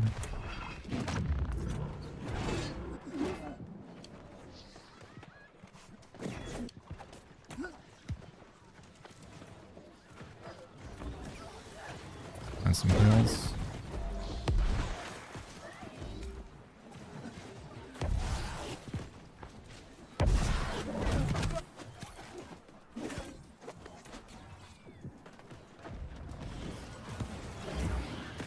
Found this healer over here.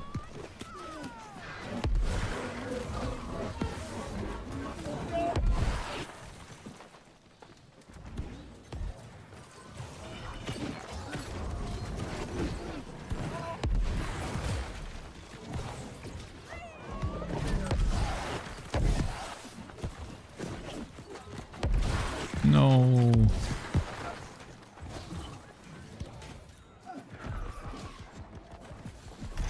Yo, Baggins, I got some rune glass and faction gear and I'm not dying instantly. There is a hope system with a plan. Hey, I love to hear it, man. Which faction gear did you go for? And what build you playing, Stan?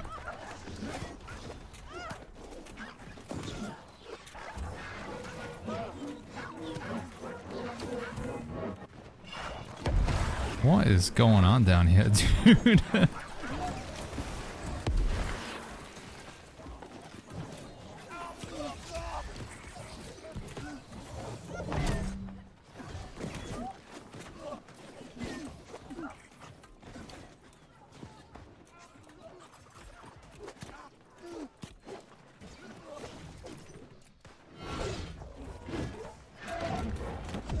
Good lord, if that charge would have connected there, I don't know, it like went past him rather than hit him on the side. It's unfortunate.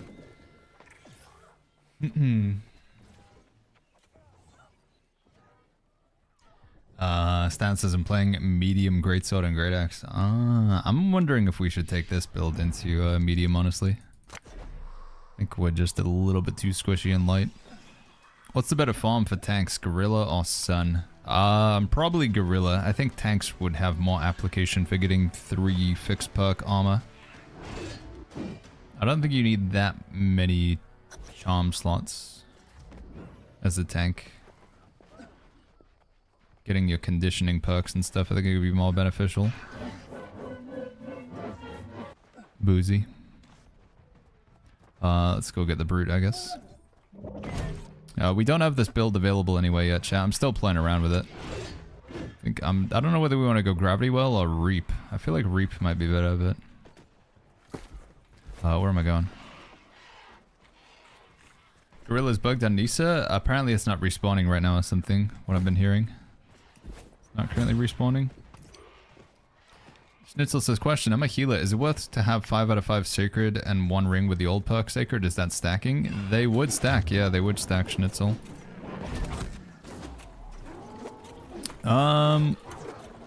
Yeah, might be worth it. It does mean with your healer build, you wouldn't be able to run, whatchamacallit though. Like in my healer build, quite often I'm playing with elemental bands just to give me more damage with my Void Gauntlet. But if you're just purely focusing on the heals, an old ring with Healing Breeze, old Healing Breeze and old Sacred on it. Maybe.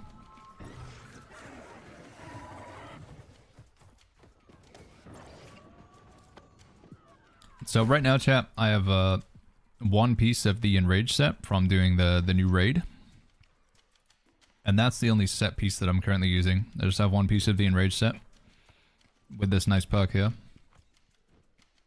Pulls people in. I'm using the Sandworm boots.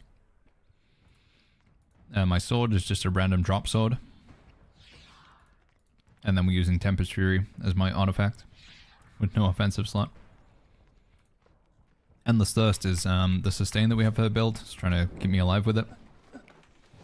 But the idea, the whole concept with the build when I was making it is just really high mobility. Just moving around very fast. We don't really want to be going after the players with heavy armor, with warhammers and stuff. We want to be looking for healers and bows and fire staffs. We're looking for the squishy players in the backline. And then we're using our really high mobility to get in, kill them, and get out. Like an assassin, basically. That was the concept of what I was thinking when I was putting this together. Because if you kill the healer, then usually everybody else does die afterwards as well. So that was the play. And it's been pretty good so far. We're pretty good at staying alive as long as I don't get greedy. It does feel like we can just run away. We can get in and get out. What's the difference between items that drop in Gorilla and Sun? So in Sun, items will only ever drop with 2 fixed perks. So the fixed perks are the perks that you find at the bottom. So you'll never have more than, you'll like have your 2 fixed perks, then your gem, and then your charm slots. So you'll only ever get 2 fixed perks max from Sun. Whereas Gorilla, you can get 3 fixed perks. There's just a little bit more variety there. Alright, this is an example where if I stay in here, I'm too greedy. Yeah, so I'm dead. I can't go that far in. Visionary says, is the unmoved worth using? Yeah, I think it's good, man. I love playing them within a tank build. I think they're really good. Best gems in your armor for PvE, says Luca. It depends what PvE you're doing. It really does depend, Luca. But I would say some combination of opal and onyx gems is going to get you around. Like maybe go 5 opal, 3 onyx. So opal, cut pristine opal in all of your armor, cut pristine onyx in all of your jewelry. But you will change your gems in PvE depending on the boss fight that you're going into. Depending on the type of mutated dungeon, if you're doing mutations. It will change up pretty often.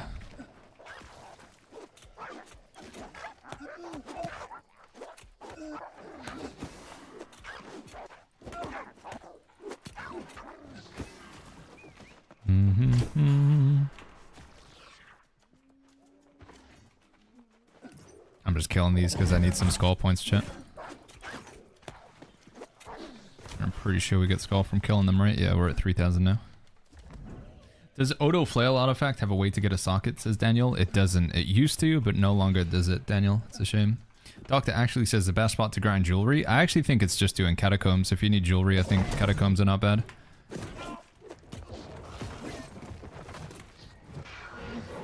Catacombs, and then you buy the trinket box. I think those are not bad ones. What items can have infix? Every single item can have an infix, yeah. So there's an infix blunderbuss, infix bow, infix sword. Yeah, there's no weapons or armor that don't have infixes, I think. I haven't seen any infix amulets, but I'm sure they exist.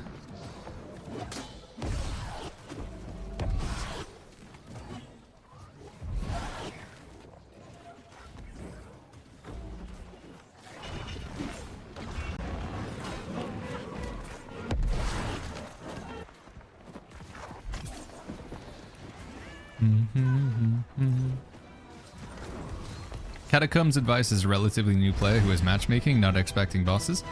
I think as long as you still kill, like the Catacombs trinket boxes are purchased with the silver tokens, not the gold tokens, so. I think that is the best source if you just want to target farm jewelry. Still would say that. Old Sig says, is the old crown worth picking up from the PvP rewards track, Baggins? Absolutely, yeah, man, it's good. Baggins, what perks would you want on your blunderbuss? My dream blunderbuss would look like this, my friend. So first of all, we want to make sure it's an infix blunderbuss. There is no way to guarantee this. It's just a random drop. But I'll show you. Can I just do it like this, maybe? Will this let me do it? Let's find out. Can I put? What is it called again? Close quarters? Yeah. So I'd want the infix perk at the top. That's like a must-have. Again, if you're like, where can I get one of those from? It's just chest runs around the map, chat. There's no one place you can go to get it. Just general chest runs. Cutlass Keys, Merkgard, Imperial Palace, Night Haven, like the library and Arch chest runs. Then we would want to have the old gem slot, of course. So we want to have empty gem slot. And then, honestly, I think I'd just like to have triple attunement. That would probably be my dream blunderbuss. Attune. You would want the new attunement, not the old attunement. Maybe a Sundering Stacks in there would not be bad. Oh, you get the idea of what I'm failing here massively, but Arcane attunement, there we go. Possibly a Sundering Stacks in here. If we wanted to use it in PvP, then we would want to get some plague crits. And or some Alacritus punishment. But something like this would be pretty insane. I think that would be my dream blunderbuss. So again, close quarters, just a random blunderbuss. You'll see them in the PvP rewards track. If you get lucky, you'll see one just pop up in here. But the best way to get them is just jumping in on the old chest runs, chat. Just jumping in on plus Merc, plus CK, plus Imp, or X. Just avoid doing chest runs in Brimstone Sands and Elysian Wilds. You don't have any chances to get them there, but everywhere else is good. Speaking of which, speaking of chest runs, chat, let's go do our Night Haven chests. Crafting gear is kind of obsolete. Yeah, crafting's pretty pointless right now. At least to get the new gear anyway.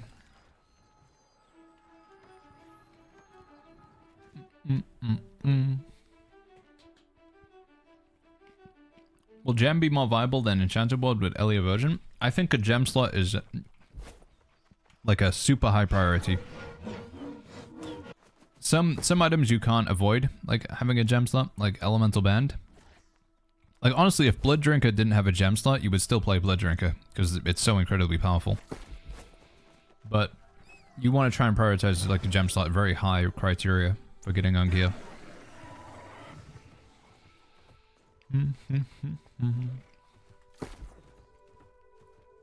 What was I just thinking, chat? Yeah, infix, they don't drop. Infix don't drop from enemies outside of raid bosses. Infix is only from chests and raid bosses. And the PvP rewards track. So you won't get any infix perks at Sun, or the monkeys, or any of the farm spots.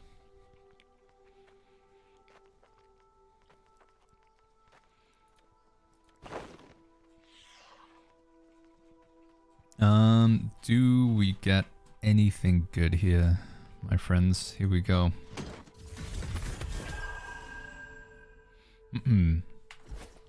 Boram says, I haven't seen you on here for a couple days. So yesterday I was out of the house, Boram. Yesterday my friend was getting married, one of my very good friends, one of my oldest friends. It was his wedding. He asked me to be the best man, so obviously I said, oh, no, I can't, I must play New World. I will not go to your wedding. So we made an exception. We took a day off the stream. There was no YouTube, no stream yesterday. I wasn't even in the house. I was at a friend's wedding. And then the day before that, on Tuesday, we streamed through the day, so I was still live at this point, and then I ended the stream a little bit earlier so we could drive and be there the day of the wedding, you know, so we stayed the night before. So we could be there for the wedding. But yeah, that's the... outside of that, this, you know, we will be streaming, making content and builds. So yeah, we're back in now. Back to streams and builds and YouTube videos every day. Right, we want to fast travel over to here. How did the best man speech go? I think it was good, Baba Ganoush. I didn't, like, flub my words or anything. We got some laughs. People said, hey, that was a good speech. So, yeah. I think we did okay. I didn't make anybody cry, but I feel like that's usually not the job of the best man. The mother of the groom and the mother of the bride, they had some pretty, like...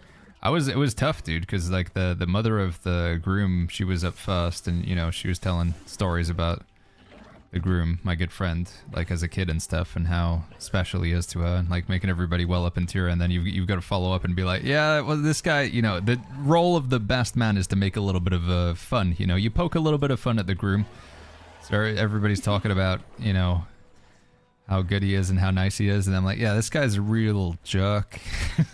I mean, I obviously didn't say that, but words to that effect. Poking a little bit of fun. Right.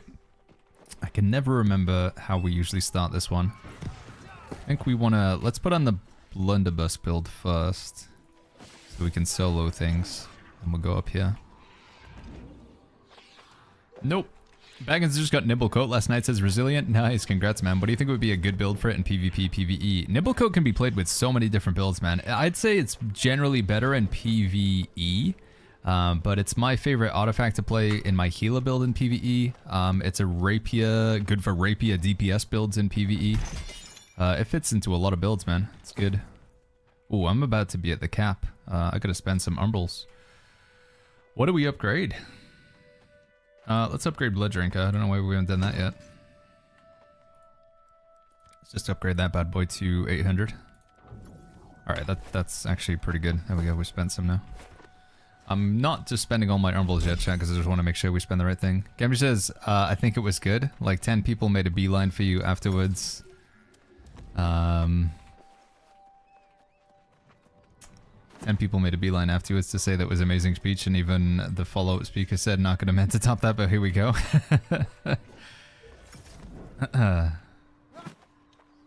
I don't know, I didn't want to be like, yeah, I feel like it would just be like a sort of Trumpism. It was the best speech, it was the only speech, I'm the best.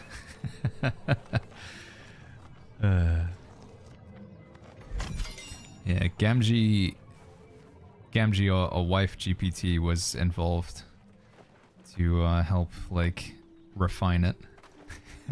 What do you think about the turquoise gem? Really good in your weapons in PvP, and I think that's the main application of a turquoise gem. I think they're a bit of a trap when it comes to putting in your armor. Because when you read the description, it sounds like, oh my god, dude, 3% physical and elemental? Like, why would you ever use anything else? But it's a 3% fortify, basically. So it just takes your existing armor and amplifies it. Whereas the benefit of something like an onyx or an opal gem, those reduce damage straight up. So quite often a straight up damage reduction is better than a damage mitigation. If that makes sense? I don't know if that does make sense. But it's like the equivalent of like wearing a bulletproof vest versus, you know, putting a bandage on the wound. It's better to just not take the damage in the first place rather than to try and take the damage and mitigate some of it. That metaphor doesn't really make sense, but the concept of what I'm trying to outline is that's like fortify versus just not even taking the damage in the first place. So that's why the other onyx and opal, because they just reduce physical and elemental damage straight up.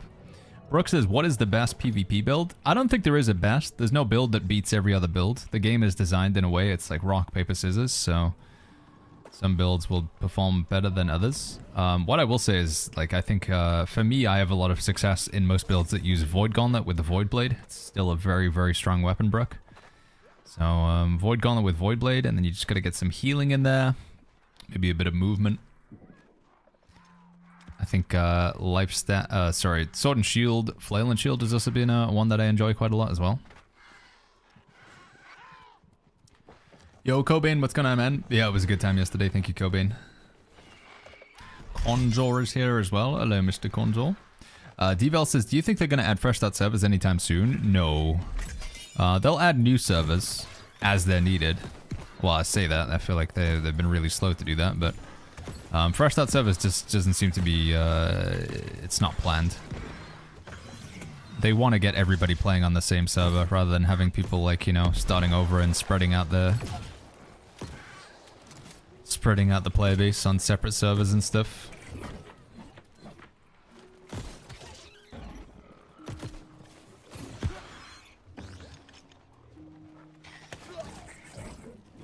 Can I? I need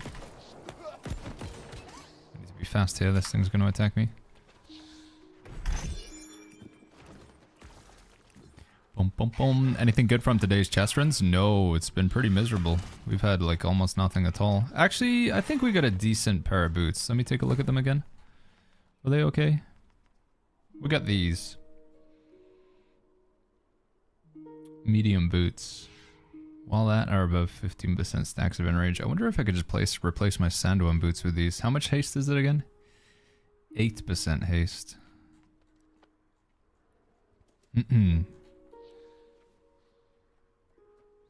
And these are 6% haste. It's permanent as well. Yeah, they might be pretty good.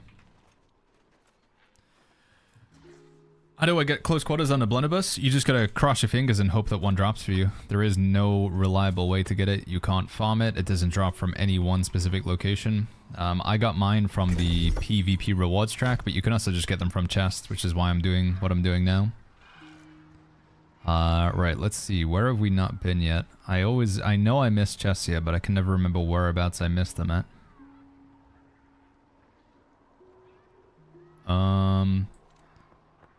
So I've done that over there, right?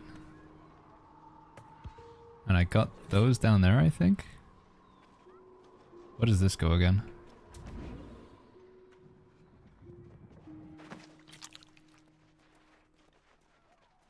Have I been over here? I got a Void Gauntlet, says Chiz, that's got Sundering, double achievement gem, and a skill perk. Yeah, that's good, man. That is a good Void Gauntlet. In PvP, you might like, with PvP, getting some anti-healing and stuff might be something you want to go for, but yeah, that's a very versatile Void Gauntlet. Does this go anywhere? Is this a dead end? Ah, here we go.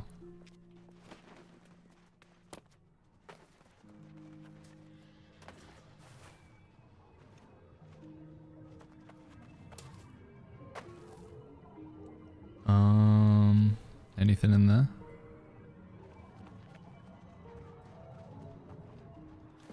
Is that a supply crate over there? Oh, no! Man. Can you show on the map where you are? This is the Nightbreak Roost. Now, if you want to be able to see these invisible platforms, you need the full sight buff, so you need to get this here. You can see invisible secrets in Night Haven. You can just craft a potion and drink it. Craft the potion at the Arcana station. Alternatively, though, if you just go to the Tower of the Fool, there's like a pad you can stand on that will give you the buff for 30 minutes as well. Button Notchin says, Baggins, does the protection perk from gems and shield transfer to offhand? Yes, they do, yeah.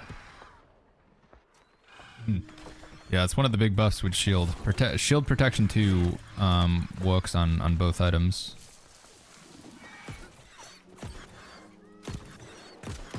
And your gems are active on all pieces at all times. Unless it's like it's a gem in your weapon. The gem in your weapon is only active when you have that weapon in your hand. Right, what am I missing? I feel like we struggle with this chest run every single time. I never never feel like I'm going in the right location. What have I missed? What do we get here? The main reason this is just yet again another chest run, chat. Just another one of the chest runs that we want to do. I've almost certainly missed some chests, but I just can never remember where they are. Did you try the new game called Arc Raiders, says Just Ramsey? No, I haven't. No, I haven't tried it. I don't know if it would be my type of game. I'm not entirely sure. Baggins, what is the general slot you're looking for with gear? 2 open, 1 gem, 2 fixed? Yeah, I would say so. A gem slot, 2 fixed perks, and then 2 other perks. And usually those 2 other perks, I want them to be offensive or defensive. I don't want that many, like things where you can socket an ability. You know, like a Fortifying Sacred Ground, a Crippling Reap, etc. I don't want too many of those. You don't need to use that many skill perks, I feel like, in your gear. If you memorize the invisible walkways, do you need the potion? No, yeah, you can walk on them if you don't have the potion. Yeah, if you know where they are, you could just walk on these.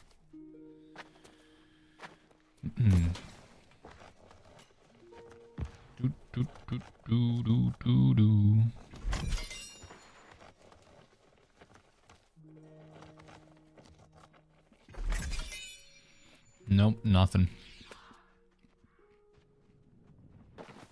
ChatGPT says there'll be a nerf on 3 achievements.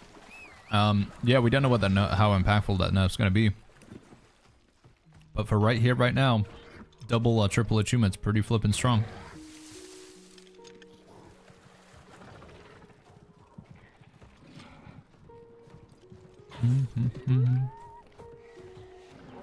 Hammer says they're going to blunderbuss with 3 achievements but no gem slot. I think you really need that gem slot, Hammer, unfortunately.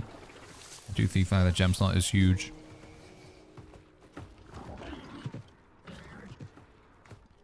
Oh man, where is the chest? It's in one of these circle things. And I can never remember which one. Is it over here?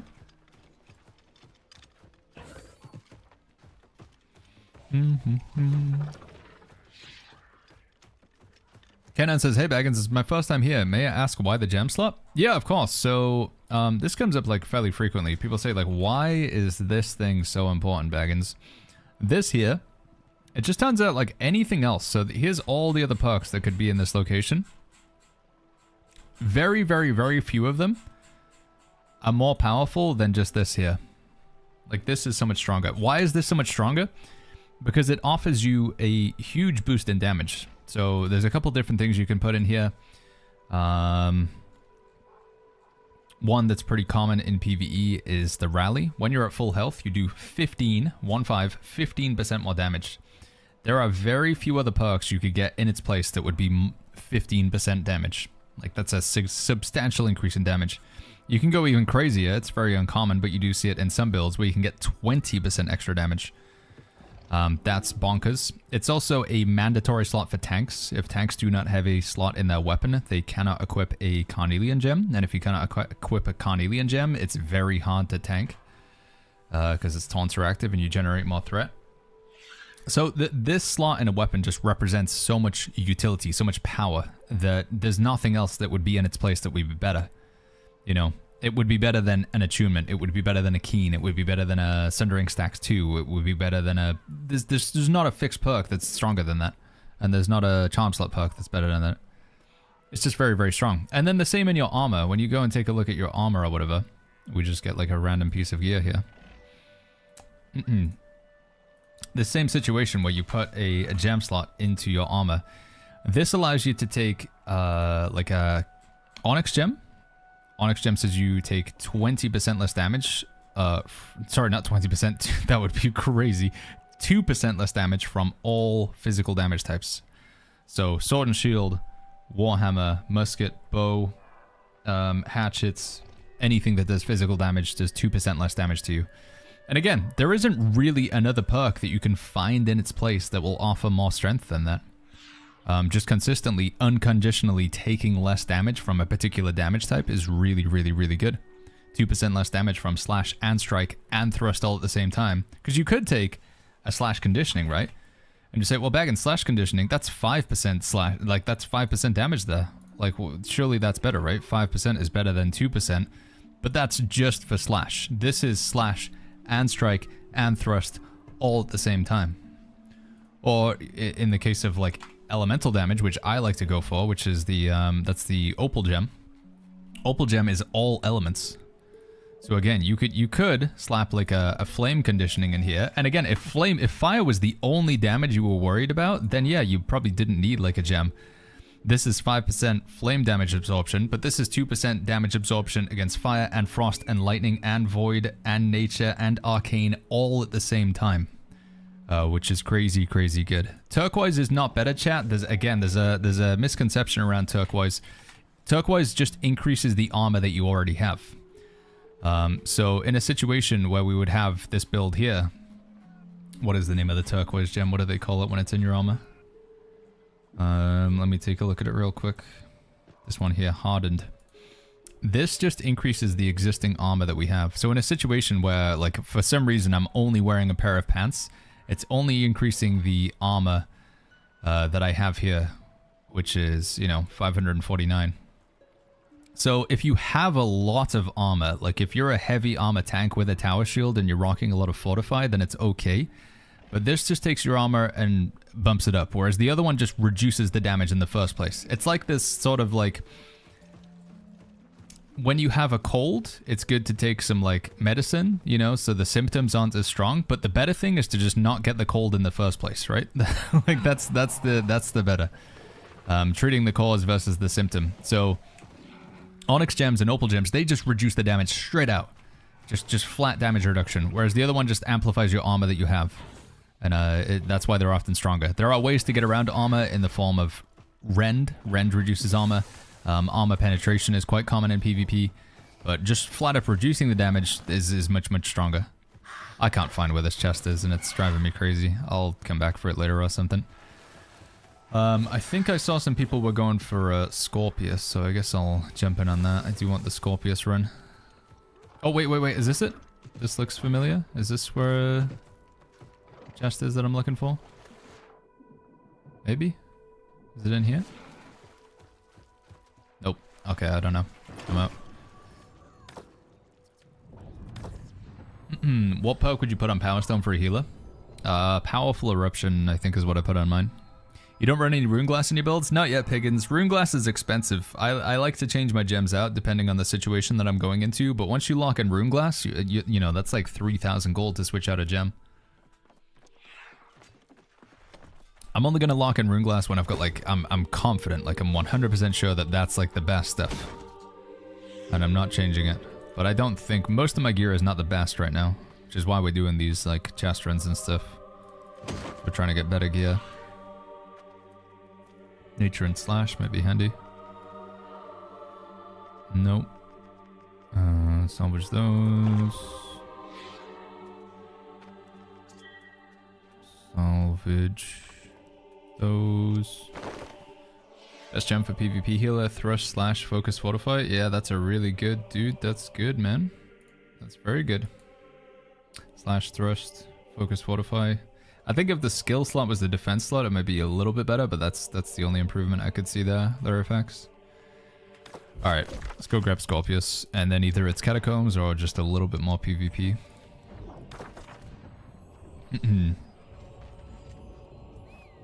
I noticed you use gems like consumables. Yeah, I do switch out my gems fairly frequently. Mr. Figglebottom says, what build is this? This is a build that I primarily play in Catacombs. It's just a DPS build. Did you ever get that PvP healer set, says Anathema? No, we're grinding out more PvP. We're going to do a game of Outpost Rush again. That'll give us another checkpoint through. We haven't seen any pieces pop up yet. We're just going to have to keep PvPing until we get some. How do I make a build on New World Buddy, says Afil. So, Afil, you go New World Buddy, just the default thing, and then click the little guy icon up here. Click the avatar, and then go gear sets, and then click the plus symbol, and you can make a set from there. Adahide says Catacombs. Alright, let's get one more PvP reward track. We'll just unlock this, see if we get anything, and then if we don't get anything, we'll go we'll do some Catacombs. Epic says, any tank guides coming for Season 10? Yes, there's one ready to go on YouTube. After we end today's stream, we'll set it live. Could you show a Blunderbuss PvE skill tree? Here we go, this is what we currently have. Do people still slot polls for chest runs? Yes. If you were consistently doing chest runs, you may as well put like luck gear in. Grey Raven says, does anyone have a link to the spreadsheet that was shown earlier? It might still be on my clipboard. Yeah, there it is, Grey Raven. Is there a way to filter armor weight in the inventory? The only way that I could know how to do it, Nave, I don't think there's anything else, is just by sorting by weight. So when you've got your inventory open, you click on the little weight icon, sorts heaviest to least heavy. It's not perfect, but it'll generally show your light armor and your jewelry down at the bottom. Your medium and your heavies will be higher up. I've leveled up my PvP track from 32 to 37. I haven't seen a single piece of the focus set. Yeah, it's in there now, but it's just, I guess it's like, that's going to be the new artifacts, you know? Previously, you were trying to get, like, Serenity and Nimble Coat and stuff to show up in the track. Now you're just trying to get the Focused set and the Tenacity set to show up in the PvP rewards track. We might as well put some luck gear on here, I guess, and chuck a rapier on as well. Actually, let's keep a life staff on. I do need to get a better life staff.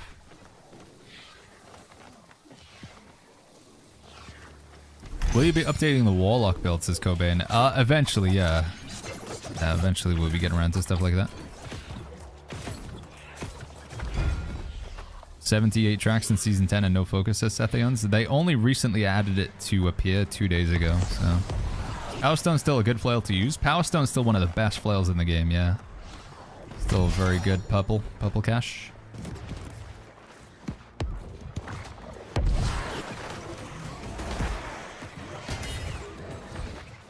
Heck is going on here, dude? Everybody's dead.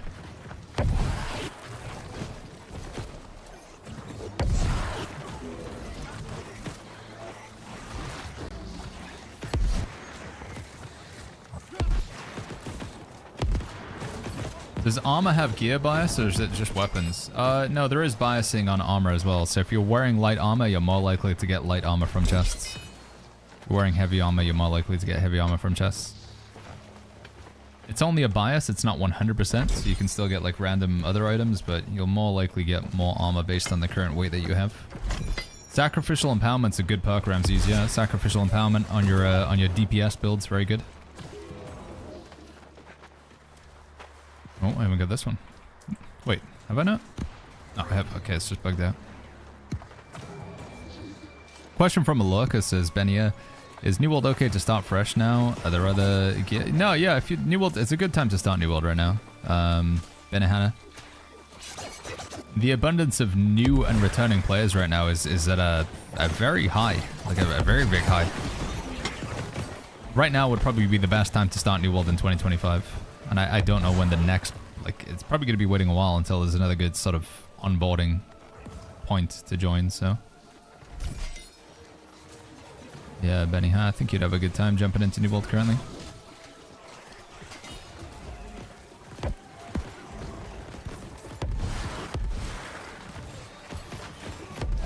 Do the same offensive charms on different pieces... Do the same offensive charms stack on different pieces of gear? They do, yes. Yeah, they do. They do have a stack limit, right? It will usually say something out of 5. Like this one down here, 0 out of 5. But they do stack. There's one chest on the other side, which we haven't got yet. I remember a year ago, says, sign up, I watched the build you made of a Greatsword tank with Venom as a secondary. Yeah, Greatsword tank's still really good right now. Really, really good. We will be updating all of the old... If the build video, or if the build still works, then we will have an updated video or a build guide for it in the near future as well.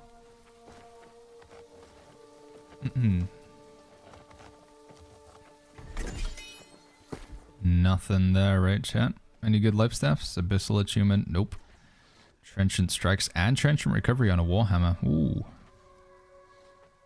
You know, we'll keep that. Strike Conditioning, Thrust Conditioning, Freeing Aggression. Not a big fan of the old Freeing Aggression. Slash Conditioning and Lifesteal draft is pretty good. After targeting somebody with an individual healing build, I press mouse 1 and the ability doesn't cast an auto attack. You have to press the ability again, is typically what I do. So whatever the button is to cast the ability, just press that button again. Force. Anything else in there? Flame Conditioning, Prolonged Favor.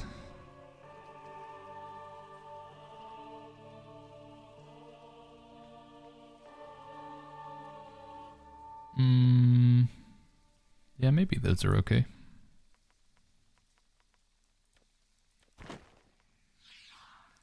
And none of these are any good. Alright, I think the only chest run I need to do now is... oh, I do need to do Arch. I need to do Arch and I need to do Imperial Palace for infixes. But let's one more checkpoint chat, see if we can get any of the healer set to show up. I think we should be trying to get at least two per day. We should be trying to go for at least 2 PvP reward track thing completions per day. So just one more game of Outpost Rush, and then we'll be done PvPing for the day. And then we'll lock in some catacombs and some mutated dungeons. Speaking of mutated dungeons, let's try and get faction missions one more time.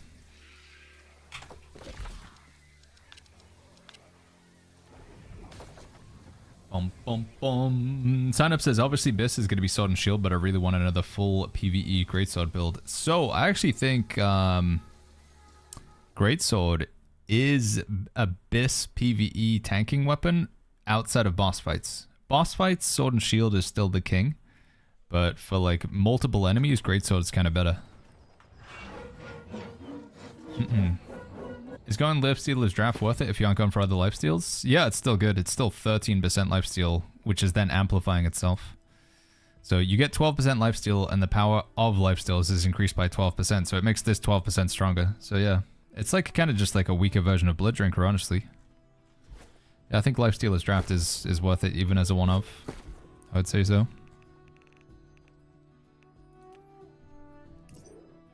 So we're forced to do the most boring content in the game? No, no one's forcing you. You don't have to do it if you don't want to, Stevie. There is not really anything you can get. Like, it's not as if chest runs have any loot that is exclusive to the chest run. If you're after infix items, you can get them from mutated dungeons or the PvP rewards track. If you're after jewelry, you can get it from catacomb boxes, weapons. There is no loot that is in chest runs that isn't in other places in the game.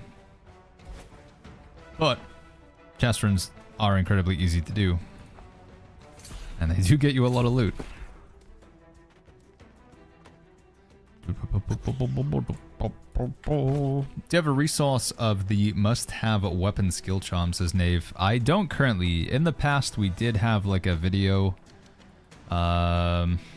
New World Best Perks.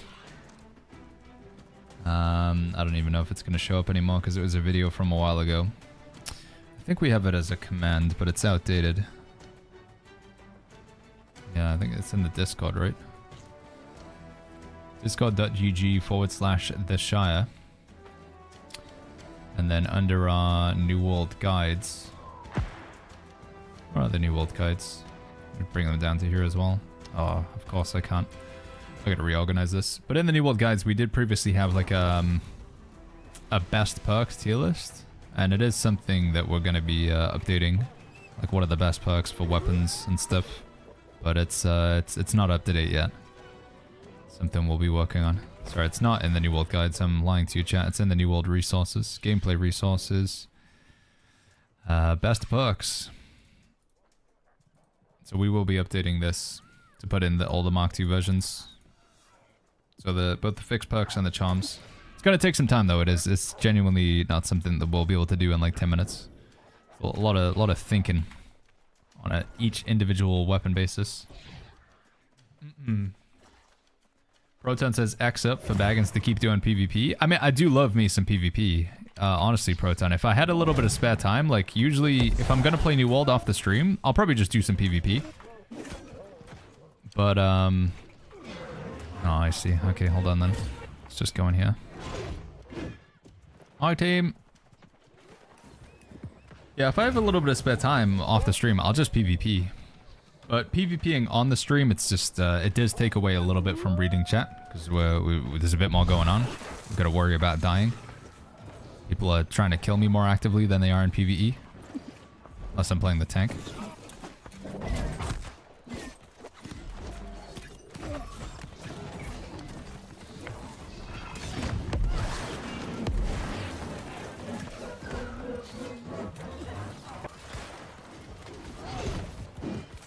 Oh, no.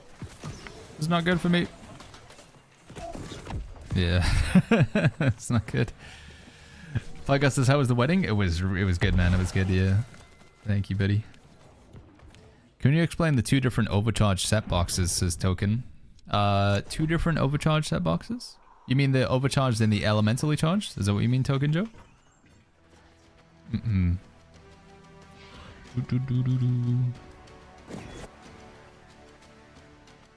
Lifesteal Assassin build in the works, says Wildo. I feel like Lifesteal Assassin build would be counterintuitive, right? Because usually with Lifesteal, if you want to fully maximize Lifesteal, you have to lower your damage.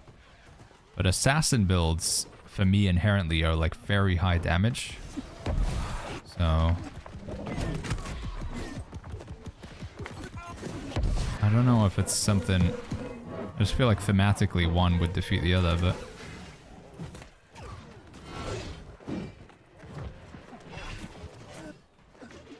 Oh my goodness.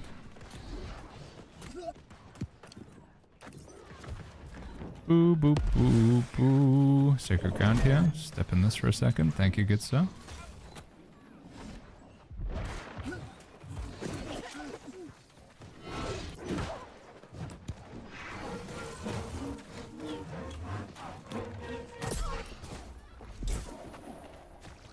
Let's just try and capture all 3 points so we can win this game faster.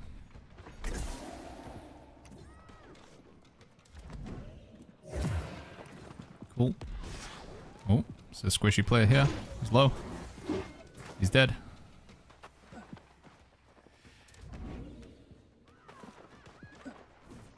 Freedom or unmoved better as a tank, says TJ. Unmoved. Yeah. Freedom is pretty much for PvP, I would say.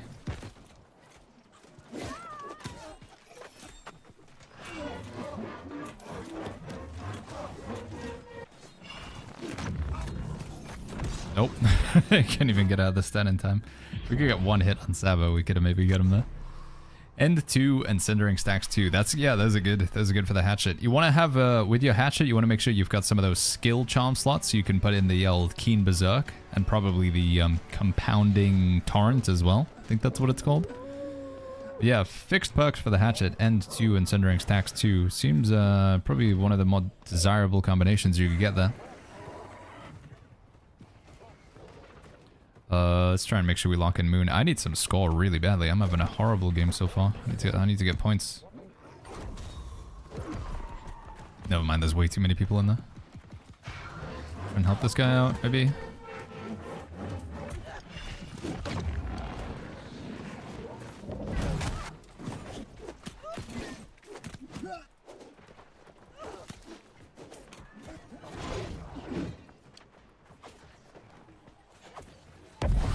Nice.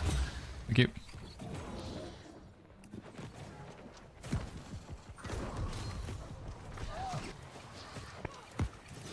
Oh, let me out. Let me get out of this clump. Let's get on the healers. There's a healer.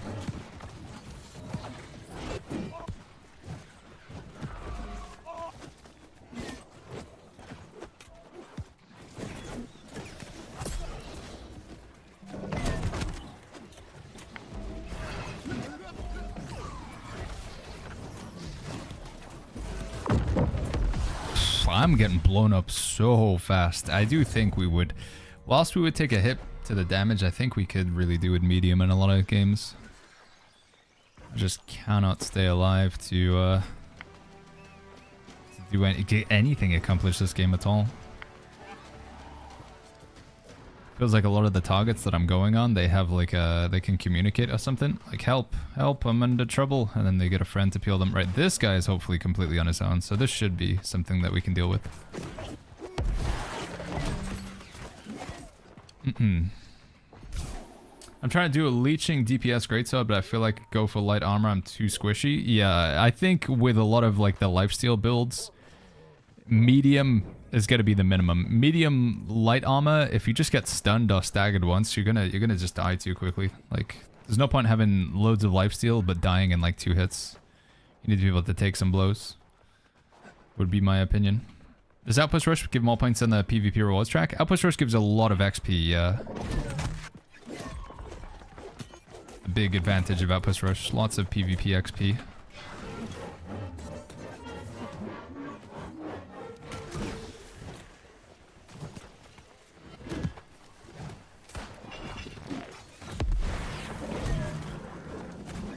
Oh!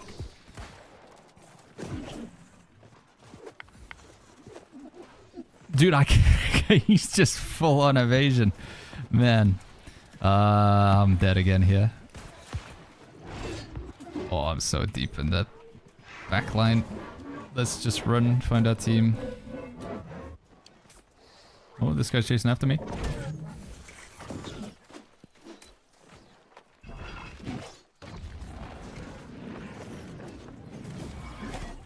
Nice. Anyone know if Keenly Jagged stacks if I put it on multiple armor pieces? No, it's a one of Wolfgar rather. It would be, yeah, putting out multiple pieces. Right, Leaping Strike this guy. He's gonna dodge roll away. We Shield Rush, slow him. He goes, no, mind. Okay, he's dead. For melee DPS, should you go Refreshment 2 or Refreshing Move? I think Refreshment 2 is more consistent. I don't know, I think the only time I would play Refreshing Move is if you're consistently doing heavy attacks. So that would be like Warhammer or Greatsword.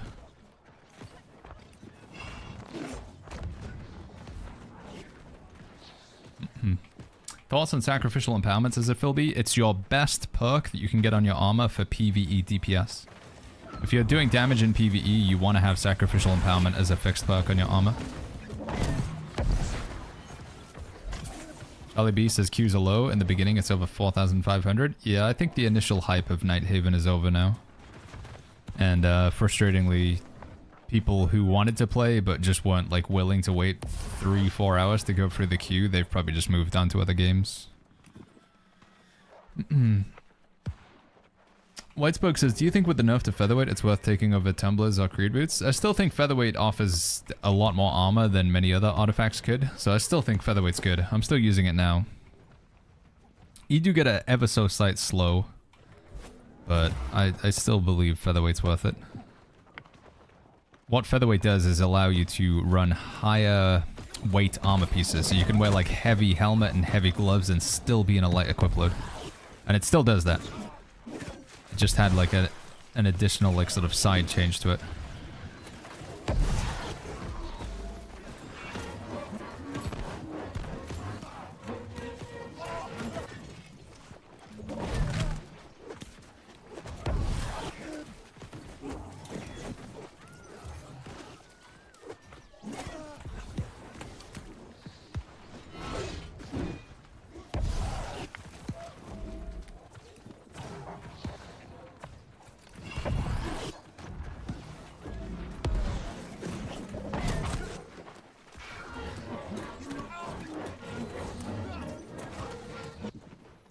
Let's get out of here.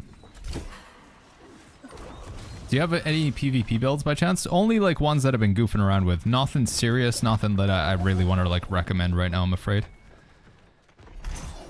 This build feels pretty fun. I think I want to try it in a medium equip load to see how it, like, you know, how much lower the damage is versus like the mobility versus the survivability. But no, we haven't really properly cooked anything up yet, I'm afraid.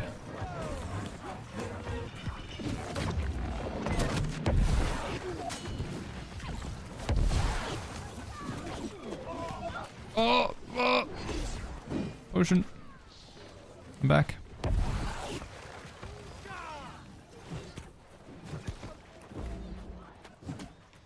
Let's get him. Give me a Deckard Cane.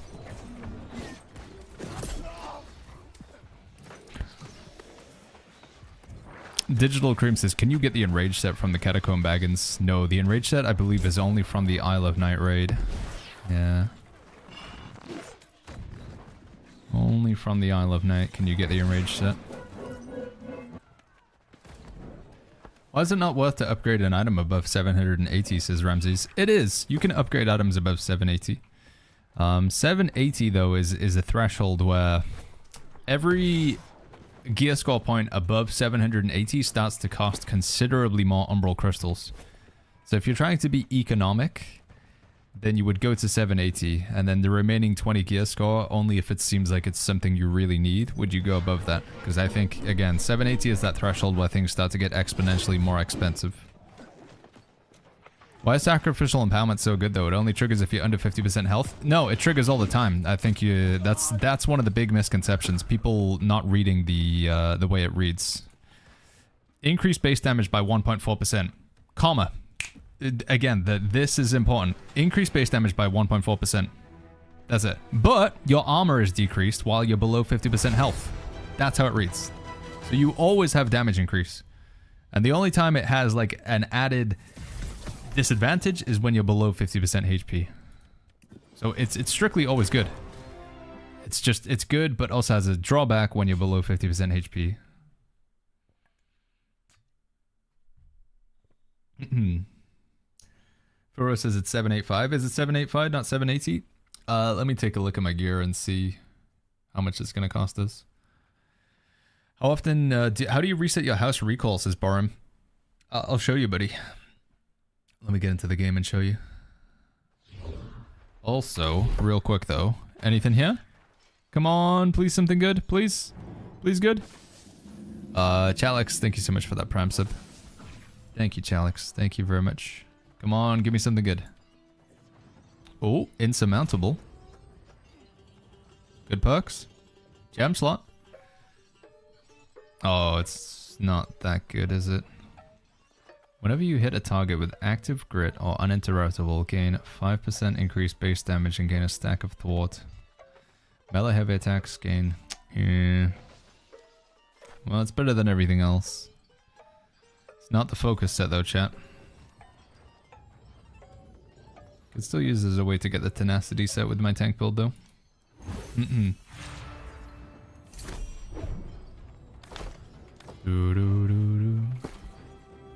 Unfortunate. Well, chat, no healer items today, unless we're gonna do more PvP, but I know you guys aren't a fan of like the endless PvP streams, so we'll take a break from that for now. I tell you what though, one thing before we jump into some catacombs. Oh, what was the other thing we were going to talk about? I was interrupting myself. Oh yeah, how do we reset the cooldown on a house? So recall to your house, and then once you've recalled, you can just do it again. Just recall. So just try to go recall your house. It'll say you have to reset it. So if I was to recall to Windsward, boom, and then I fast travel out, I just try and recall again, and instead you'll see this timer next to it. But you can just reset it for a very minimal amount of Azoth, like nothing at all.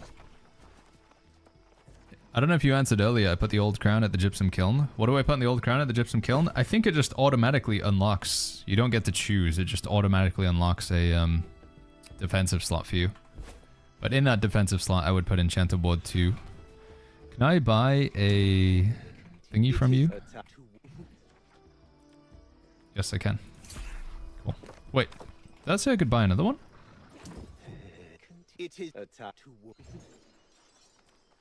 Oh, it looked like it wasn't on a cooldown there for a second. Okay. Let's clear out the inventory real quick. Isn't yielding any good, says Cobain? No, I don't think it's very good at all. I feel like featherweight's just often better than thingy. Oh, dude, we got so much Azoth water. I've been sitting on this. How much is Azoth water going for? 1850. So how much would... If we sold like 2,000 of this.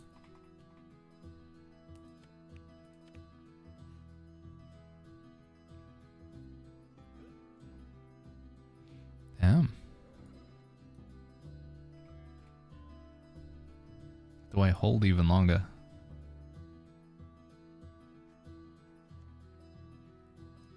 Hold on. I can't change trophies in my houses, says Balador. What's happening when you try and take a trophy down off your wall? What is it saying to you, Balador? Can you stack sacrificial empowerment? You can, Jay. Yeah, you can. You can indeed.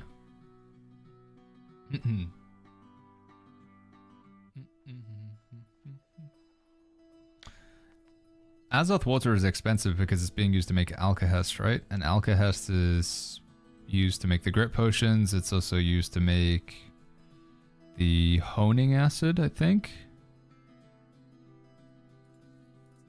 But people aren't going to be making as many honing acids because the matrices aren't needed. What's the main purpose? It's just for making alkahest, right? It's the main purpose. Trying to figure out whether this is going to get more expensive or if it's going to go down in price.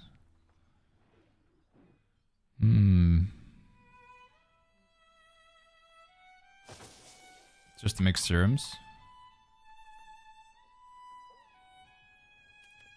Let's just sell some. I feel like it's a good price. The question is whether I undercut or not, because I'm selling so much of it. I'm selling a stack of 2,000. I don't think I do undercut, honestly.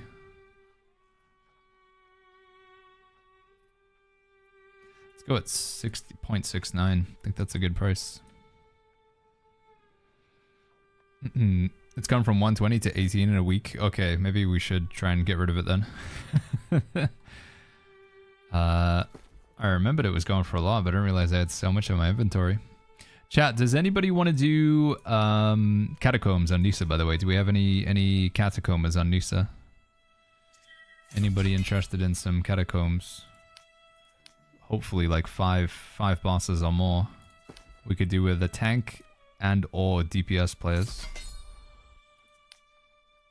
No healers. I'm sorry, chat. Again, I know you get Baggins. Why do you hate healers? I don't. I'm a healer myself, but I feel like healers are just not. They're not that good in catacombs right now. Better off just taking damage and tanks.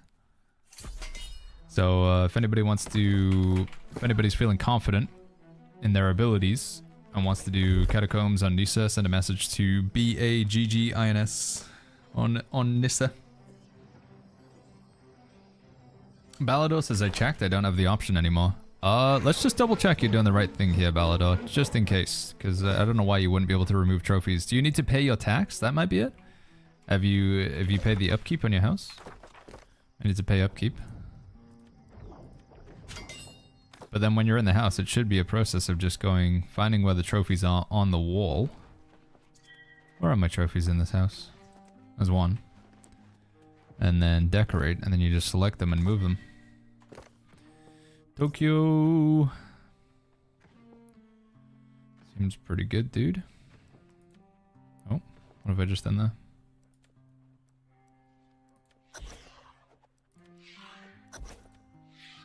I just invited somebody else. I have. Sorry, Etain. I did not mean to. In fact, I'll just leave group and then re-invite Tokyo.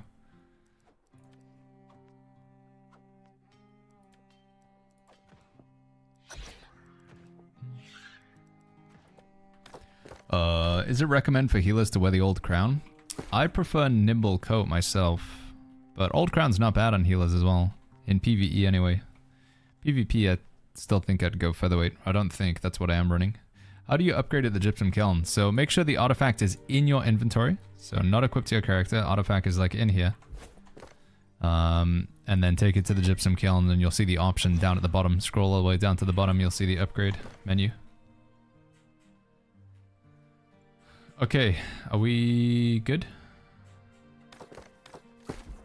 My inventory is pretty full. Just gonna drop these on the ground because they don't sell for anything anymore. So all the chest runs. Do people want regen potions or mana potions? What is the infix that says elementally charged? Elementally charged is part of a set bonus. So there is this set of gear that you can get called elementally charged. So if you wear 2 pieces of it, basically whenever you do an ability with a magical weapon, you get an elemental charge. You don't need to worry about it though. You don't even need to be able to meet the criteria, which is one of the things that's interesting about that take 5% less elemental damage. Because you're like, oh, I can only take 5% less elemental damage if I'm running like, you know, if I have the ability to get an elemental charge. But if you just rock 1 piece of the armor, there's like no chance you'll get an elemental charge because you literally can't. So it just says you just take 5% less elemental damage, which is really, really good. Lich Gloves Freedom and Runic Greaves as Oddsig. None of them are super insane, Oddsig, but Lich Gloves would probably be the one I would take with those 3 offered to me. Alright, what are you guys playing? DPS? Tank? I'll play whatever. Is the Mage Guard's chest skin worth selling? Wait, you can sell it? The Mage Guard's chest skin you can sell? What was that? You going DPS? Alright, I'll go tank then. Hey Vegans, what was the name of the Blood Rapier inventor you raided a few days ago? That was Hrodgir. Hrodgir. Hrodgir. Lifestaff with 2 times defensive slots, 1 gem slot, Savior 2, and Resurgence 2. It's all good apart from those 2 defensive slots. If those 2 defensive slots were 2 perk slots instead, you'd be looking at something pretty insane. Shkorski. Duelist says, I feel like Great Axe has so much mobility, it should be in heavy and PvP. It is kind of crazy, man, yeah. You got your Reap, you got your Gravwell, you got your Charge. It's also got one of the strongest haste buffs in the game on it right now as well, Bloodlust, 20% movement speed. So they made a big nerf to movement speed increases, because there was a movement meta, generally. Everybody was just running all the haste buffs. Rugby says, thanks for your present, Avazath Water. Wait, did you buy it? Thank you. I didn't even see if you bought it. I got an infix with elementally energized. Oh, okay. Sorry. I thought you were talking about the stuff that you get from... Wait, was Alien not in our party? Or is he just not loaded in yet? Yeah, sorry. I thought you were talking about... I think Elemental Hunger is the best of the elemental infix perks. But it's basically referencing having the elementally charged set. Right, 1 second here.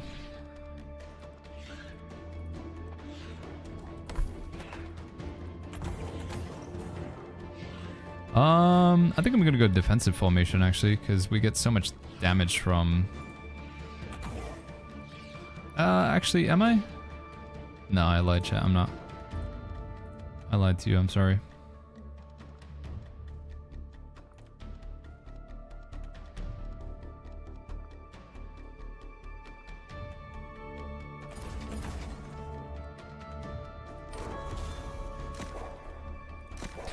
How much? 248. Okay. You started by accident? Oh, flip, we gotta go. Go, go, go, go, go, go, go.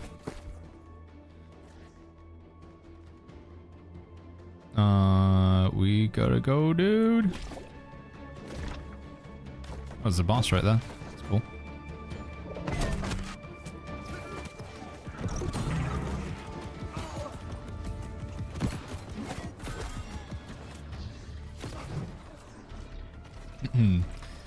Gearing is crap too or false, says Tariq. It depends what method. So there's a question of like whether you want to go with chest runs, whether you enjoy chest runs, how fast you want to gear.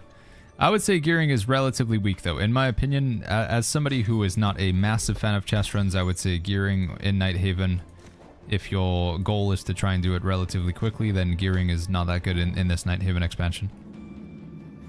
But for people who love chest runs, or people who are like very casual focused, they would maybe say that Nighthaven is the best update for them ever, because you can get your hands on like pretty bisque gear through just doing chest runs, so...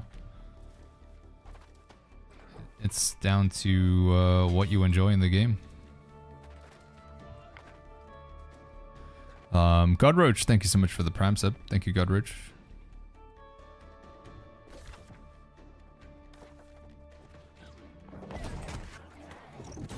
Baggins, what do we do with gypsum orbs?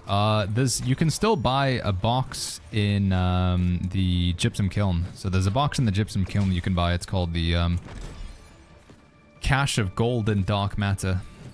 It gives you 1,500 gold. So 20 gypsum orbs becomes 1,500 gold. You can do that once a week. That's one thing you can just spend any excess orbs on. You can also spend gypsum orbs to turn them into jewelry matrix, armor matrix, and weapon matrix. So it's done at the crafting stations. In order to make a weapon matrix, for example, you need like a honing acid and a tempered cast or something. And both the honing acid and the tempered cast require... Let's just do bosses as we find them, I guess. Both the honing acid and the tempered cast require you to spend gypsum orbs to make them. Do you know you can hot swap the gear by pressing the comma? I do, Sloth, and it's one thing that I wanted to try and... I want to make a gear set that gives me a lot of movement speed, so I can switch to it. And then I want to use a hotkey to switch to that set. It was one of my plans, but I'm lazy and haven't got around to it yet. Yeah, I think the... Yeah, so you can press these, right? I can just press number 6 and then switch over to my blunderbuss and set. So it's something I want to try and build in, but I haven't got around to doing it yet.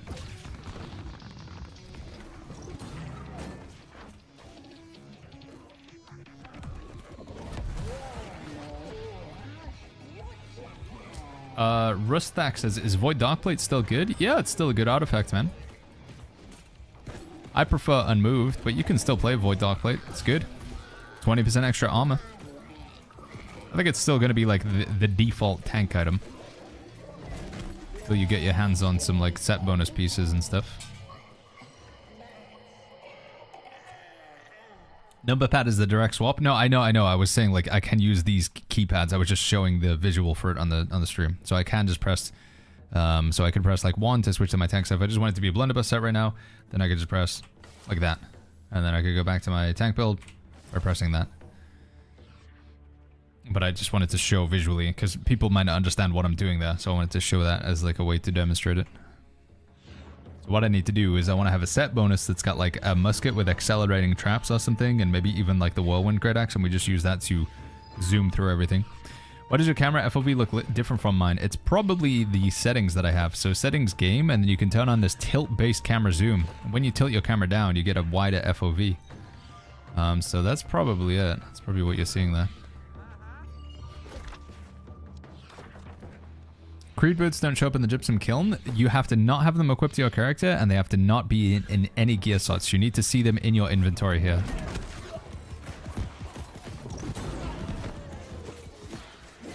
Cannot be in a gear set slot, cannot be equipped to your character to upgrade items, artifacts in the gypsum kiln.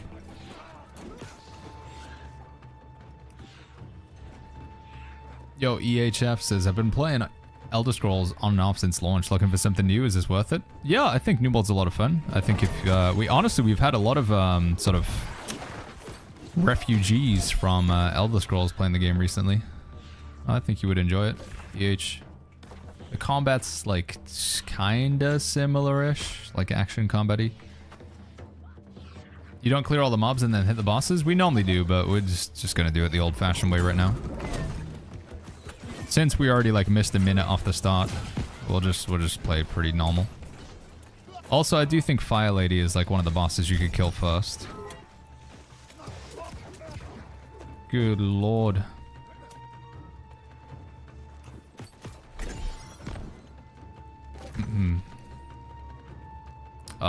This is probably gonna be a dead end, but...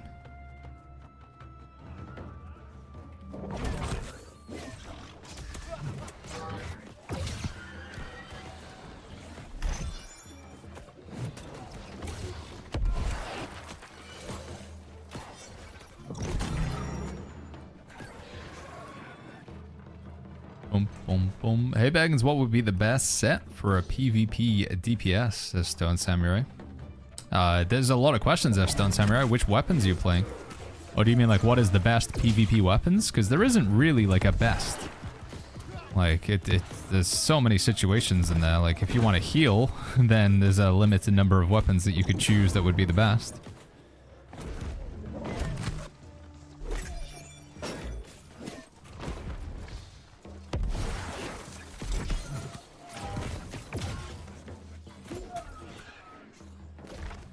Right, so that's going to send us back the way we came from, so we don't need to really worry about that.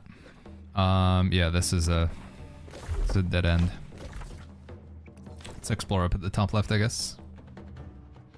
How do I get the points to get some of the Halloween event thing, says Bulls. You just need to kill the Halloween boss. Bulls, you can find him by opening up the map and then you're searching for like a skull symbol with a red background behind it. If you remind me, Skulls, if you haven't been able to find it, it looks a bit like this. But he's got like a red background around him. You'll find them in areas like Morningdale, Ebonscale, Weaver's Fen, Brightwood, and I think also Brimstone Sands as well, right, chat? If you're having trouble, just remind me after I finish this game. I'll show you where he is. Baggins, you should invite Zayu to play some New World. I'd be down to play with Zayu. Problem is though, he'd be on NA servers. I do have a character in North America, but I haven't done the Nighthaven expansion on him yet. I'd have to get geared up and do everything over on Valhalla. Is there a way to remove the legendary salvage confirmation? If you mean like the message that pops up that's like this, then no. What you can do though is you can just use the salvage all button and that will get rid of all of. So just lock the items that you want and then salvage all. That'll be a faster way to go through it.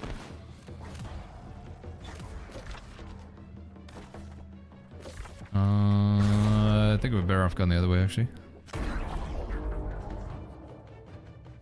The icon is purple with the head of a lady with a hood. Oh yeah, you're right. Sorry. Yeah, you are right. I'm thinking of the Expeditions Unleashed world bosses. I'll show you. 'Cause I don't really have a way to visually show it right now, so I'll show you where you find the Halloween boss. Because you kill the Halloween boss. The Halloween boss drops something, and then you take that drop and you put it into the cauldrons in the middle of every town. And that's how you're going to get currency to then spend on the Halloween shop to buy the skins.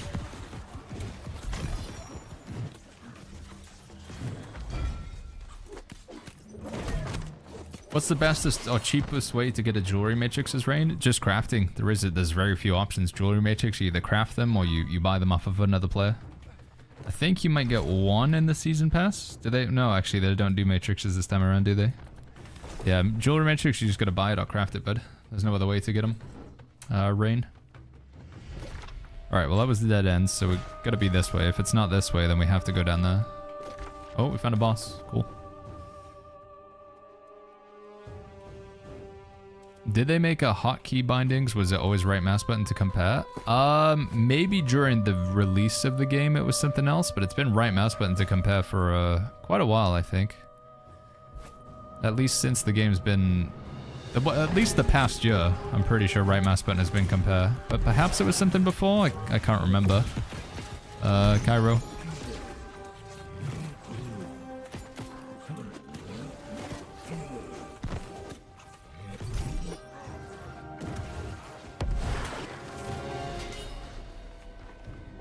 Boop, boop, boom. Is hoplite gear still any good, says Minginza? It's okay in some capacity. Because what you can do with the hoplite gear is you can have like, say like a hoplite pair of gloves, which have like health and enchanted ward. And then you could put another perk on the hoplite gear. So yes, but it's not gonna, you wouldn't really want to wear a full set of hoplite gear in my opinion, Meginza. But maybe there's like one or two pieces would be okay in some builds. So if you want to be super efficient here, chat, what you should do is you should send like one player out and then everybody else can just like live through this. Because you only need one player for this. You don't really need all three players in the room for this. So if we wanted to be super efficient, I would go and explore while they just finish this puzzle, which is basically just surviving.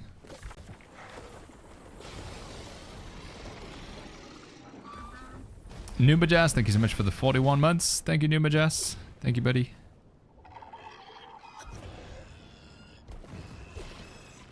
Oh, okay, yeah, we're gonna get her out of the way.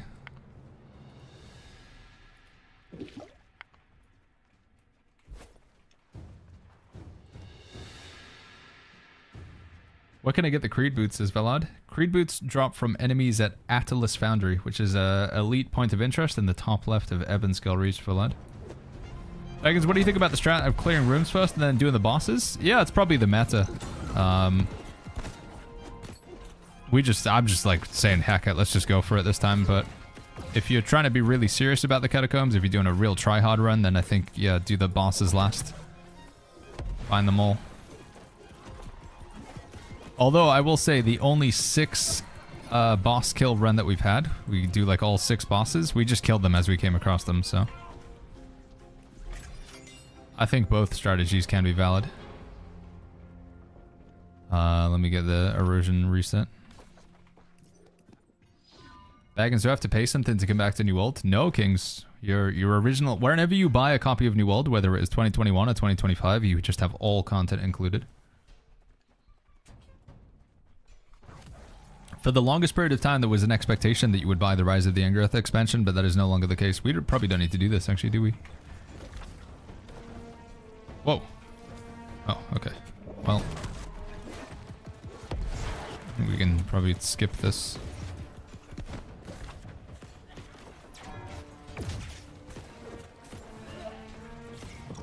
Fearless is how long are you going to be streaming for? I think we're going to be streaming for about another 3 hours. Maybe a little bit less, maybe a little bit more. I need to do shorter streams. I need to stream less so I can spend more time working on builds and guides. Chat is hungry for the builds. So I gotta invest my time in what I think is gonna be most beneficial for myself, but also for like everybody else as well.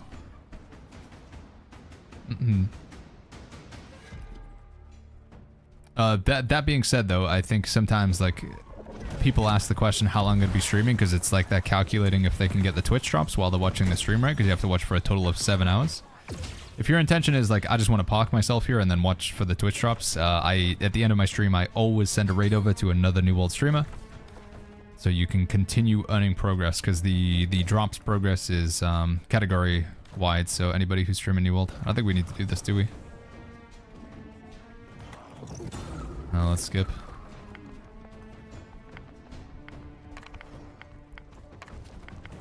I'm gonna keep running anyway, because this is gonna lead us back to where we were. How about building while streaming? It doesn't work for me like us. I just definitively know that it will not work. It will make it take like 4 times longer for me to finish the builds, and it takes away from the chat interaction heavily. It's just not good. And it's something that I just need to do off stream and just lock in and focus.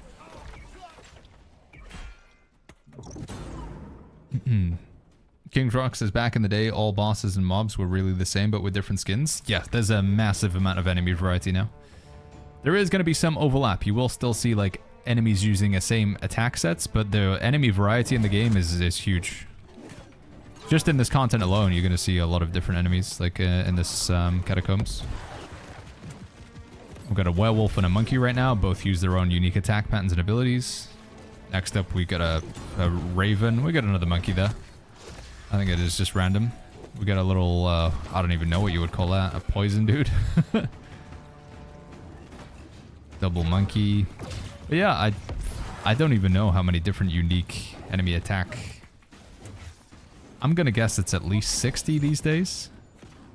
Like, that are completely unique and independent of each other. You still do get, like, corrupted brutes and angry earth brutes, but...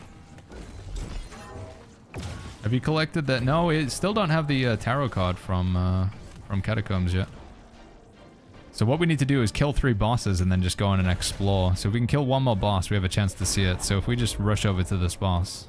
Only got 13 minutes left, though. Joshua says, what constitution and dexterity are you running? I think we have just under 250 constitution. Just under 250. And then the dexterity, I think, is only like 25 or something. I'll take a look in a second for you, though. So I'm not getting beaten up by these guys.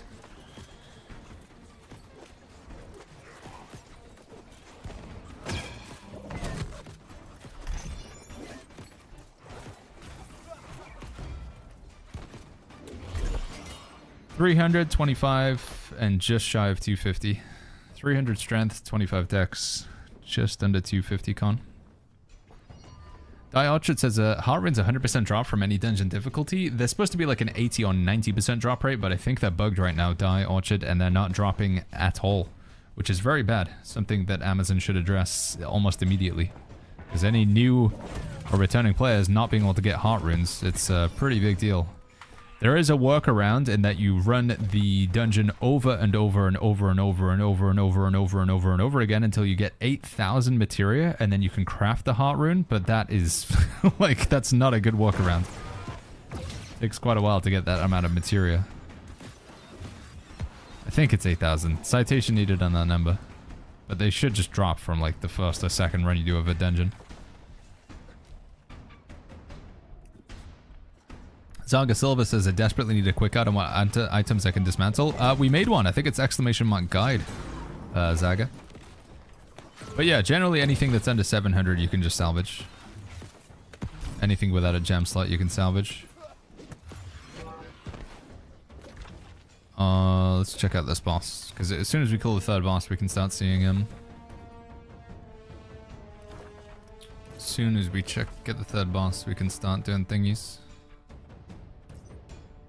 Oh, see some dudes over here.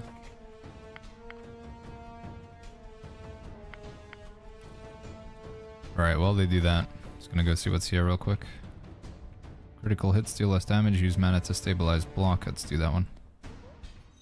Oh wait, cast 3 orbs on low mana. Never mind, that's terrible for me. Doesn't do anything. Is this a dead end? No. But it might just loop around. Duelist is not quite as a bug where I can't get any quests. Yeah, that's not good for returning players.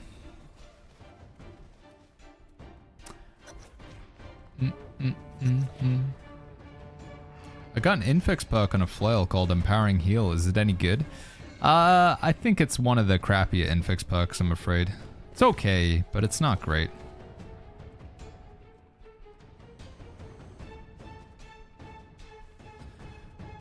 Is Divine Perk still busted? I see people in chat saying to not put it on your gear. It's not currently working. I believe it works. We could maybe put it to the test in a second. After we finish this. It's something that I keep meaning to check.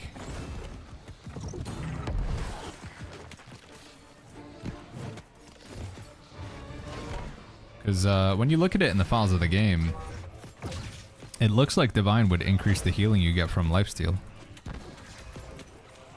But I believe it's not supposed to, but it's looking like it is when you take a look at it in New World Buddy. But I wanna actually just test it in game. You should make a video for S to F tier affixes. Well, like for mutated dungeons, you mean Wild Copper, or oh, you mean infixes? Yeah, I mean we are gonna be making like a perks tier list video, and we will have a separate section just for infixes in there as well.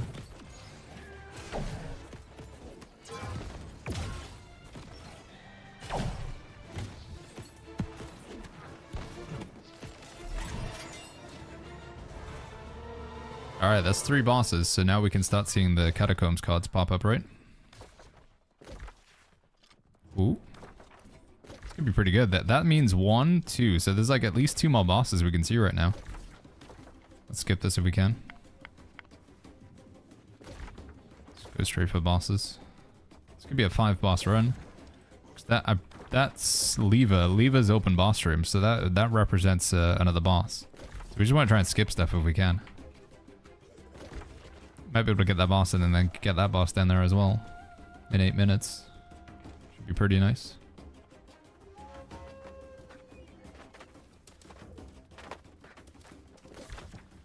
We could do with getting another angel statue to ascend though. Maybe we should stop for it here. Yeah, I think we should.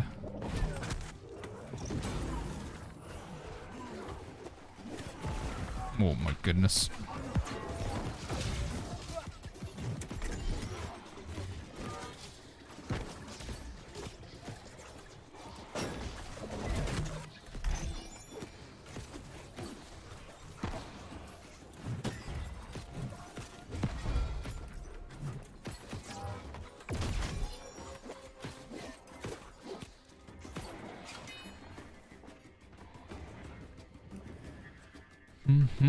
Baggins, what's a good comp for Catacombs, says YOLO. The best runs I've had in Catacombs is one tank, just playing like Sword and Shield or Greatsword. And then 2 blunderbuss DPS. That's been my most successful catacombs run so far. Double blunderbuss DPS and then a sword and shield greatsword tank.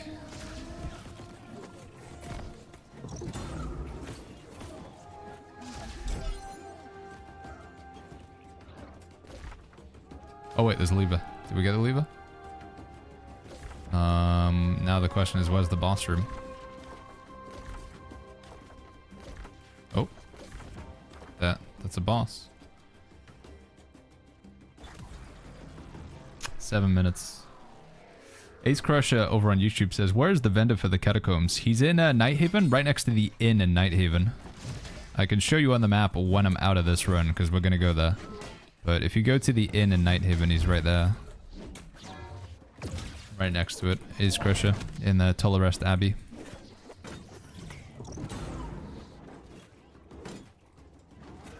Some way to know if something is base damage or empower, says Von Dutch. The most surefire way is to look it up on New World Database, on New World Buddy, Yvonne. But if you just want to run something by us, me or chat will be able to tell you whether it's base damage or empower.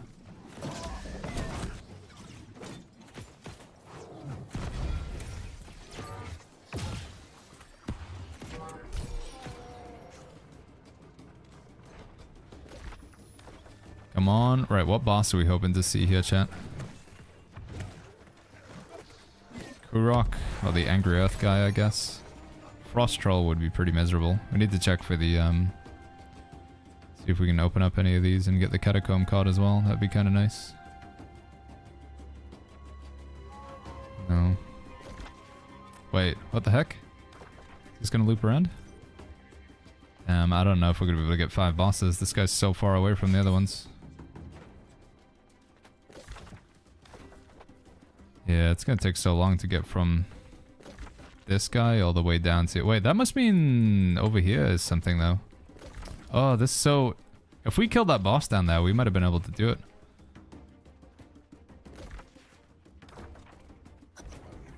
Just gonna see what's over here real quick.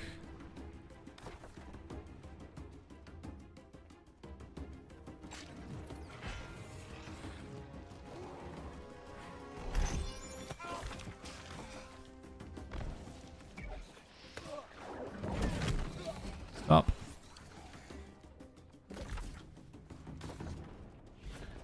Okay, this is... I don't know where this goes, but we need to go get the other boss.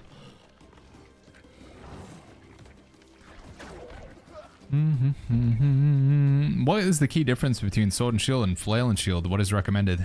Flail and Shield does less damage, but has more buffs for your team. Sword and Shield is maybe just higher damage, I guess.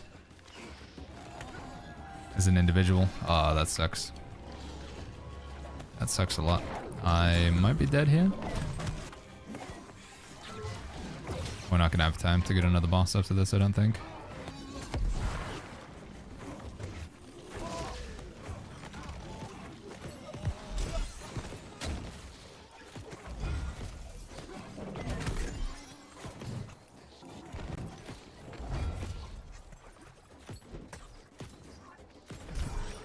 Yeah, this map, I don't know. Maybe from here we might be able to go to another boss. Only 3 minutes. It's gonna be really rough. I guess it depends how quickly we can kill Nishaten here. Gotta try and pump damage.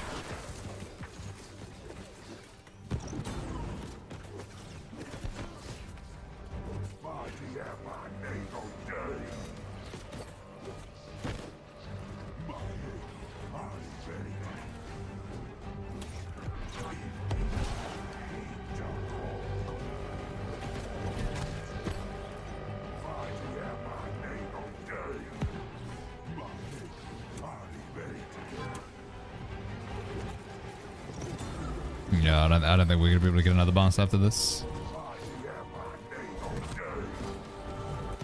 Mindstrow says, may I join Catacombs? Yeah, if we do some runs later on. We can do another one, Mindstrow.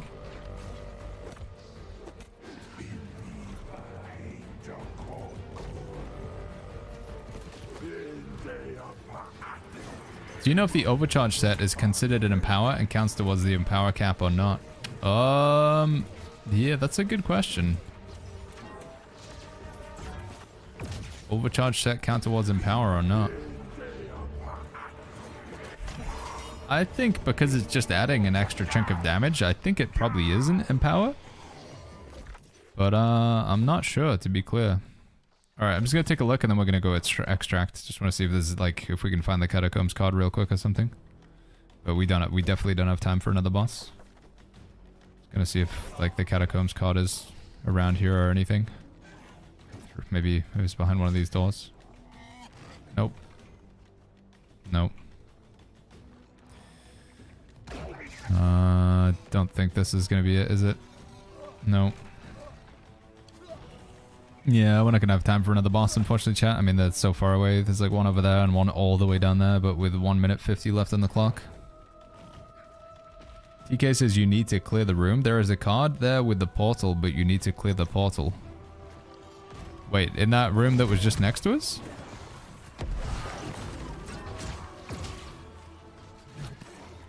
Really? Oh, I'm not gonna be able to clear that portal in time on my own, though.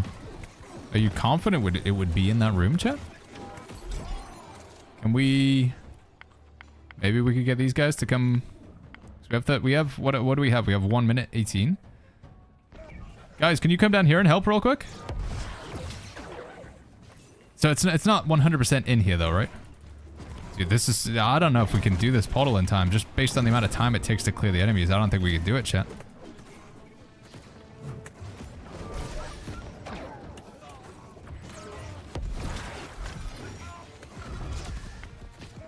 Nah, it's too risky, man. It's too risky, chat. We just risk wiping here and losing all our respawns and stuff. Let's just extract. Unfortunate, but I'd rather get the tokens. We can escape, right? Get out. Never mind. Extract. Let's leave. Everybody in?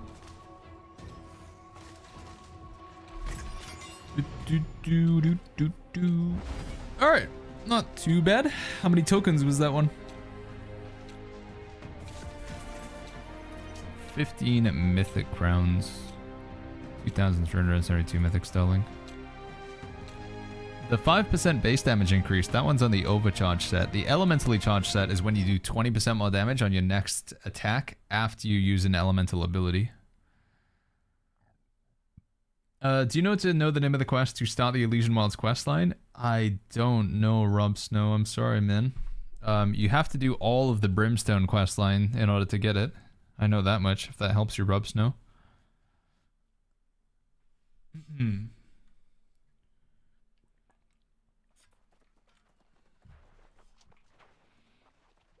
Rebel says, Baggins at the tank. Charm's still kind of bugged. Fortifying Shield Rush is most efficient on sword, but you can't equip it on your sword. Skill charm slot. Am I missing something? You're supposed to be able to put it on your shield and get bonus damage on your shield. That was how it worked in the past. Fortifying Shield Rush on your shield would be like stronger. But yeah, even when you put it in your shield, it's not stronger. So, Felipe says, "Hey Baggins, I happened to make M1 together lately, where you carry our but." I was also hearing your stream at the same time. You are more likely to open offensive, defensive skill gem slot based on the type of endgame activity. Could you please explain that again? I think what I was maybe explaining at that time. By the way, GG's Alien and Tokyo. GG's guys. What I was saying at the time is there's a system in this game called loot biasing, and with loot biasing, you will get items based on what you're currently wearing. So when you loot a chest, the chest will give you stuff. So I'm wearing heavy armor right now. All heavy armor, shield, sword, warhammer. So I open this up. And this is not one with loot biasing. So that doesn't show anything there. But fantastic. Typically though, what you'll see is you'll get items based on what you're currently wearing, from chests that you loot in the open world. So I think, like, do we have any examples of something that like would prove it to be the case? I think like all of the old Outpost Rush boxes are like that. So again, it's not 100%, but this should be giving us heavy, heavy Warhammer, power shield, heavy, heavy, heavy, heavy shield. You get the idea. And now I'll switch over to my healer build. Life Staff, Void Gauntlet, medium armor, light armor. Void Gauntlet, medium armor, light armor. Light armor, life staff, medium armor. You get the idea? So a lot of the game is set up in that way where it'll give you more of whatever you're currently wearing. Not always, as we saw with that other box, but the vast majority of stuff falls into the category of loot biasing. So if you're after a particular type of gear, you should wear that type of gear, even if it's just the cheaper stuff. So if you're normally playing healer and you want to start playing tank, just go find any heavy armor. Just go to the trading post and just buy go apparel, heavy armor, and then just buy the cheapest heavy armor you can. It doesn't matter if it's like level 12, as long as you can just put it on and then open some boxes, some chests, it works. So that's the idea. Should I go more intelligence or more dex for rapier, bleed rapier? I do think you go more dex for bleed rapier these days. Putting points into intelligence it seems like it's just a big damage loss. In the past, you would go intelligence with bleed rapier because you get more ability damage. But this doesn't really give you much ability damage. It's only 3%. And I'm pretty sure. Let's take a look here. We got to build with a rapier in it. Let me just take the fire stuff off here to make it easier.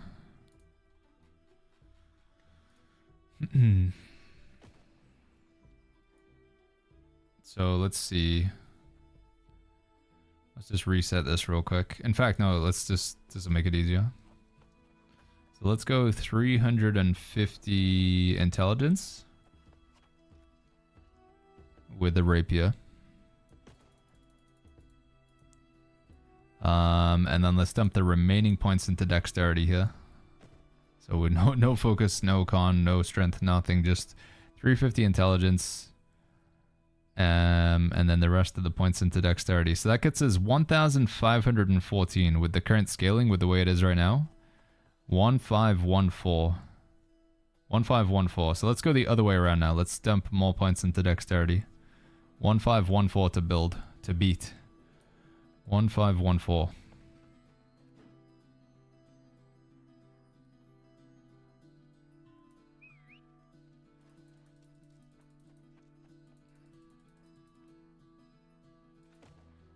Mm-mm, 1568. It's not a massive difference, actually. But I still think the, I don't know, this used to be 10%, right, chat? This used to be 10% ability damage. It's only 3% now. Which is a pretty significant nerf. 5% base damage to targets below 50% health. That's still pretty good. 5% base damage. Duration of a time effect. 10 mana. You don't care about that. So these three. That's like nerfed. That's still pretty good. That's still pretty good. That doesn't really matter. That doesn't matter. That's crit chance while empowered. I think it's gonna come down to whether the crit chance matters or not, right? Dex isn't 305. Wait, what? What are you saying, chat?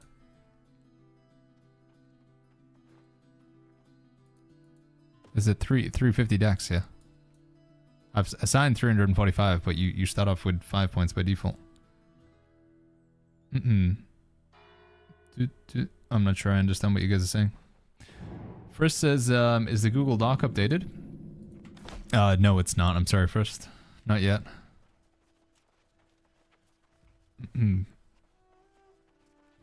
Hey Baggins, I got a question. If I want to tank, for example, Sword and Shield, Greatsword build, do I build Sword and Shield for tanking and Greatsword for damage, or both for tanking? Sorry, let me read this one more time. Mash and Bash, thank you so much for that Prime sub. Baggins, I got a question. If I want to tank, for example, Sword and Shield and Greatsword, do I build Sword and Shield for tanking and greatsword for damage, or both for tanking? I would go both for tanking, Lithima. Yo, catch you later, Cobain. Catch you later.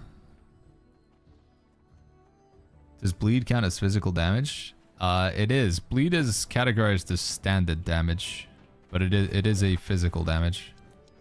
So Onyx gems would reduce the damage you take from bleed. I think slash protection actually. I think it works with slash also.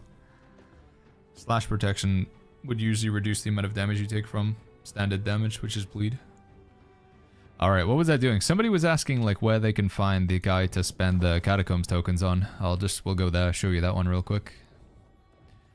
Eddie says, Baggins, got a question. I just finished the main quest at level 59. Would you recommend I do to reach level 65? I defeated Isabella and received the pop-up to main story quest. There's another main story quest you pick up after that, which is now for Brimstone Sands. So I think the quest is either in the tent, I can't remember. You'll either have another quest waiting for you in this tent over here, or it's down at Ebonscale. I think this one sends you to Ebonscale, but I can't remember. But it would pick up that quest and then just keep on going. Wags says, what's a decent way to make some gold? Honestly, still probably selling charms, Wags. I think there's still good money in selling the most expensive charms. Enchanted Ward 2, Sacred 2, Vicious 2. Big money here, I think. Anyway, this is the guy you want to talk to, chat. Rikar is the guy to talk to if you want to spend your tokens. This guy here. So he's located in Tellarest Abbey in Nighthaven. Speaking of which, is there anything I need to buy from him currently?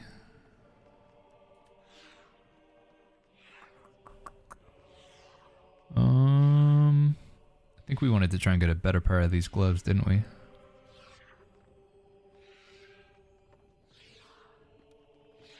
Yeah, I believe so. So I want the Tomb Raiders gloves. Sign up says, I'm seeing 40k online per day. At least the queues in North America only start. Steam numbers not including console. Yeah, New World's still got a pretty decent amount of people playing in it right now.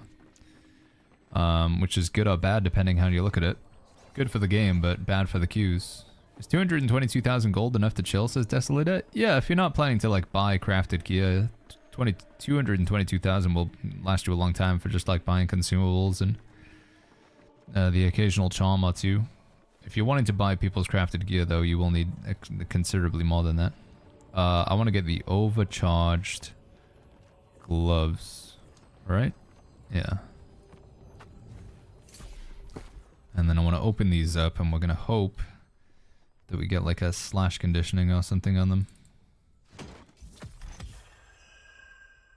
Hey, thrust conditioning. Okay, I'll take that. That's good. That's a good one. So let's lock that, chuck them in there, put an onyx gem into them. Change the skin on them to look like these. And then import it back into the gear set with the updated gloves. Boom. We'll salvage the existing gloves since I don't think they're that good. And we're going to put some boxes into our storage shed. Since my inventory is getting pretty crowded again. Let's open that. Put those in there for now. Open these. And let's open these as well. Ooh, Arcane Frozen. Stop, drop, and roll with... no, never mind. Mainly looking for amulets from these, but that's not a bad blunderbuss, actually. Flame Achievement, Frost Achievement, Sundering Stacks, Alacritus Punishment, Gem Slot. Pretty good in PvP. Very good in PvP. Obviously, the Close Quarter Infix perk is going to be better, but... probably as good as it gets without that thing. Does Featherweight have any use? Yeah, Featherweight's really good in PvP still. Oh, do you just mean feathers? Feathers are used for like upgrading one of the heart runes, and like that's basically it. The answer is no. I think feathers go for like 0.01 gold on the trading post, I'm pretty sure. Once upon a time you would use feathers to make arrows, but that's No longer a thing anymore. Solemnizer's breastplate. Lifestealer's draft. Prolonged favor. Shirking fort. No gem. Otherwise it would have been pretty awesome. And then these are all old. Right, let's lock that blunderbuss because that was kind of crazy. And then salvage the rest.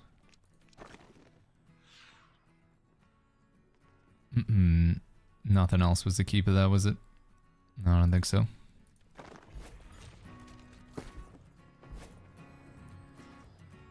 Right, what's next? Either another catacombs or some mutated dungeons. I think we'll do a mutated dungeon real quick. Try and get some more faction tokens. How many faction tokens are we currently sitting on? In terms of chest runs, we do need to do Imperial Palace. Imperial Palace is starting now, actually. Let me go tag in on that then. Best gem for a blunderbuss is sneak. In PvE, it's gonna be a diamond. Still diamond in PvE. Rune glass diamond, technically, if you want to get wild. Does featherweight? We already rented that. Do tools max out at 700 gear score? 725 is the max gear score your tools and bags can be. Morningwood. Any page to see your builds in this update, Sirocco? Yeah, exclamation mark builds in the Twitch chat or YouTube. You guys can just check out, like, in the description of the stream. There's a link to Discord there. Discord.gg/the Shire. When you're in here, you can go to the New World build section at the top of the New World category. Take a look through builds here. We've only got 2 builds in there so far, I'm afraid, chat. Just 2. 1 tank build, 1 healer build, both for PvE. If you want to take a look at those. Tenacity rebound on armor is any good for tank build? Is that the one that reflects damage with crit? We tried that out the other day. Yeah, I don't think it's that good, sadly. Because you can only get it on your chest, and if you're running a chest armor, I think the better chest infix to get is the one that, the better chest infix is the one from the catacombs. I think it's much better. Let's put my luck armor on, shall we, chat? And we'll wear a rapier just so get some better stuff.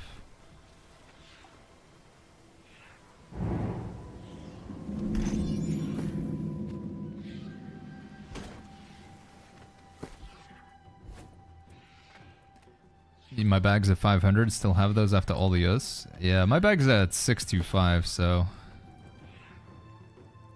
that's like the soft cap for bags. 625. Going to like 700 or higher with the bags and tools, that's so expensive.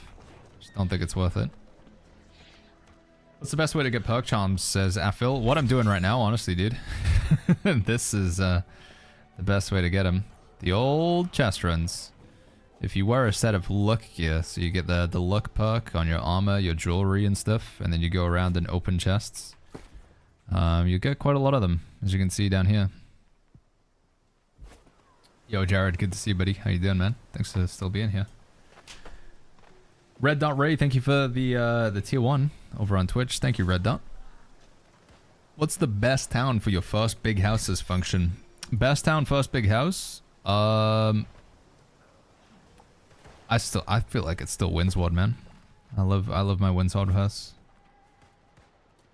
It kind of just depends on how busy your server is and like what the companies are doing. For example, right now in my Windsward house, I'm currently getting the following buffs. Armor's Inspiration, which I don't care about at all. My house in Everfall is providing me with Hunter's Bounty. That's pretty good. These two don't really matter. And then my house in Brimstone is providing me with nothing at all. So my house in Brimstone is terrible. That's the only thing, really, honestly. The house is, like, the only difference between one house and the other, like, where the region is who owns that territory. So right now, Habibi and Absolute Cinema are providing me with some buffs, whereas these Chronics guys, I'm getting nothing from them, dude. They got no buffs active in Brimstone at all. But it changes from, like every week there'll be different buffs. Changes from day to day, depending on the company. And the buffs aren't that important anymore. Once upon a time, you needed those buffs if you wanted to craft the max gear score. you had to have like the armoring buff, you had to have the armoring food, you had to have the armoring trophies, you need the armoring armor, the armoring earring. You had to stack all of the buffs up, and then you could make max gear score items. Now it doesn't matter anymore. So to that extent, you know, getting the armoring buff from having a house in the area while the people have set the buff live, it just doesn't matter. So just kind of buy a house wherever it seems good to you, honestly. Oh no. Can I evade through these guys? Nope. Oh.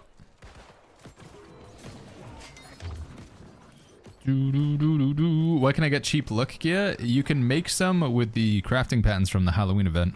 Or just take a look in the trading posts. Hopefully some cheap stuff. Training bot, thank you for that prime sub. Thank you, training bot. Thank you, buddy. Joanna10 says, choose a number from 1 to 10. We're going to go with the number 87, Joanna10.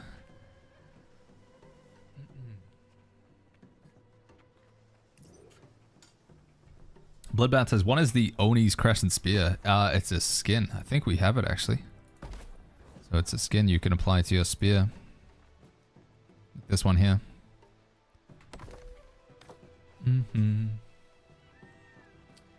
Are attuned leather pants bad now, says Samurai? No, they still provide a ton of attributes. They still got that going for them. Lots of attributes from attuned leather pants. I think the charm slots that they give you though are not that good on attuned leather pants.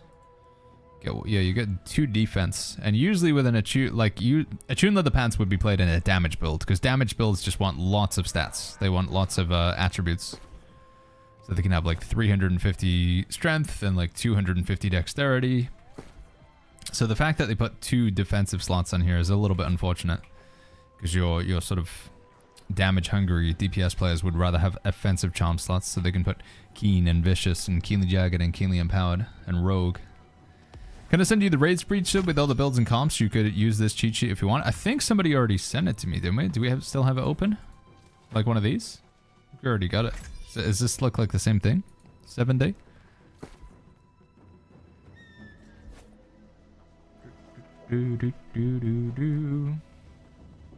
How good is this life staff, says Austin. I've got Mending Protection 2, Fortifying Sacred 2, Rally Gem, Savior 2, Keen Speed 2. That's pretty good, man. There's only one dead perk on that. That's Keen Speed 2. Everything else is as good as it's gonna get, Austin.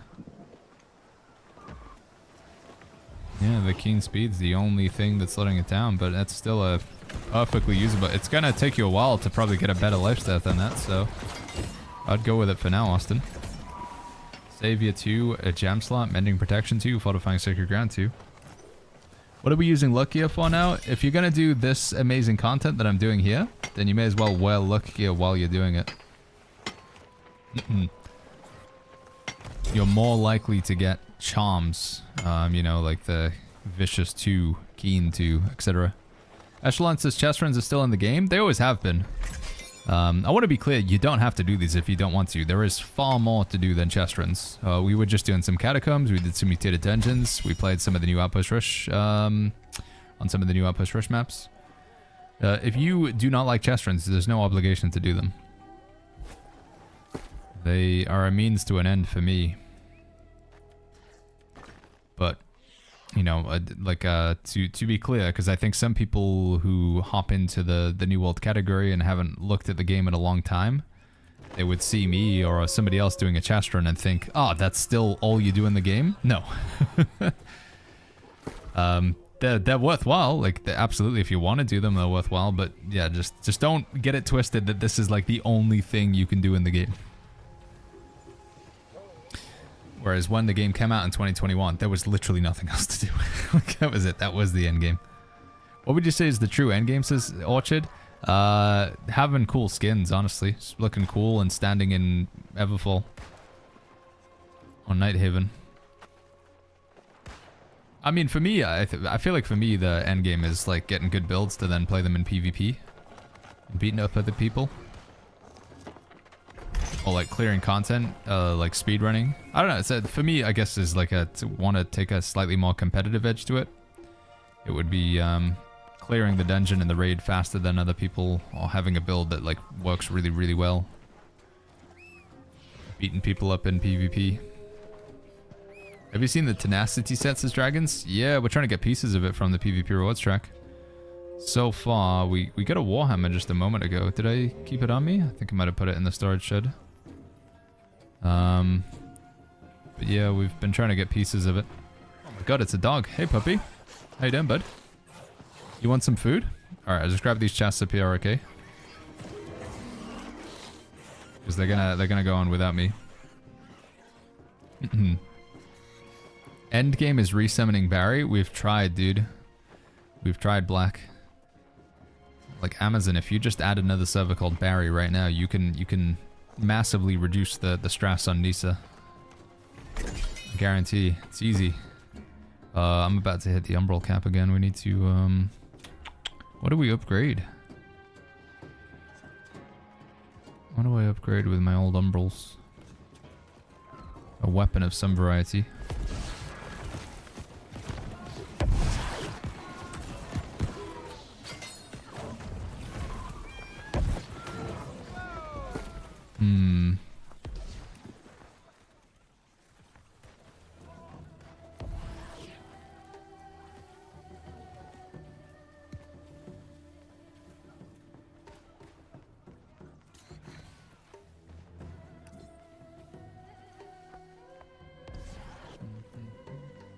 My best piece.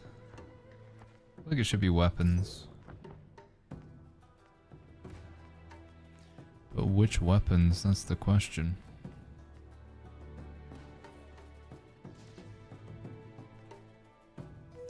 Kind of like these. Let's Ellie Band is already good. Earring's good. Amulet could be better.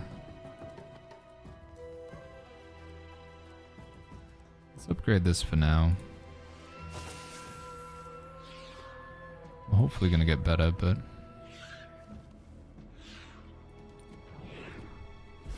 what do you need tokens for? Is going. Which tokens are we talking about going? Faction tokens? I want to buy chromatic seals and I want to buy the new heart rune. That's what I'm after tokens for. Let me switch back over to the Lux set. Put this rapier on. Nope. That. Is dark matter still a thing, says Dovan? Yeah, you still use dark matter to unlock a perk on your artifacts. So if you're acquiring a new artifact, you'll still need to spend dark matter on it at the gypsum kiln to unlock the final perk on it.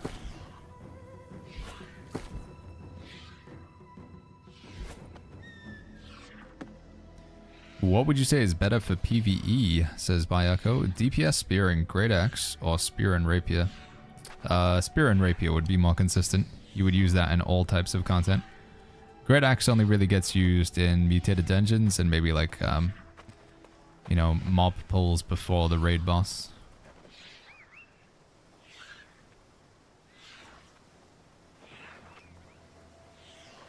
Alright.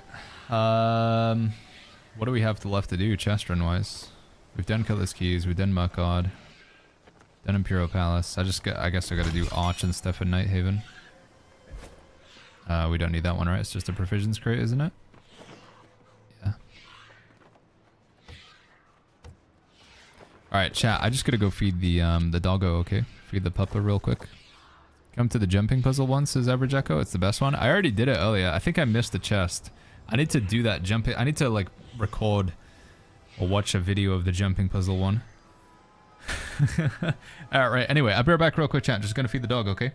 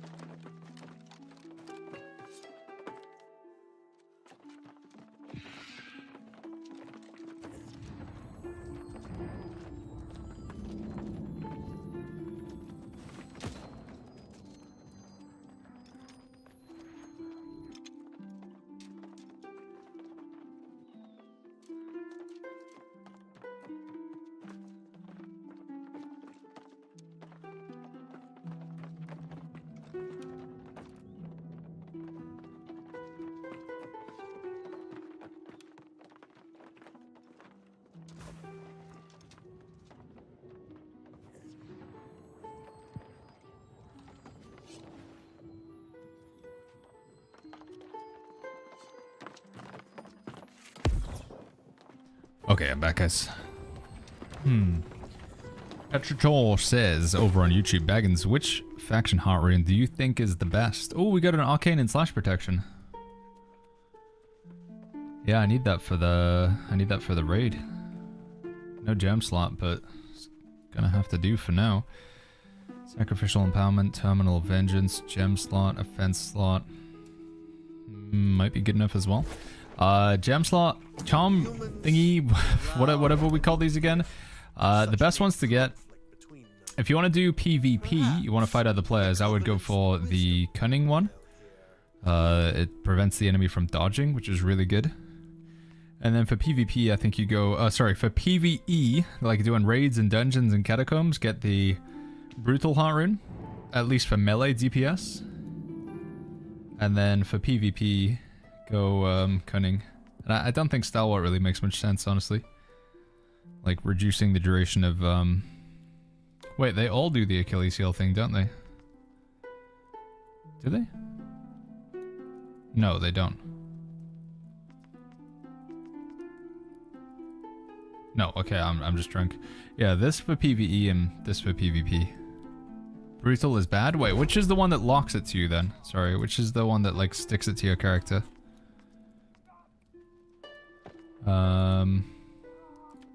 Is it another brutal one? Phantom blades are now attached to the player. The radius is reduced by 2.5 meters and the damage is reduced to 70%. I thought that was the one that I saw everybody rocking in the raid. No? So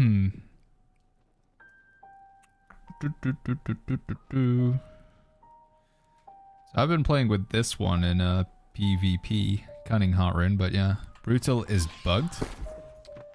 In what way? It's not doing as much damage as it should do? What do you mean, Mr. Console? Stalwart is Biss, it only does it in place. Oh, the Stalwart one doesn't move? Can we make a list of what works? Yeah, that'd be a good idea. Alright, get rid of that. Get rid of that. That blunderbuss I want to keep. Let's put a gem in it for now, just so I know.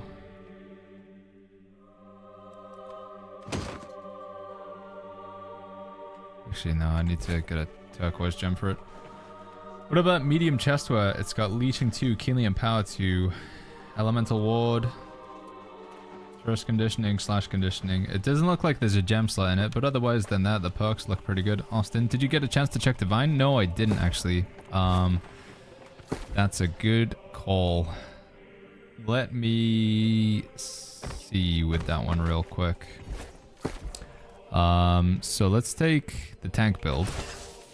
And then let's switch out the Warhammer just for a greatsword for now.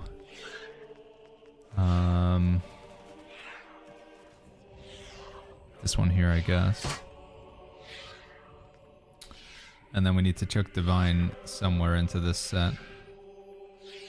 Maybe in place of Grit Ward. There's a defense slot in my helmet as well, actually.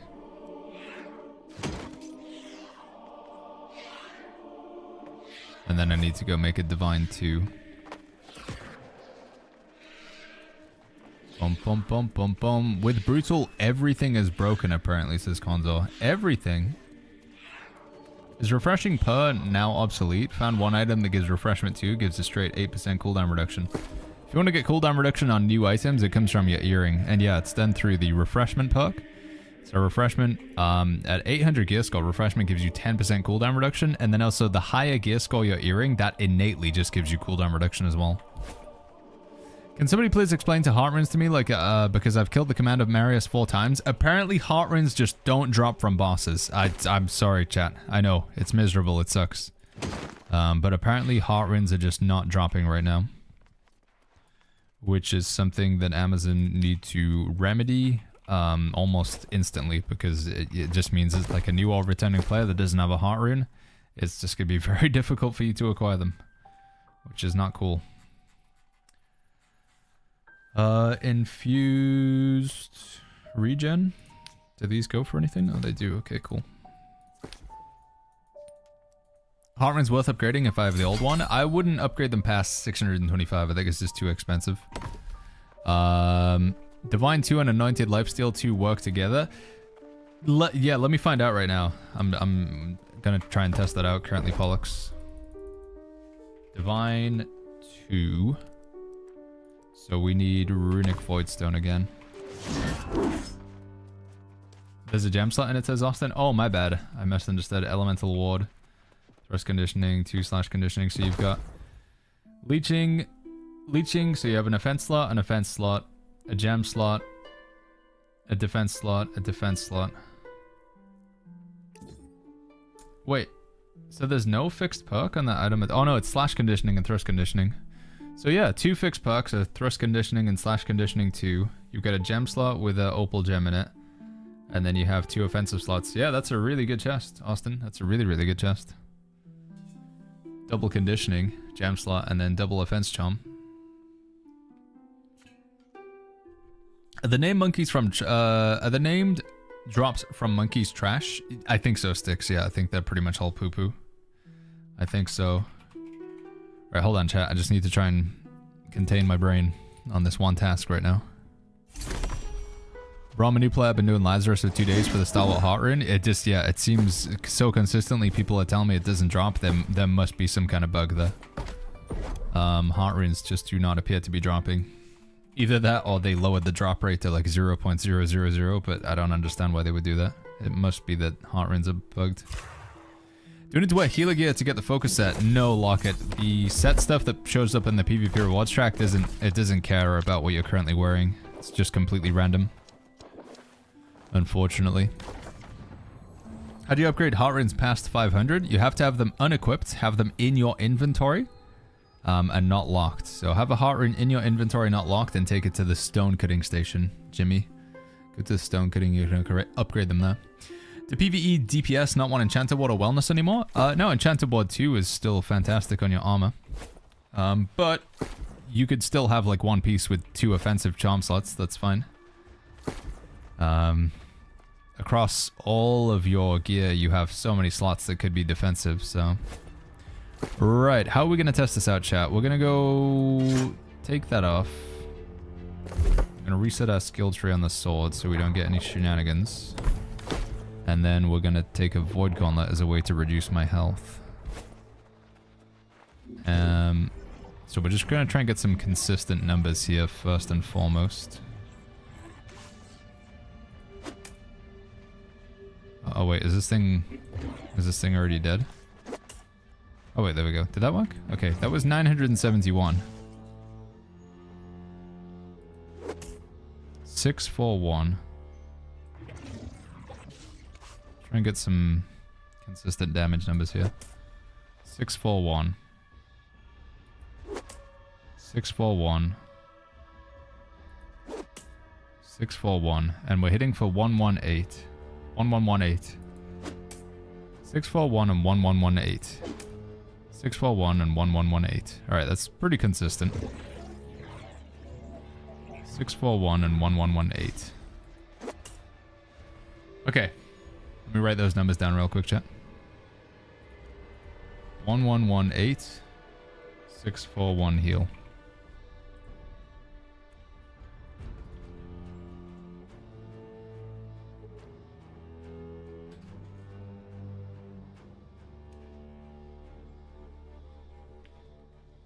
And then what I'm also going to do is I'm just going to test out a life staff on myself.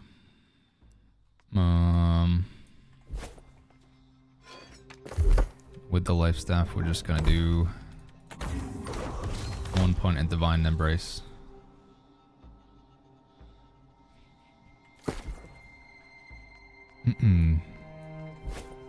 So what Divine is supposed to do is it's supposed to increase your incoming healing from like a life staff or whatever. It's like that's the main advantage of life staff. Oh, or Divine rather. 502. Let's do it again. 502.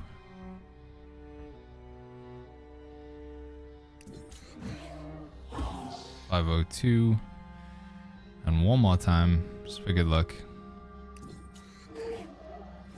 502. Okay, and now we're gonna put a divine charm in my and 502 heal from LS. Actually, one more thing we should test as well. Let's do a potion real quick. We're just testing out Divine 2. It's the charm that you put in your armor that makes you Divine makes you take more incoming healing. So it shouldn't have any impact on potion, but let's just find out. 5962. And 5962 potion. We're gonna have to do that a couple more times. What I'm gonna do, chat, is I'm just gonna get some healing numbers. So I'm just gonna receive various forms of healing. So I healed myself with lifesteal, I healed myself with a life staff, I healed myself with a potion. We're just gonna try this a few times, and then I'm gonna attach a charm called Divine. Divine says you receive more health from non-consumable or lifesteal healing sources. Yo, Dreams, thank you, man. Stack Vicious and Keen crits are godly. Yeah, dude, that's what we've been recommending. Or even you could go Vicious and Rogue, Dreamwolves, if you hit an enemy in the back. Big crit damage. Vicious and Rogue, if you're consistently hitting an enemy in the back, that's huge. Alright, let's drink another health potion. See if we can get 5962 again. Fearless says, do I link my Amazon account Games ID to get the transmog tokens? I personally don't think it's worth it, Fearless. I mean, it depends how much you care, but I haven't linked my Amazon ID account yet. 5962. Alright, 5962. That was the same as it was last time. Where's the current drops farm except from Sun, says Pickle Rick. The monkeys are also pretty popular. I think it's broken on Nisa right now and they're not respawning, but monkeys at the Isle of Zervan on this floating rock is also very important as well. Thank you for the $2, by the way, Dreamwolves. Where's the best gear a healer can get?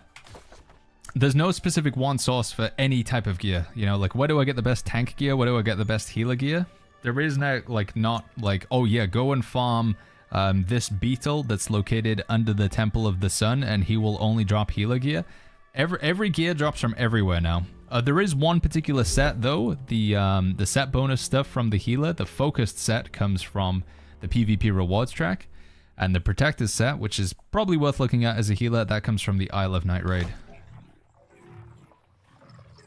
Dante says, for DPS, you have Elemental Hunger. I'm only using... Elemental Hunger is this thing, right? I'm only using it in my tank build currently, but it's not bad to put it onto a DPS build as well, I think. Not bad. Alright, we're looking for 5962. One more time. 5962. Alright, that's pretty consistent. Right, so now what we're gonna do... actually, just one more time, just to make sure we're really consistent here. Let's just make sure that lifesteal number is still the same, because if it's randomly changed because I changed my weapons or something. So this, it should be 641 that we heal from. Okay. Okay, that's good, that's good. Right, so now what we're going to do is we're going to attach Divine to my helmet, and we're going to see which one of those heals it increases. So we should get more healing from the potion. No, we shouldn't get more healing from the potion. We should get more healing from the life staff. And then, if I'm right, we maybe get more healing from the lifesteal. Let's see though.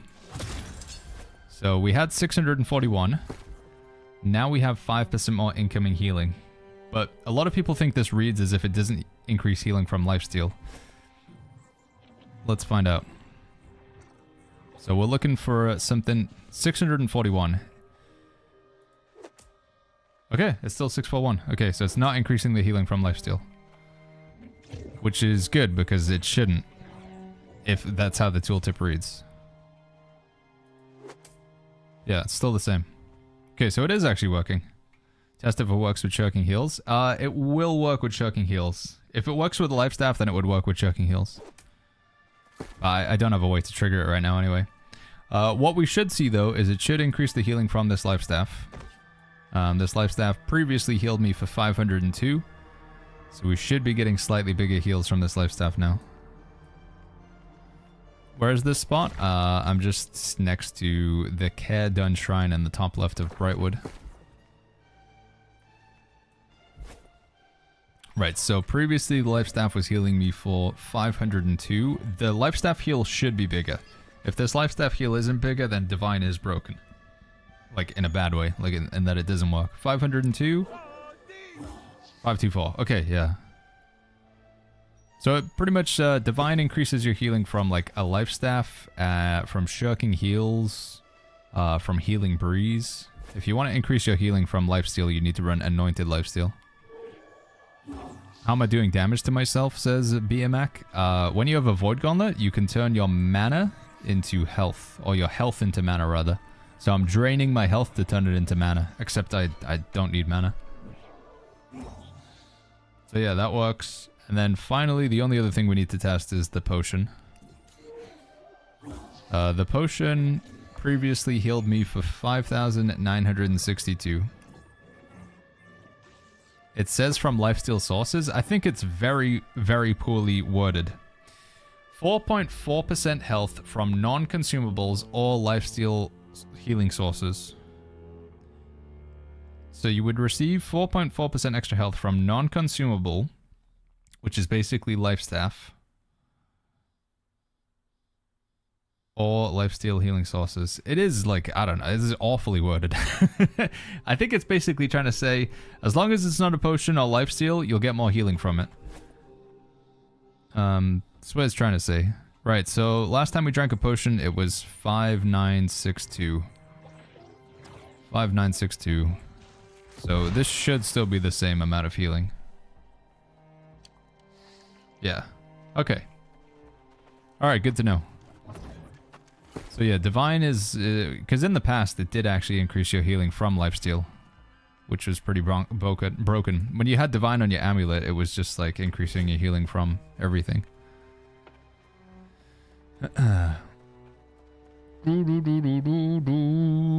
What? Should it be working on the Void Orb? Yeah, it will work on the Void Orb, because that's like a... that's an outgoing heal.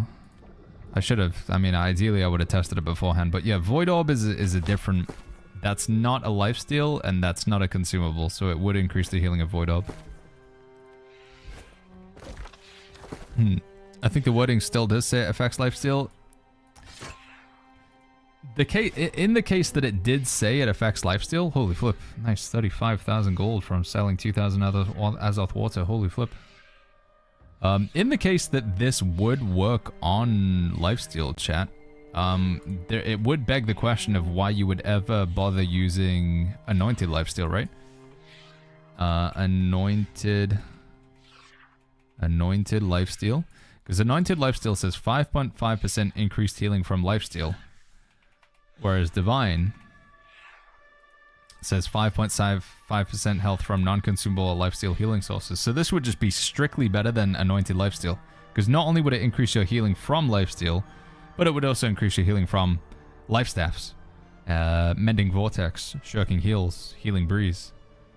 So if you want to specifically increase your healing from lifesteal, this is the one. Everything else that isn't lifesteal, or potions, I guess, is this one. Yeah, Azoth Water is crazy expensive right now.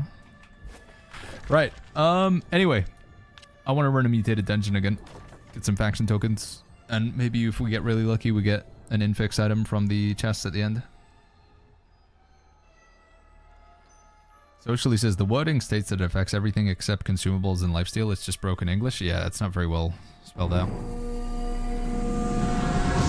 Hey, Dreamwalds, thank you so much for the membership, dude. Thank you, buddy. Thank you, thank you, thank you. Thank you very much. Does Enchanted Ward 2 count towards the Empower cap? Oh, no, does Enchanted 2 count towards the Empower cap? No, I don't think Enchanted 2, that increases the damage of your light and heavy attacks, that does not count towards the Empower cap. No. Neither does Vicious or Rogue either. Because they're like conditional damage as opposed to damage across the board for all of your stuff. Right, what am I thinking here, chat? Mutated Dungeon, Faction Tokens, Sword and Shield Mastery.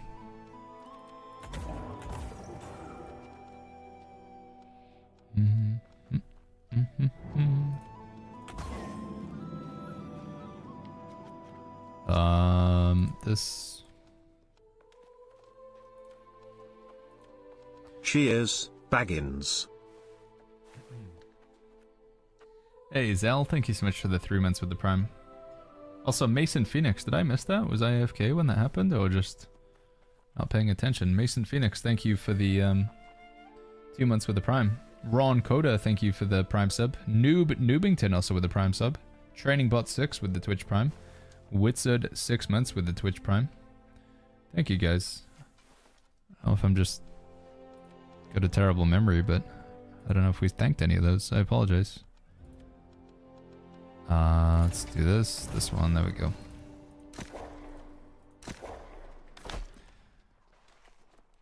What's a good defensive charm on the life steps of Just Enraged? Either Enchanted Ward 2 or Sacred Ward 2 is what I would prioritize getting there. Hey, boss man. What's going on, bud? Good to see you. We're just putting together we're just making a couple changes to my tank build in PvE. And then we're gonna queue up and do a quick mutated dungeon just to get some faction tokens, and if we're really lucky, we'll also get a we're really lucky, we'll get an infix item from the chests at the end. Night Haven. Do we have any other greatswords in here? Leeching 2 keenly empowered 2 elemental ward 4 thrust conditioning 2/conditioning 2 on medium chest where sorry had to go feed the baby lol. That's a good chest, man. Yeah, that's a good medium chest. So down here you've got /conditioning 2 and thrust conditioning 2. Then you've got your gem slot. And then you have 2 offensive slots up here, which you currently have keenly empowered 2, and you've got... Oh no, it's got elemental ward. That's still pretty good though. I would change that. No, wait, I can't read. You've got leeching 2 and keenly empowered 2.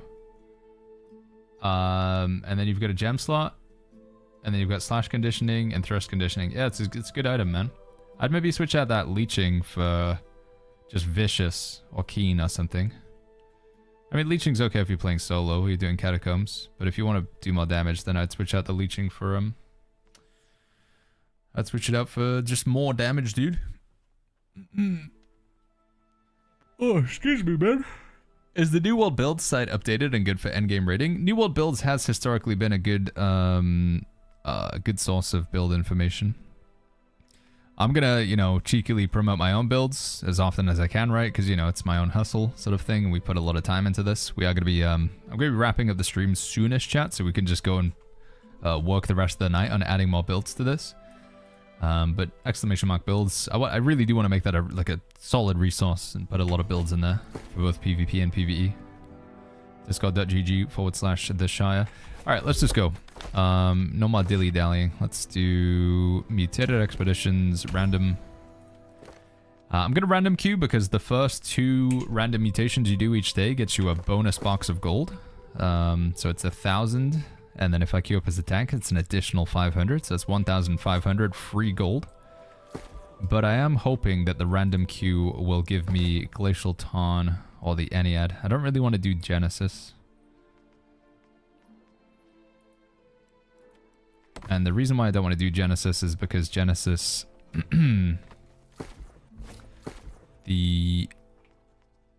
the number of chests that you get in Mutated Genesis, the number of chests that you can open at the end is pretty minimal. There's only like 2 chests that you open on the final loot pile. Whereas Glacial Tarn and Ennead has a lot more chests we can open at the end. Does Transient and Rage infix work, says Pollux? I think so. I haven't had it, like, the problem is with all the infix perks, I haven't had a chance to play around with many of them yet, because some of them I can't even get to drop. Transient and Rage. Yeah, this does work. Rug was talking about it earlier. He was in the chat. He sent as a raid.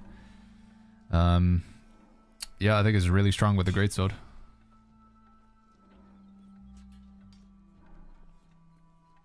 Dante says, can you chat across servers? No. I mean, if you're in a cross-server game mode like Outpost Rush, you could talk to people from other servers, but that's really the only time you'd be able to do it.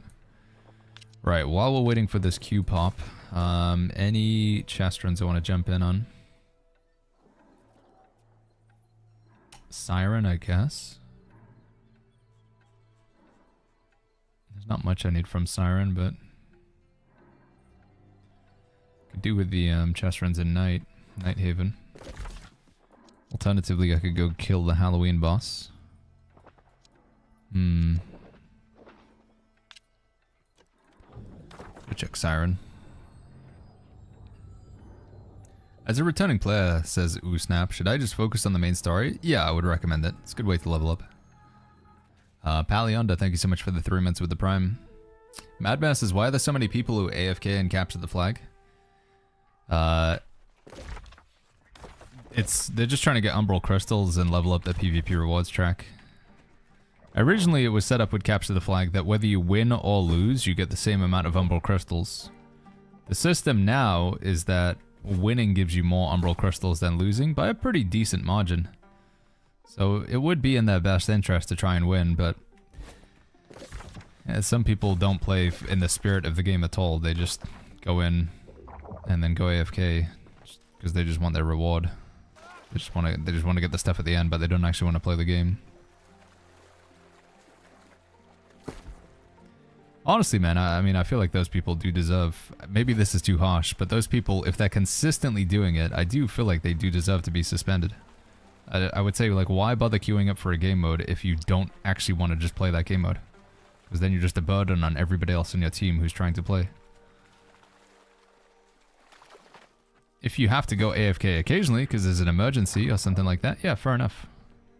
But consistently going AFK because you just don't want to play the game, like, come on, dude.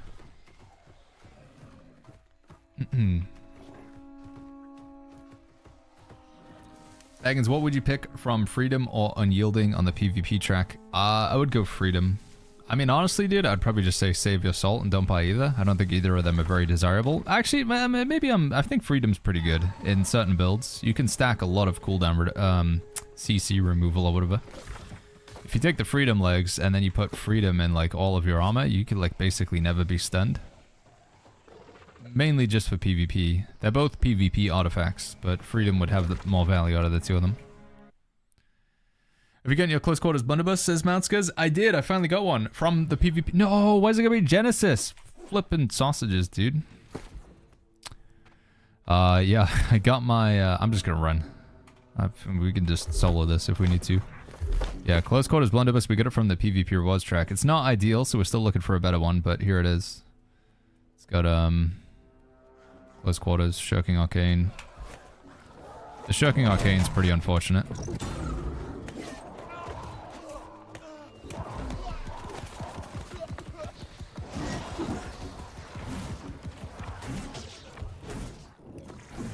Artemillion says, what if a person needs PvP experience for focused tenacity set but doesn't like PvP? Just run missions in Great Cleave.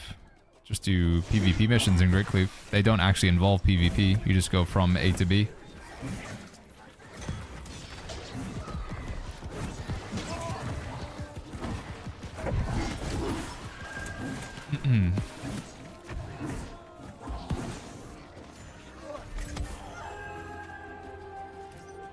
People gank you in Great Cleave nowadays, though.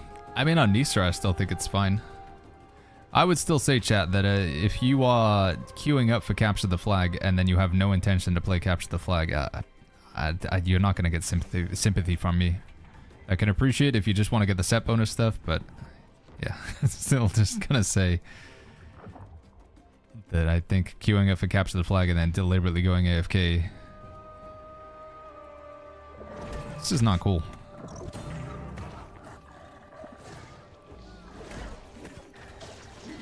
Making the game miserable for your fellow players by engaging in a PvP game mode and then literally not doing anything at all.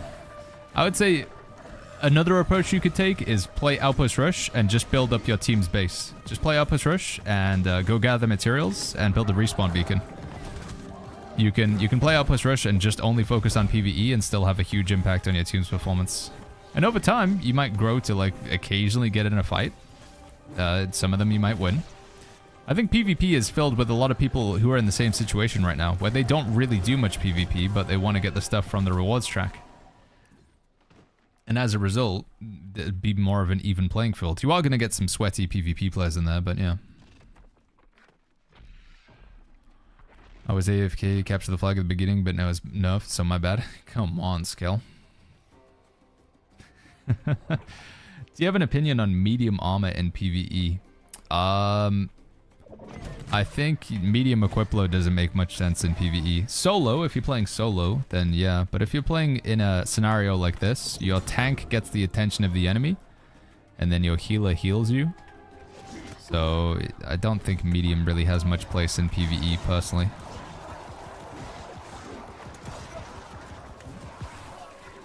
Do I need max level gathering skills to do that in Outpost Rush, said Zeonic? No, it's not required. I don't think you need any gathering skills. Am I right, chat? In order to, like, chop down the trees in the ore in, Outpost Rush?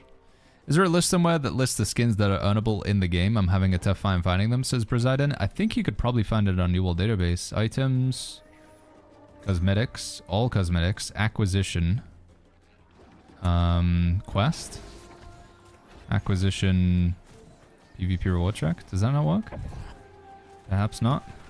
I feel like there's gonna be some way. What I'm trying to do there must be some way to do it. Who got the thing?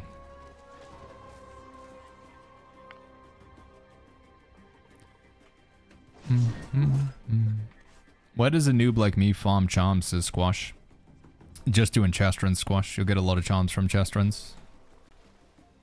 Just the old chest runs. Especially if you're wearing look gear, they'll pop up pretty often.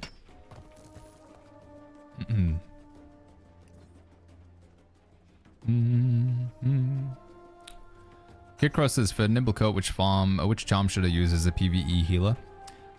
You want to do... So charms will benefit both your weapons, obviously. The role of a healer, obviously, is to heal people, but a healer can also be a damage dealer. Once you put your heals on the ground, you then switch over to dealing damage. And a perk that's universally good for almost all damage builds is Vicious. When you crit, you just do more damage. You can be very consistently critting on an enemy if you hit them in the back. So to that extent, I would say Vicious. Put that in your Nimblecoat. Doesn't really do much for the Life Staff, but there aren't really any offensive charms that do anything for the Life Staff. Life Staff is inherently just like a support weapon, so...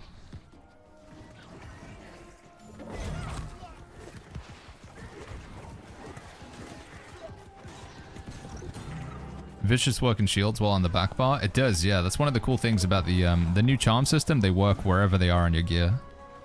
So even if you were to put like Keenly Jagged on one weapon, the Keenly Jagged 2 on one weapon, it would activate on the secondary weapon, if that makes sense. Future says, is there any use for crystals that require mining 250? Oh, the anima crystals or whatever? Yeah, you use them to make, you can craft charms. You need other materials, but you can use them to craft charms at the outfitting station. Oh, prolonged favor, sacrificial empowerment, defense slot. Oh, that's good. Those are good gloves. Nice. Oh, wait. I need this, right? I think I need to kill this. No? Oh, maybe not. I lied. Sorry, team. I thought I needed it for a quest.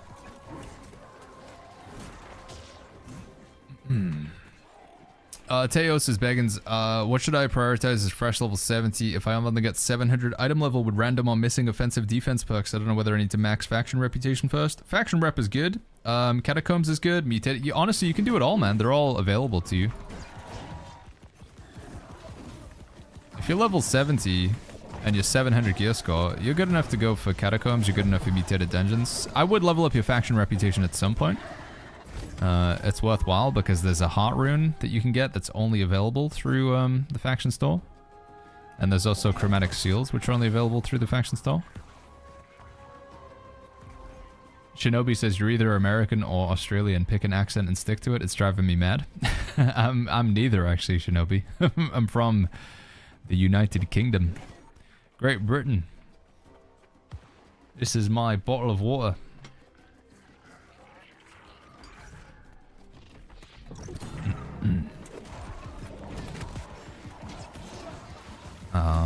No, I've never been to Australia at all.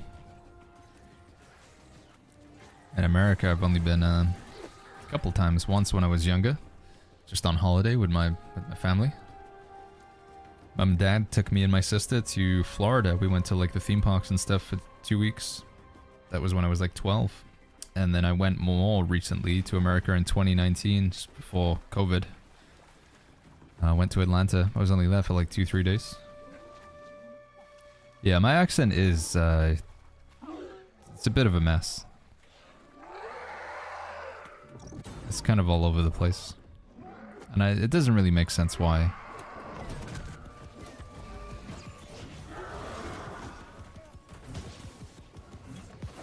Because I never leave the house. But there you go. Game says don't say it's a mess. But either way, it's not attributed to what am I trying to say? Yeah, I'm not Australian and not American.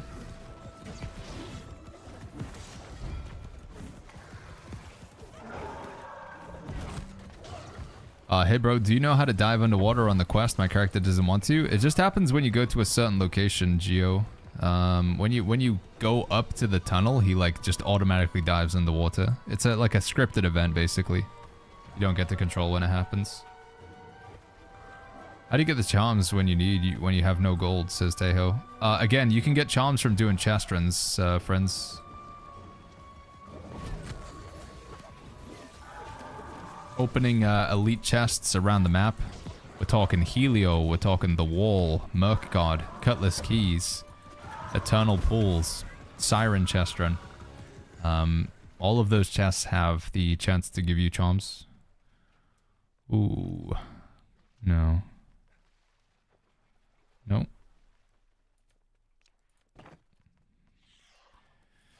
Gamjaroo. Do. Should we kill this guy in here? I feel like we should kill this guy in here, right?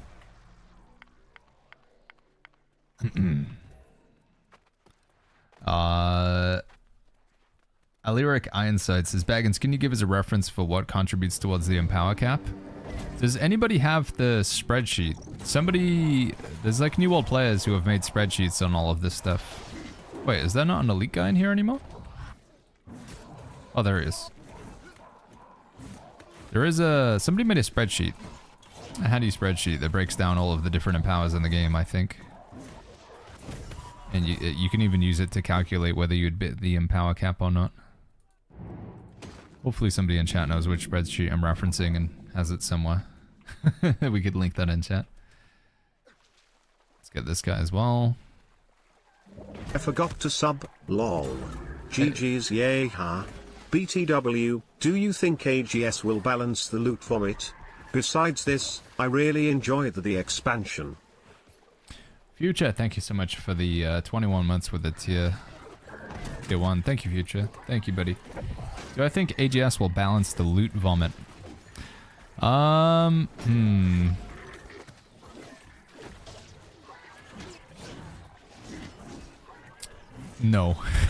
I don't think they will.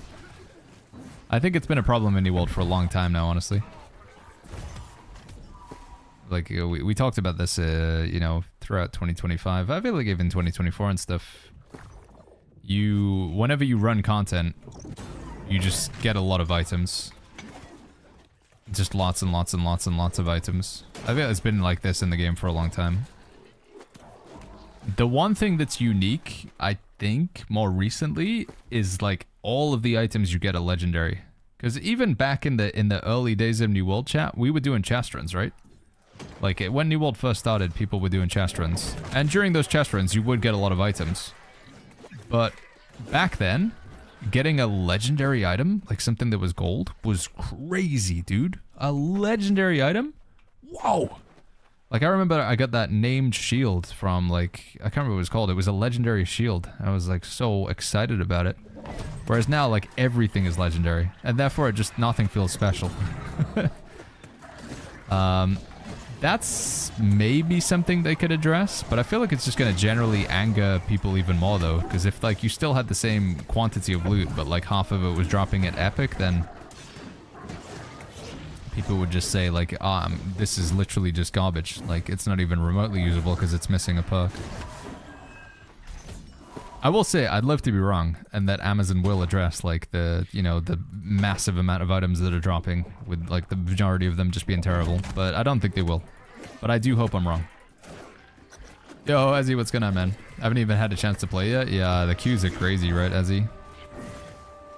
I think if you can only play in the evening, like if you're, you've got a normal 9 to 5 or something like that, or whatever, your life circumstances mean that you can only play in the evening, I do think that it's like, try to not play on Nisa or Valhalla. If you can get a server transfer, it's probably worth it. Sadly, if you're in South America, you're on Devaloka, I think you just don't have a choice, because you literally got one server. They had like a nearly 6,000 queue yesterday, but they literally don't get another choice.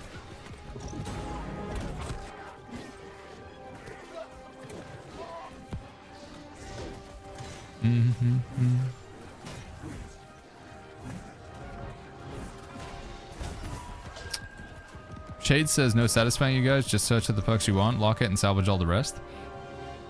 Would you agree, Shades? Do you think like a nice quality of life feature would be like a loot filter at least, so it just like stuff insta goes? Doesn't even hit your inventory? Well, this could be pretty nice for a tank sword. Thwarting strikes, trenchant rend. Gem slot, double defense slot. Yeah, I might take that actually. Lock that one. Lock that one, thank you. And 2 shirking flames. Don't really like shirking flames. That's got no gem.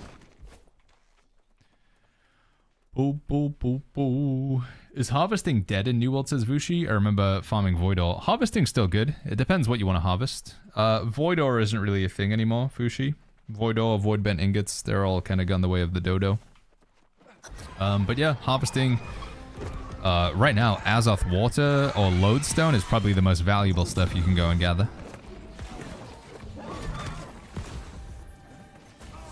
Are there any sites that tell me active fishing spots, says John? They can tell you where the fishing spot locations are, but they won't be able to tell you which ones are currently active. But there are websites and resources out there that show you all of the fishing spots currently in the game. I could link you to those if you'd like, John.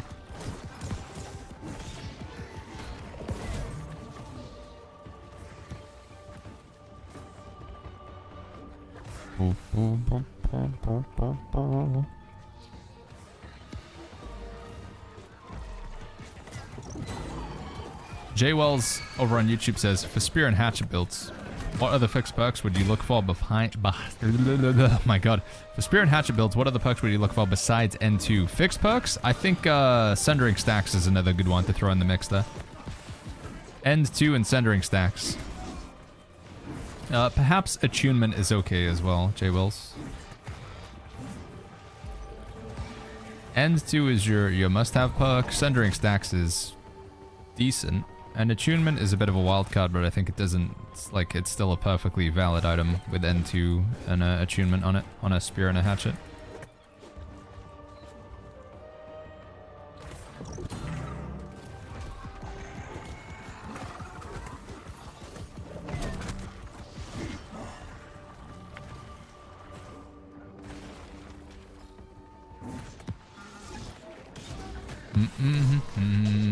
And Tyman says, the final shape raid, I have a question. I play on PS5, always getting disconnected. I play cross server, seems like there's been issues with crossplay servers.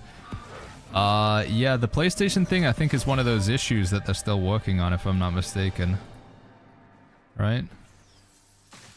Or did they fix that?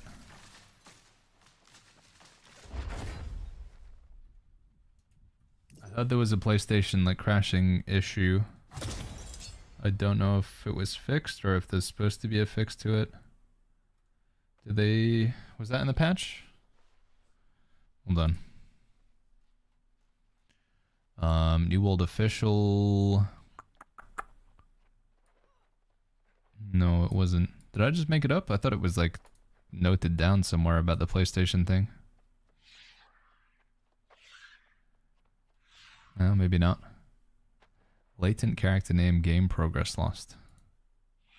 What is this? If your New World Eternum account has been active for an extended period of time, you may be required to rename your character. Oh. Game progress lost. Your character's gone, lost your progress. We want to help you restore Amazon Games ID. Game progress lost. Okay. Alright, neither... Is this an elite ancient chest? No, it's just ancient, isn't it? So I don't think we can get any infixes from Genesis, because I believe these have to be elite, don't they? Or a supply stockpile. So Genesis is like the worst dungeon to get if you're trying to get infixes from mutated dungeons. I think. What's a better life staff, Savior or Healing Breeze? Healing Breeze you put on the ring. Savior 2 is a life staff perk. So Savior 2 because you can't get Healing Breeze on the life staff. You would want both ideally though. You'd want Healing Breeze on your ring and you'd want... Maybe you mean Purifying Breeze? Although is that even on the life staff or is that a ring perk as well? Alright, I'm getting real hungry, chat. Let's see. Do we want to just dip into one more chest run real quick or something? What did we get the PvP rewards track to? No, there's nothing there. Anything that I can just tag along real quick?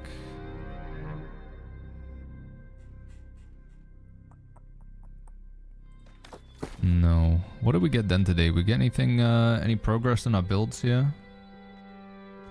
Got a pretty good pair of gloves here. Prolonged favorite, sacrificial empowerment. Quite happy about those. Think we can switch that out on most builds. Nice pair of gloves as well with thrust conditioning for the overcharge set. We did get that Warhammer from the Tenacity set, but no, we didn't get any of the PvP healer set. We didn't get anything that we wanted there, unfortunately. Still looking for that PvP healer set. Nothing really going on there that we're interested in. We've already done Cutlass Keys, haven't we? Is there a fire damage cap? The empowerment cap is 50%, so 50% is the highest you can get of like a particular damage type, or across the board. Give you an example. If you have fire harnessing on your armor, and it says your fire attacks do like 2% more damage, right? But you're also playing with a sword and shield player in your party. They give you 10% extra empower. That's 10% extra fire damage, frost damage, lightning damage, slashing damage, strike damage. This is all damage types. So you're doing 12% more fire damage. 10% of it is from a generic, like, overall empower, and 2% of it is specifically just for your fire damage. But they still are both counting towards the cap, if that makes sense. The level cap these days, Uncle Valanga, is 70. 70 is the max level you can be right now. How do you get the wit sword, says Fates. So when you finish a mutated dungeon, Fates, go activities, mutated dungeon, and any of these at any difficulty, when you finish them, you'll get a box that looks like this. It doesn't have to be gold. Sometimes it'll be bronze or silver. It depends how good of a run you have, whether you finish it in time and how many deaths you have. But when you finish that, you open it up, you'll see wit will come out of those. It's not a 100% guaranteed chance, but usually after like 5 boxes, you'll see one. So just 2 mutated dungeons to get the box at the end of it. Where can we get Tenacity? The Tenacity set function, it comes from the PvP rewards track. My blunderbuss is actually from the Tenacity set. Here it is. Gain grip for 2 seconds after getting staggered.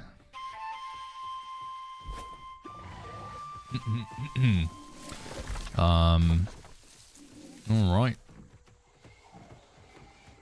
Hey, I'm currently stuck on the Soul Warden quest to defeat Lady Asina as a healer. Any tips, says Andreas? Yeah, for me, it was, what's your secondary weapon that you're playing with?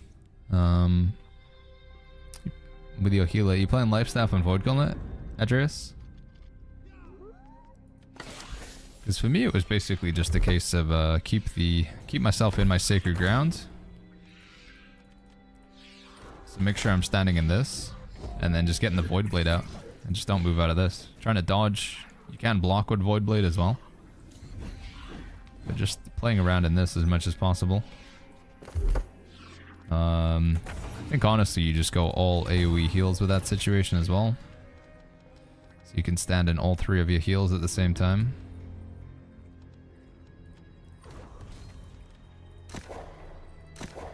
So yeah, we do Sacred, Orb yourself, Beacon in the Sacred, Oblivion, and then just start swinging.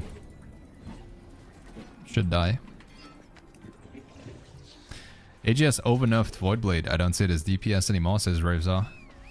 I would disagree. I still think Voidblade's very good, Ravzar. I still think it's very, very good.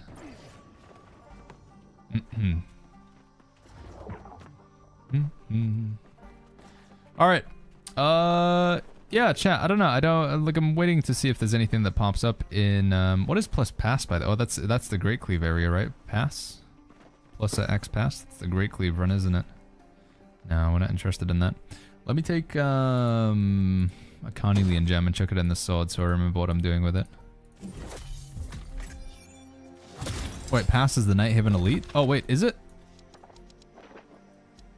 Which one is that? Oh, it's this one. Oh, I thought they called that Arch. Is it also referred to as Pass? Hold on, I will do that then, if people are doing that. I need Pass. Let me do that real quick. Plus Pass slash Arch. That's a new area? Wait, it's a different area? It's not in Night Haven. I'm so confused. Is it the Great Cleave place? What is this called again? Pilgrim's Passage. Is it that it? Pass library equals Night Haven. Elites.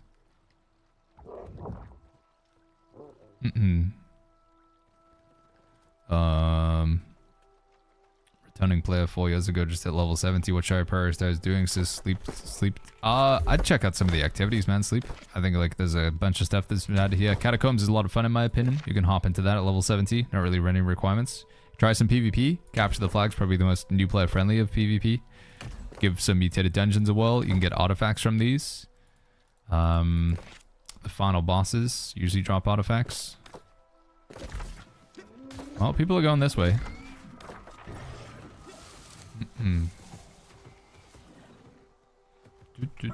He's new to the game. Dude, so you're telling me that this is Arch and it's also called Passage. Is that what you're saying, chat? Or you're saying that Arch and Passage are separate runs?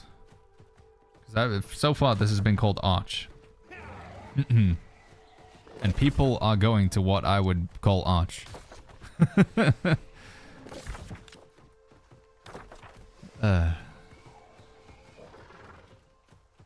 Arch is the boss? There's a boss? What, in this area? Yeah, the books are pretty spooky.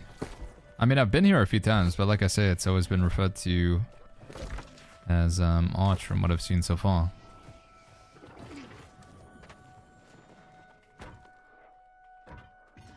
Okay, I don't know what's going on. It's not making any sense. Either way, let's just go for here. I'm just gonna keep an eye out for plus Arch, and I guess I'll keep an eye out for plus Pass because it could mean the same thing.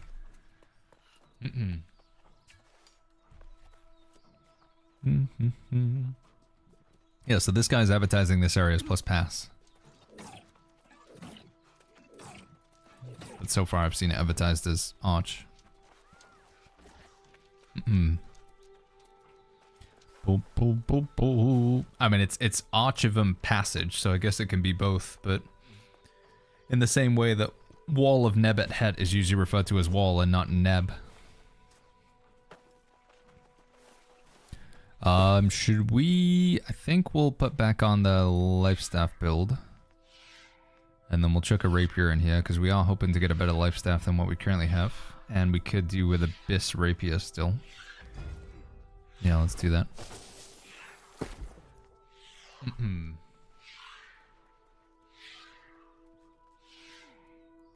Gamma says Arc is the Arcanist boss, Arch is the elite run. Yeah. Yeah, that's how I understand it. The main question is, what is Pass, chat? That's the question.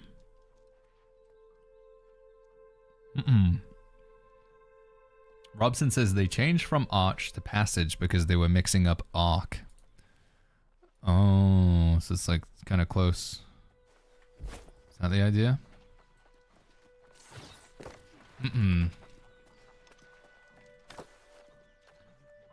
So people were getting confused between Arc and Arch, so they want to rename Arch to Pass. Whatever. It doesn't really matter. I'm doing a chest run. Pass 20, other 20, go, go, go. Wait, what? Is it not that way? It's this way, right? Okay. Let's pop some luck food as well. Woo! I should have got the Fool's Potion so you could do the jumpy thing.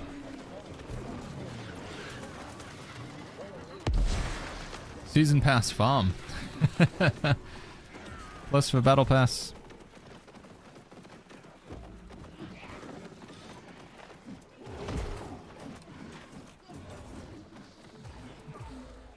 My goodness. A Philby over on YouTube says, are doubloons useful anymore? You can use them to get like honing stones. You can get the gold cursed honing stones or gold touch honing stones, and you can use them to buy gypsum mobs, but that's basically it. They're just used for consumables.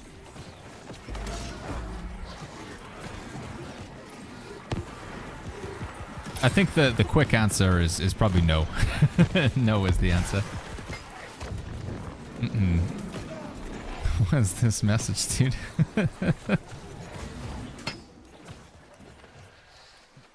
Can you tell me a bit about your Chestron gear, says Daniel. I'm using an old archaic perk called Luck. So Luck said you get a 2.9% chance at rare items from chests and monsters.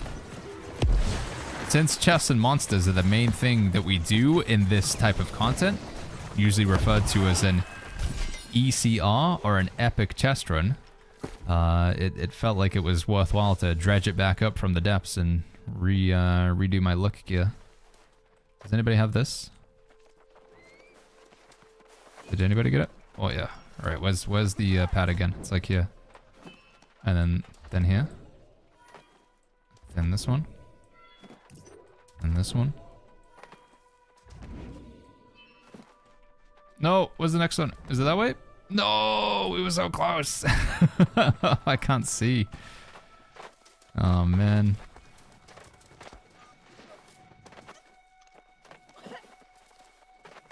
No! Does nobody have it? God, I gotta remember to bring a full side potion. Flip. Okay, we'll get up. And then that way. So there's a potion you can get that allows you to see these invisible platforms, chat, but I don't have the potion on me, because I forget about it every time. Where's the next one? There it is. And then this one should let us get over to here. Woo!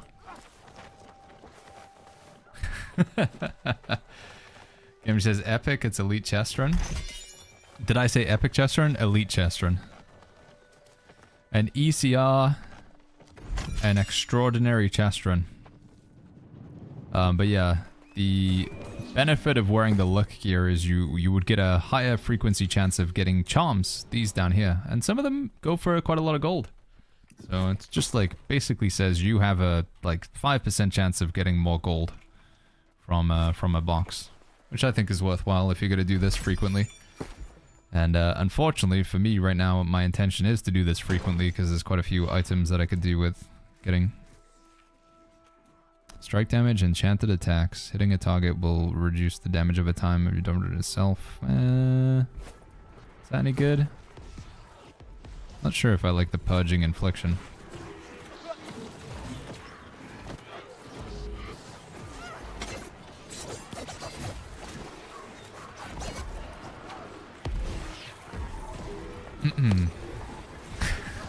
What's going on, by the way, Tina? Good to see you. Oh no!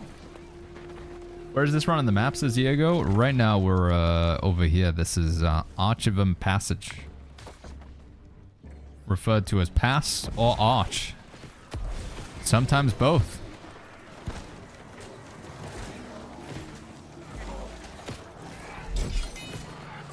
I think we did get one infix piece from the just a moment ago, which is good.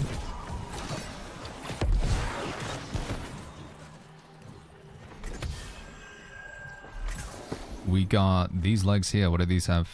Elementally energized. When consuming an elemental charge by using a non-magic weapon, you gain 20% stamina regen rate for 10 seconds.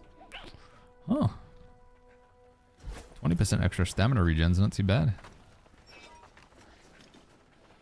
Munchot says, Baggins, when you started to believe in luck in New World? I mean, it does genuinely work with charms, so yeah. I've always said this. Luck does do something. It just doesn't do much, you know? It has an effect, but it's minimal.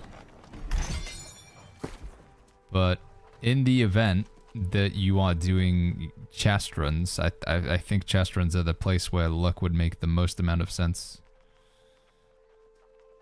Let's get rid of those. Good to see you, by the way, Mr. Monchant. What is an elemental charge? It's part of another set bonus. So there's a set. Oh no, I'm at the token. I'm at the cap. Baggins, you biscuit. I gotta spend. I'm capped out. What do we upgrade? I gotta upgrade something. What the heck do I upgrade?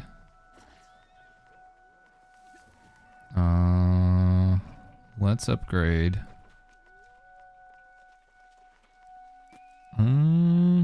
Just upgrade whip for now. Seems like a waste. Upgrade the unmoved. Yeah, let's upgrade the unmoved.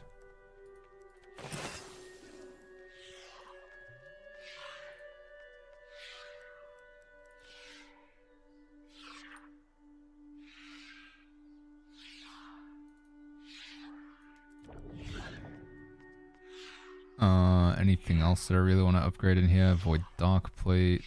Blood Drink is already upgraded. I gotta keep up with the run as well.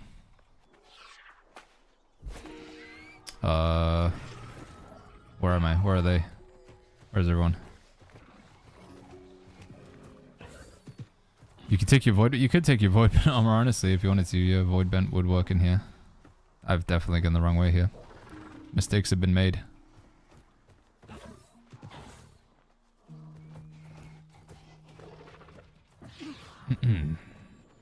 I never got a charm from ECR without Lux's Silver Eagle.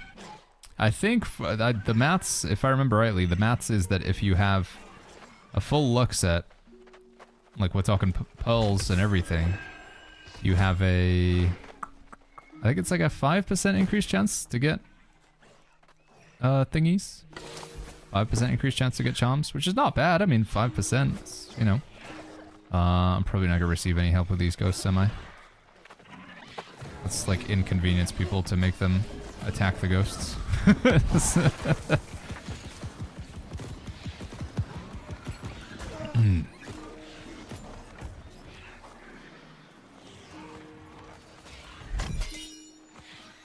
How close are we to the cap again? Okay, we could do a few more chests before we cap out.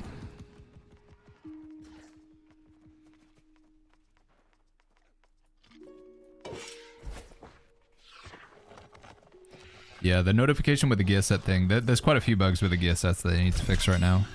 The gear sets are still pretty buggy. Still causing lag and all kinds of issues. Alright, so we're hoping that a good life staff drops. We're also just hoping for some general good armor, and most importantly, we're hoping to get some of those shiny new infix perks. Like things like this with the special little shield. It's like a shield / star icon at the top of them. You can tell when you get them because they look different from the norm. Yo, did your Discord get hacked? I get a message from you. It's not me, it's just somebody impersonating me, Big O. Anybody can like, people can have like the same name on Discord or whatever. You just gotta check if they're like, if they're in the same server as me or whatever, they have the same, what do you call it, Discord like user ID or whatever. I have messages to me. Where is it? Baggins TV. Yeah, so you'll see he'll have an extra like V or something like that. Baggins TTV. Baggins TV said to me, "Hey there, how's it going? I'm a streamer and YouTuber who loves meeting new friends. Are you into streaming or content creation?" Like, okay, yeah. Got a message from myself asking if I'm into streaming and content creation. But yeah, if you get a message like that, it's probably not going to be me. You just gotta check for like extra letters somewhere in the name. Yeah, message myself to ask if I'm interested in content creation. 5% luck if you have full? Yeah, I think 5% if you have full luck, Ryan. 5% with full luck. It's just here, right? Yeah.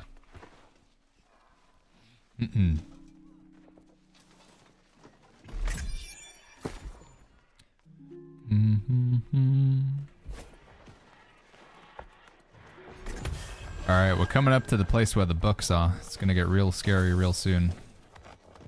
It's almost time for books.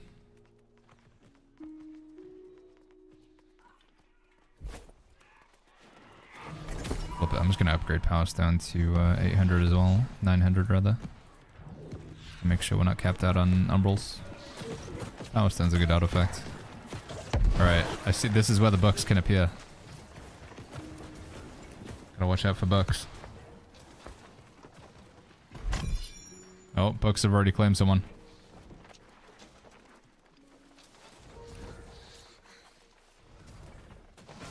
Watch out, books. Don't let them get you. They're dangerous.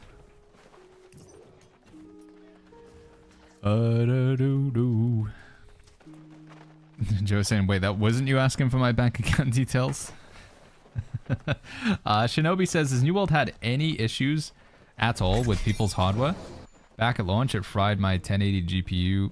No, New World, the issues of that magnitude with it, like, you know, breaking people's hardware, that is a thing of the past, very much so.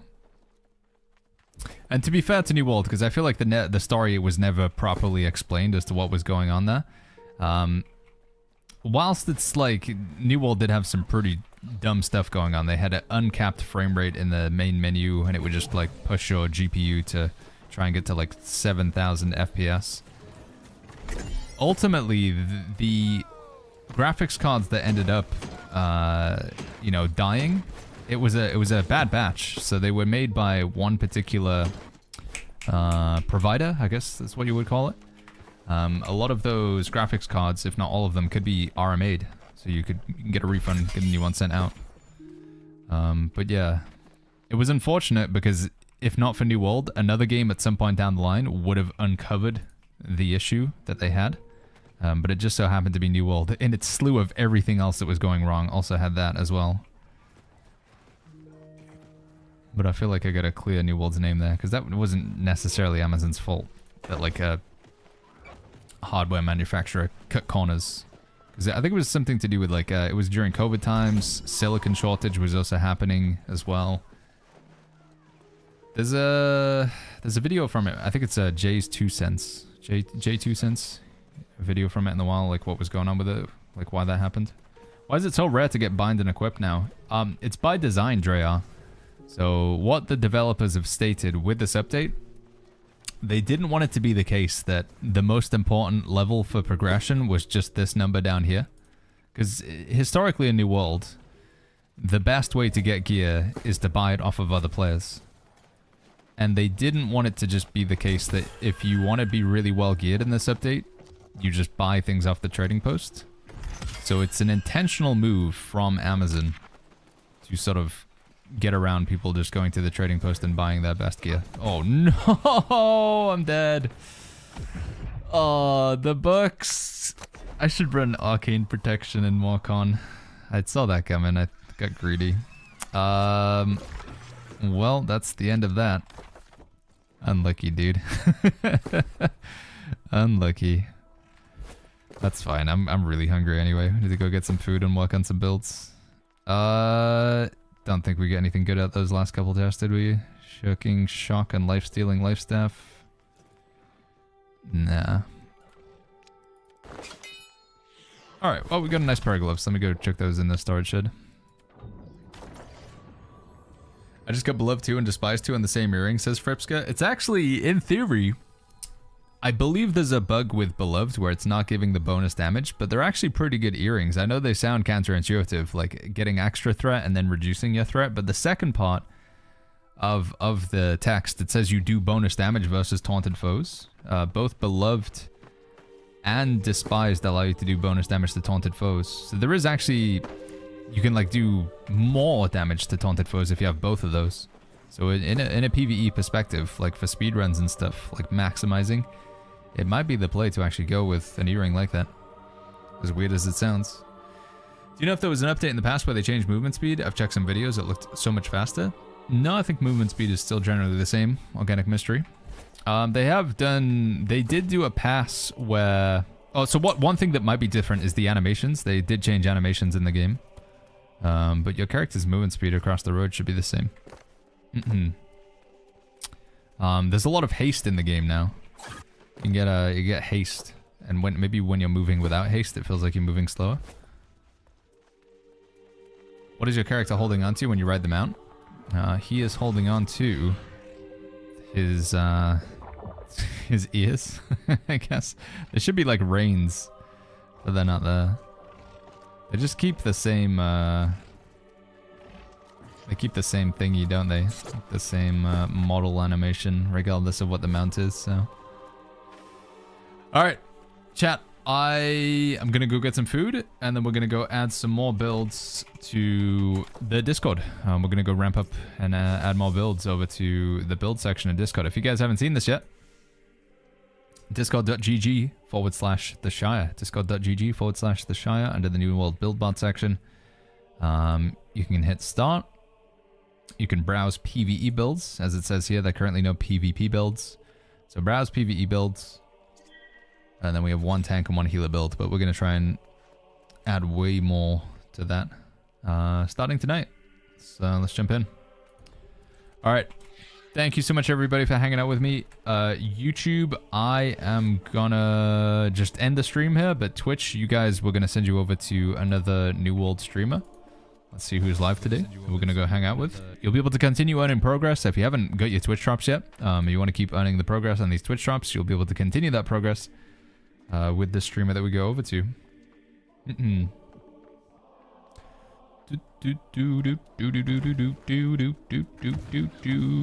Let's raid Gathalion. In the past, Gathalion has been very kind and raided my stream with his viewership. Let's send a raid over to Mr. Gathalion. It's a rare moment that I get to raid him in the New World category, but I think he's been playing New World all day today, so. Oh, he's doing the monkey farm as well. Holy flip, look how crazy this looks. Which server is he on? Is this Valhalla? Dude, there are so many people there. This is some prime New World content. Let's go say hi to Goth farming the monkeys. YouTube, real quick, just catch a couple of questions. Shinobi says, "What do you think? Do you think New World is worth its price tag in its current state?" Absolutely, yeah. For $50, you get a lot of game. Yeah, it's not perfect, but I think for the price tag, it is a good game. What's better for PvP, Keenly Jagged or Keenly Enchanted? Keenly Jagged in PvP, the bleed is going to be more useful, I would say. Rustsec, so I'd go Keenly Jagged. Baggins, what perks do I look for on Voidblade PvP? For now, I would just go by the Void Gauntlet that you get from the faction vendor. You can buy this one here from the faction representative. Really good perks for PvP. Really, really. What's the monkey spam? You go kill monkeys at the top of Isle of Zervan. They just respawn and give you a lot of items. It's pretty good for just getting items. Right, like I say, guys, I'll catch you all tomorrow. We'll be back with the stream. We're going to be adding more builds to Discord. We have a tank guide coming out on YouTube if you want to check that out. youtube.com/BagginsTV. YouTube if you want to come and follow on Twitch at any point. Twitch.tv/BagginsTV. And keep an eye out for the builds. Discord.gg/the Shire.